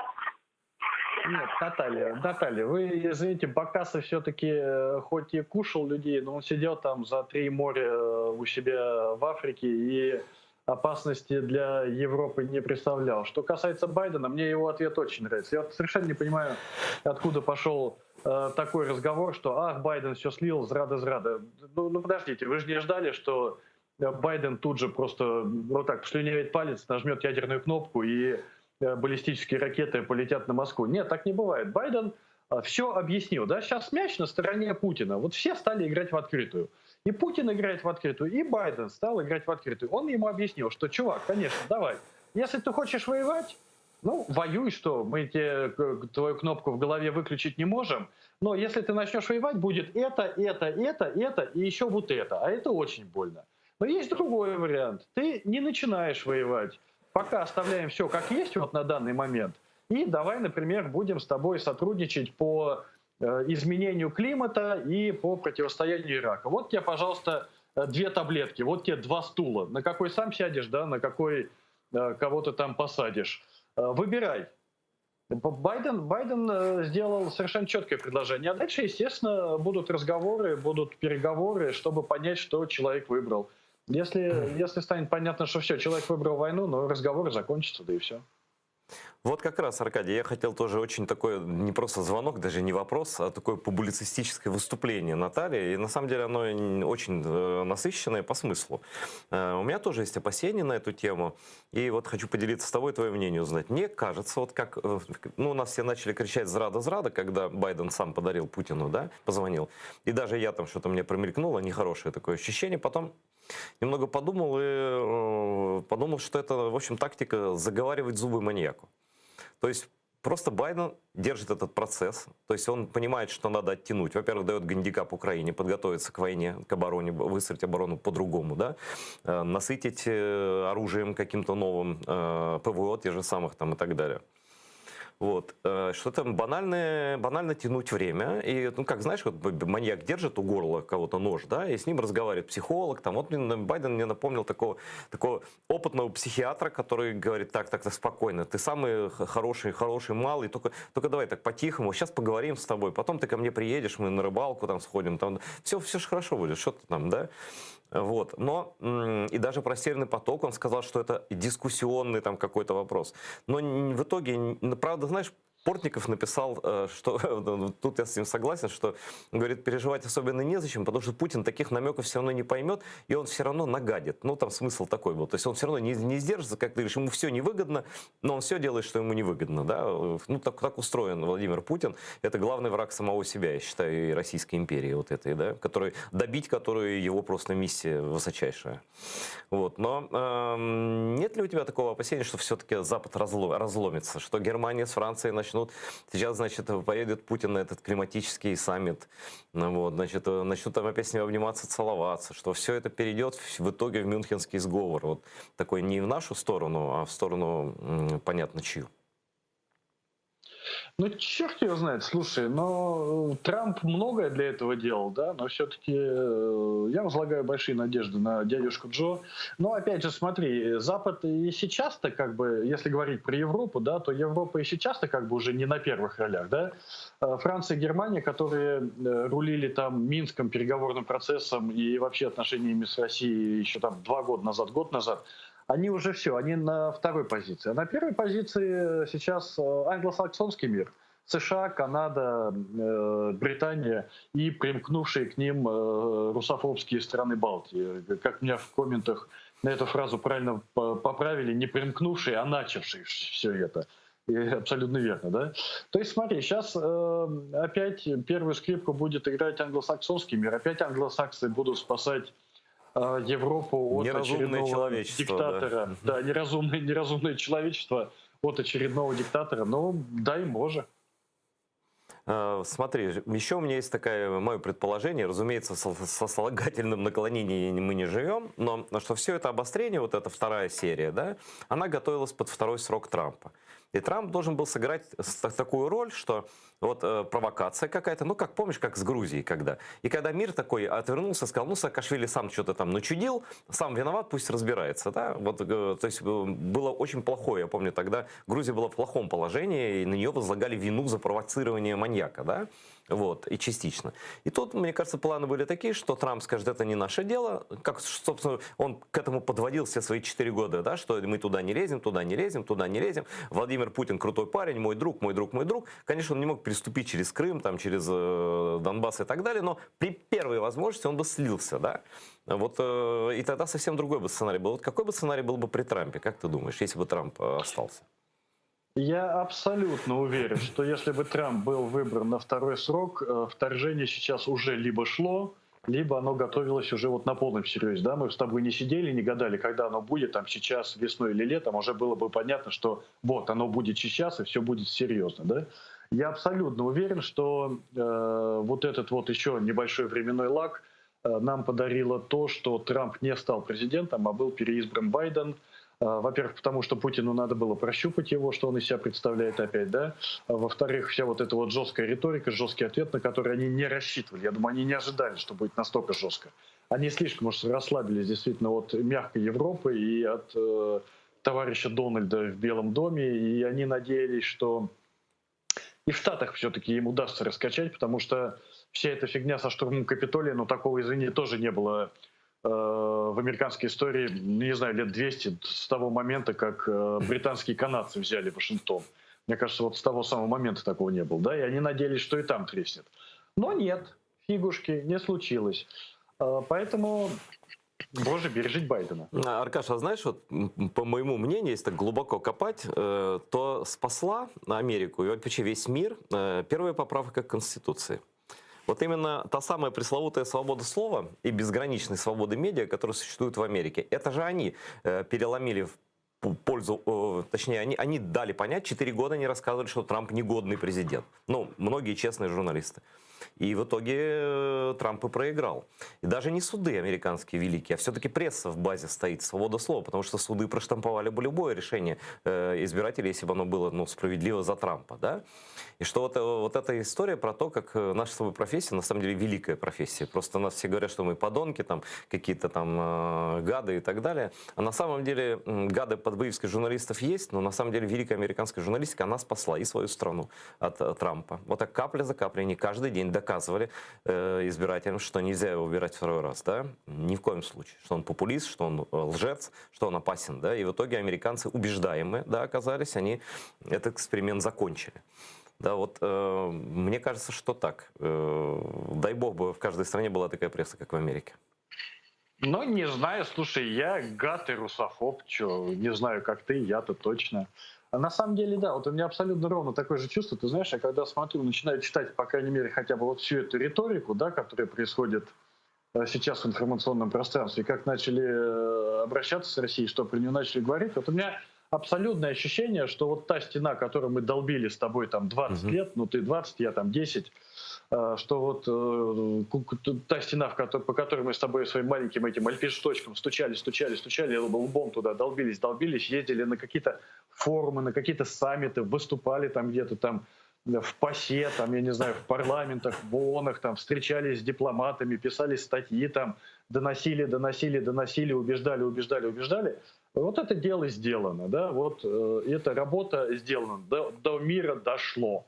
Мир начал воспринимать по-другому, да, вот действительно, та наша с тобой журналистская работа, которую мы с тобой делали, она наконец-то сделана. Все, этот паровоз встал на рельсы этого долбанного БАМа, который мы с тобой киянкой, киркой долбили, да, мы с тобой два старика стоим сейчас в разорванном триухе и ватнике, закручиваем цигарку, самокрутку курим и смотрим, как этот поезд с солдатами НАТО, подводными лодками и летающими дронами идет мимо нас.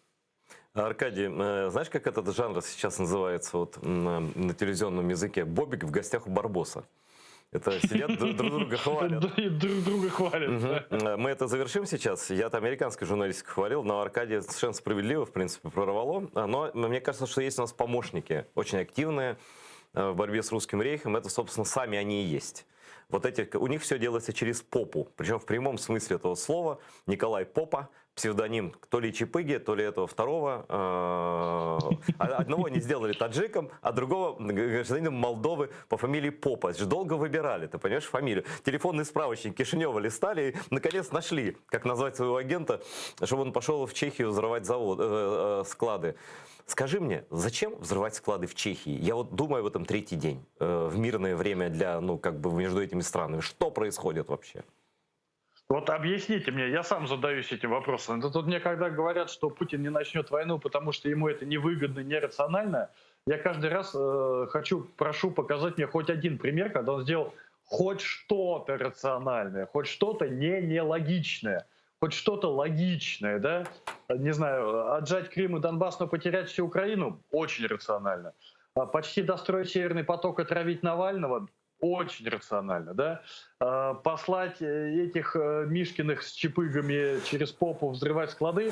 Ну, окей, вот журналисты сейчас пишут, что они хотели там заложить взрывчатку, а взрывы должны были произойти в другом месте, потому что это оружие предназначалось Украине, и взрыв должен быть либо по дороге, либо в самой Украине. Но опять же, друзья мои, извините меня, вот у тебя есть Земан, самый пропутинский пьяница в Европе, просто богом тебе снеспосланный, которого еще поискать, который готов делать все, что ты ему скажешь, там, закупать свой спутник, голосовать за тебя, что хочешь делать, да? И вот вы у него едете к нему в вотчину, и там у него закладываете взрывчатку через попу, которая точно так же и срабатывает у него там в Чехии. Вот Земан, может быть, и хотел бы отмазаться, да? Я вот просто представляю, какая у Милоша там в голове шла борьба, война, чтобы не высылать 18 российских дипломатов, а по сути разведчиков, но даже он не может этого сделать, да? Поставить, пробить в Ланцете статью про спутник, добиться признания, практически признания Европы этого спутника, уже быть на пороге того, чтобы его поставлять, и поставить в Словакию шмурдяк под маркой спутника, чтобы навернуть все. Вот что здесь рационального? Что они хоть раз что-то сделали рационального? Нас спасает только их абсолютный полный идиотизм. Я думаю, что надо распечатать фотографию Чипыгина и Мишкина и Чипыги, и брата их попы, и повесить себе на стену, и смотреть просто, знаешь, для удовлетворения, потому что это два полных абсолютных идиота. Вот это вот гармония. А гармонию я люблю, но гармонию всегда приятно смотреть. И вот нас спасает только то, что у них Джеймсы Бонды вот такие вот. Попа, Джеймс Попа.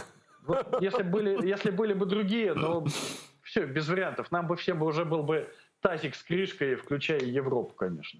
Ну смотри, выходит дело, Аркаш, что, ну, когда руки из попы, ну, наверное, там есть какие-то коммерческие интересы, разъедается коррупция, все разведки, они же тоже крышуют кого-то там и так далее. То есть, по сути дела, нам помогает то, с чем борется Навальный, ну, по крайней мере, говорит, что борется Навальный. Навальный хочет, чтобы у них там все было по-честному в рейхе.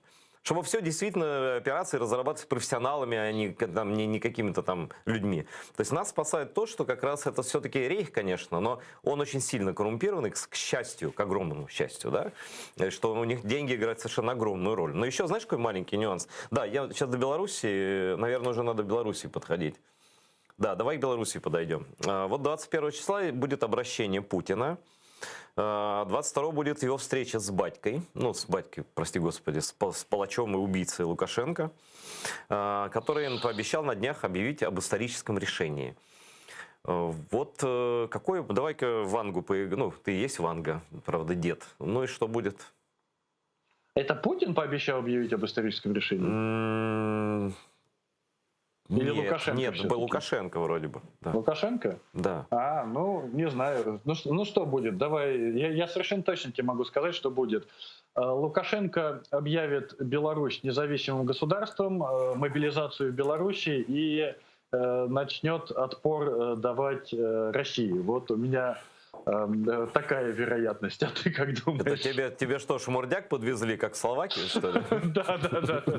Слушай, ну неужели объявят возрождение 2.0, да? Ну, видимо, будет, значит, разговор о вхождении Белоруссии каким-то образом, либо о союзном государстве. Видимо, все-таки союзное государство, почему они так долго шли, объявят о создании союзного государства, батька будет батькой. И вот как въелось это слово, да?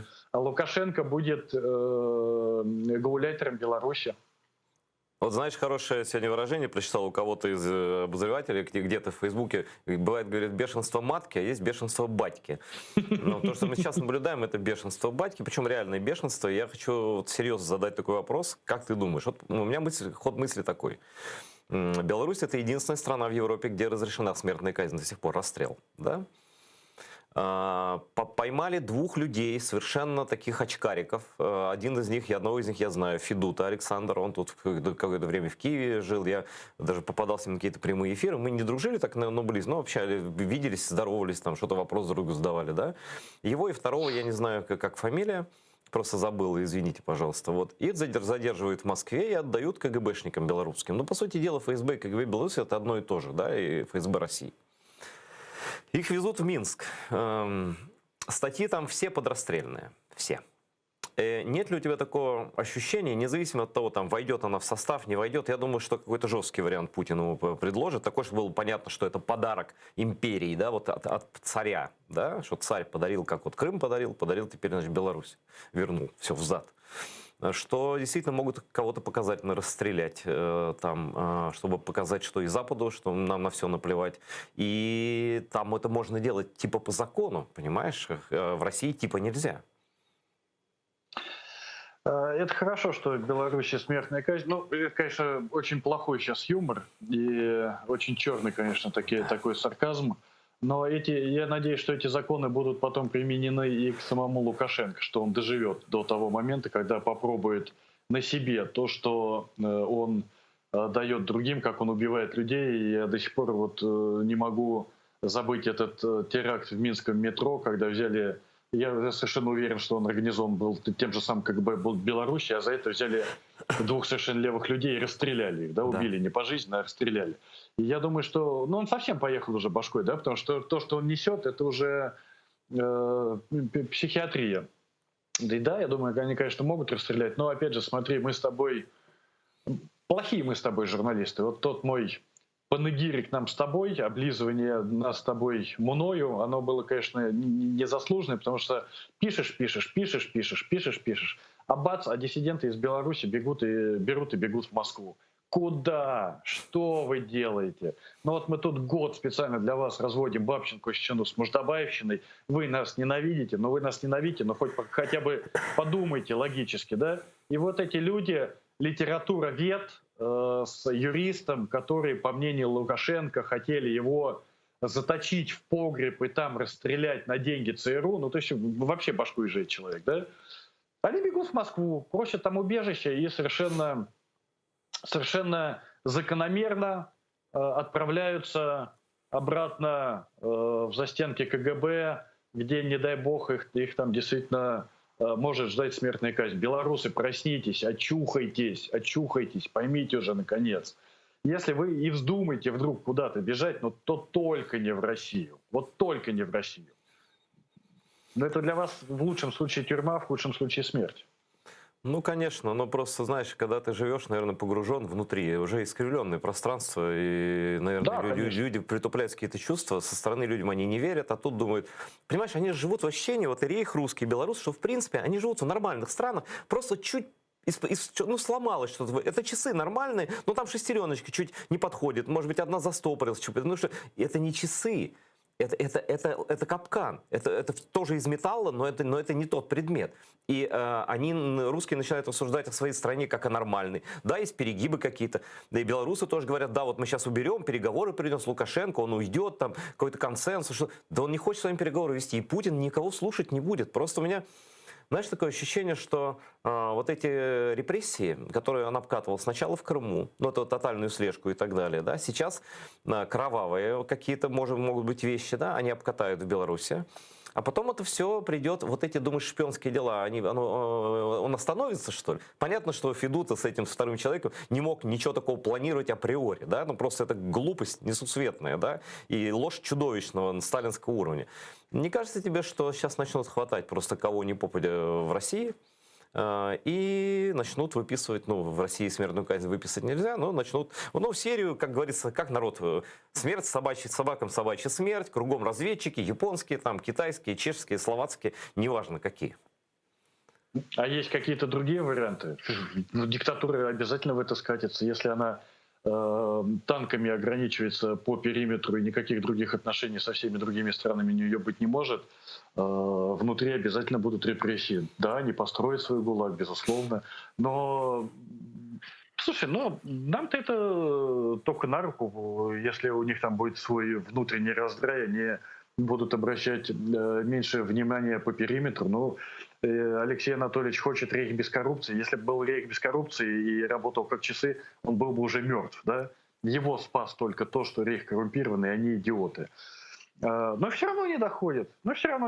Ну ты смотри, ну русские либералы, вон там сейчас как один рассуждают о том, есть ли в Украине какие-то силы, которым выгодна война. Да? Ну, то есть они вот тоже в своем абсолютно бубльгаме, этом пузыре живут и вырваться из него не могут. Да?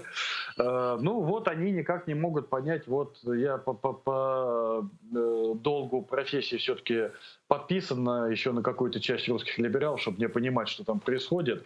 Ну вот они все еще называют, говорят, наша армия. Ну это, если это ваша армия, чего вы тогда ожидаете? Ну чего вы тогда хотите? Ну будет ваше НКВД, будет ваш ГУЛАГ. Но вы также и поедете, как в 37-м, в 38-м ехали в теплушках. Сначала все будете говорить, произошла какая-то ошибка, и потом только дойдет, и потом будете выпивать за дыхание, господи, за Чейна Стокса, великих английских докторов будете выпивать, да? Но если нет другого пути, если никак не доходит через голову, ну, значит, будет доходить через задницу. У истории нет других вариантов. Но она все равно научит, все равно выучит. Ну, в добрый путь, ребят, что я вам могу сказать? Не слушайте только Бабченко с Нуждабаевым, потому что не надо уже больше никуда бежать. Все, хватит. Всем вот кому надо было, уже все уехали. Там осталось вот вообще по пальцам пересчитать. Вот 6 человек вышли на пикет во главе с Викой Ивлевой на Арбате против войны с Украиной. 6. В 68-м было 8, сейчас 6. Прогресс общественный какой. Да, антипрогресс. Все, вот 6 человек, ладно, а остальные вы оставайтесь уже там, ребят. Уже незачем, не надо никуда. Но это на самом деле цифра дня. Я о ней не знал. Спасибо Аркадию, что сказал. Действительно такая символическая цифра. Все, наш эфир подошел к концу. Надеюсь, вам было интересно. Спасибо, Аркадий. Не скучай там в бункере. Вот, смазывай танк. Вот, пригодится.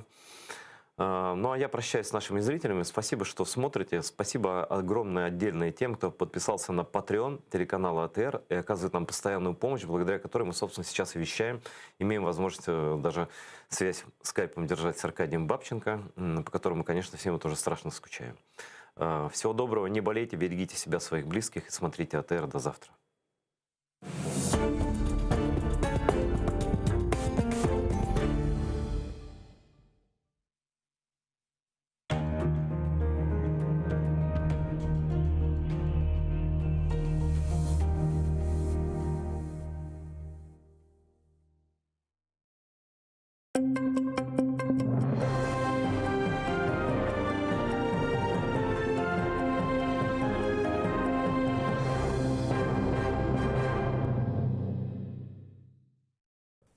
Украина Авропа бірлігіні Русияге низбеттен сектораль санкциялар қолланмаға чағыра. Бұны Авропа бірлігі девлетлерінің тыш ішлері назерлерінің онлайн топлашуында Украина тыш ішлері назері Дмитро Кулеба айтты. О Авропалы зенадашларына Русия тежавузыны тоқтатмақ үшін адым-адым олған план тақдим еткен.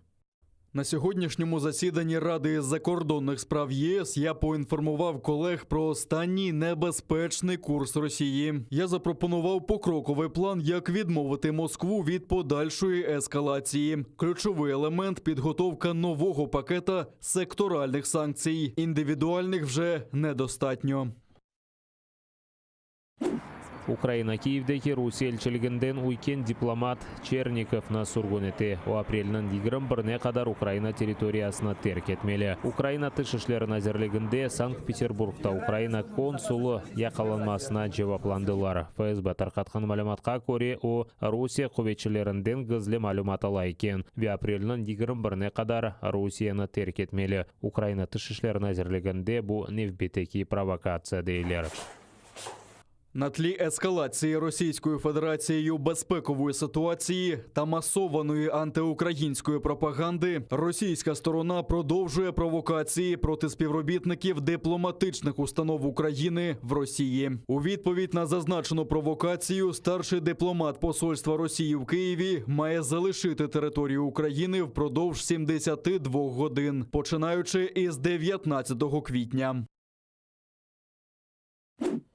Чехиядаки Русия элчилигинен 18 хадима махсус хизметлеринин агентлери ула федерал мемлекетни терк этмели. Чехия хакимияты уларны жасуслукта кабатлай. Да, 2 жасусны кыдырууга илан эттилер. Сөз Александр Мишкин ve Анатолий Чипига акында кете. Улар 2018 сенесі Бүйүк Британияда Русиядан качмага межбур олган Скрипаллер курантасыны зерлеген еді. Чехия баш назир Андрей Бабиш кайд эткенине көре 2014 сенесі улар Вребица шээринде Арсенал патлатылмасына алакасы ола біле. Анда олған сила Украина арби кубетлеріне берілмек керек еді. Жевап оларақ Русия 20 Чехия дипломатыны Русиядан кува. Андрей Ермак, Кырым-татар миллет векіллері теклиф еткен канун лейхаларына президент офисы тарафындан сижақ бақмалары үшін Мустафа Джемилевке Европейская солидарность фракциясындан чықмаға теклиф еткен. Бұны атырияйында Кырым-татар халқының лидері Озы тариф етті. О ве Меджлис рейсі Рифат Чубаров президент офисының ел башысынан Корушев кешіргенлері вақыт Андрей Ермак бөле теклиф сеслендірген. Мустафа Джемилев кесен-кес разы олмағанны білдірген. Рифат Чубаров есе Ермакка 2010 сенелері Мустафа Джемилев Янукович этрafында олғанларға бөле теклифке насыл жевап бергенini хатırlatқан.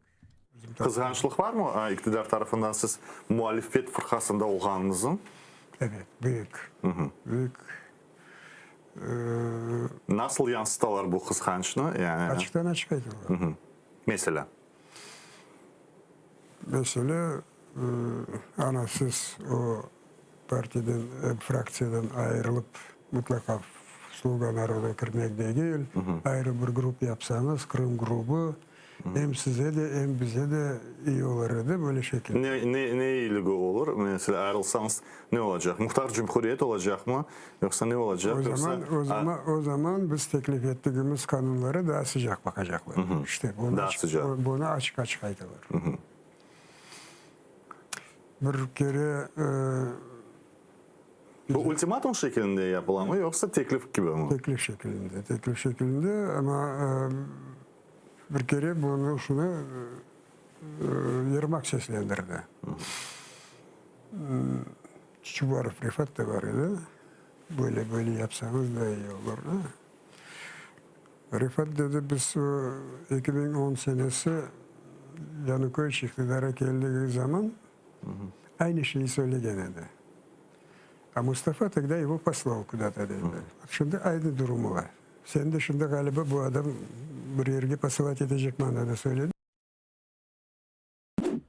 Бала ве буюк инсанларына нашлары чыққанна біле Бақмадан Едіқойы районының Ақманай, Каменскай койынде мұсылман мезарлығы үстінден газ борысына кешірмеге девам етелер. Ерлі сәкенлерінің сөздеріне көре қазылған топырақта бұтын инсан нашлары тоқылып ята. Ерлі фааллер қазымайшылер тоқтатылмасы талабынен кой шурасына мұражат еткен. Анда есе бір шей япып олмайық деп жауап бергенлер. Анда мефталар 1944 сенесіне қадар дефін етілген Қырымдан тамыр халық сұрғын етілген сон мезарлықны ерінен бір япып башташларны евлер құрылмасында ішлеткенлер. Кечкен апта кезлевде қадими мұсылман мезарлығы үстінде тайлақ құрмаға қарар алдылар.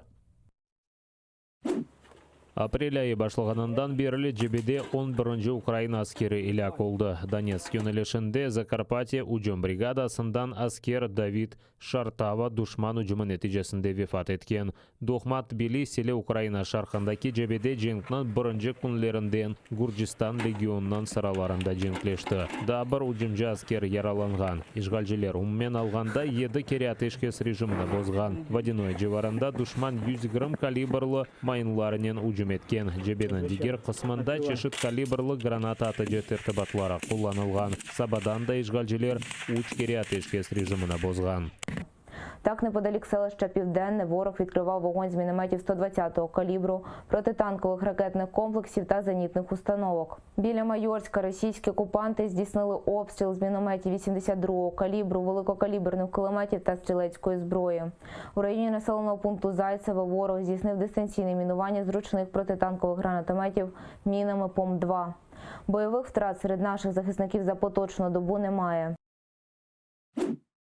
238 ел evvel Qırım Yarımadası birinci sefer Rusiya imperatorluğu tarafından işgal etildi. Ruslarının esas maksadı Qırım xanlığını yok etip, o sınırlarını kengleştirmek edi. Aprelinin 19'u 1783 senesi 2. Yekaterina Qırım Rusiya imperiyasına qoşuluu hakkında manifestini imzaladı.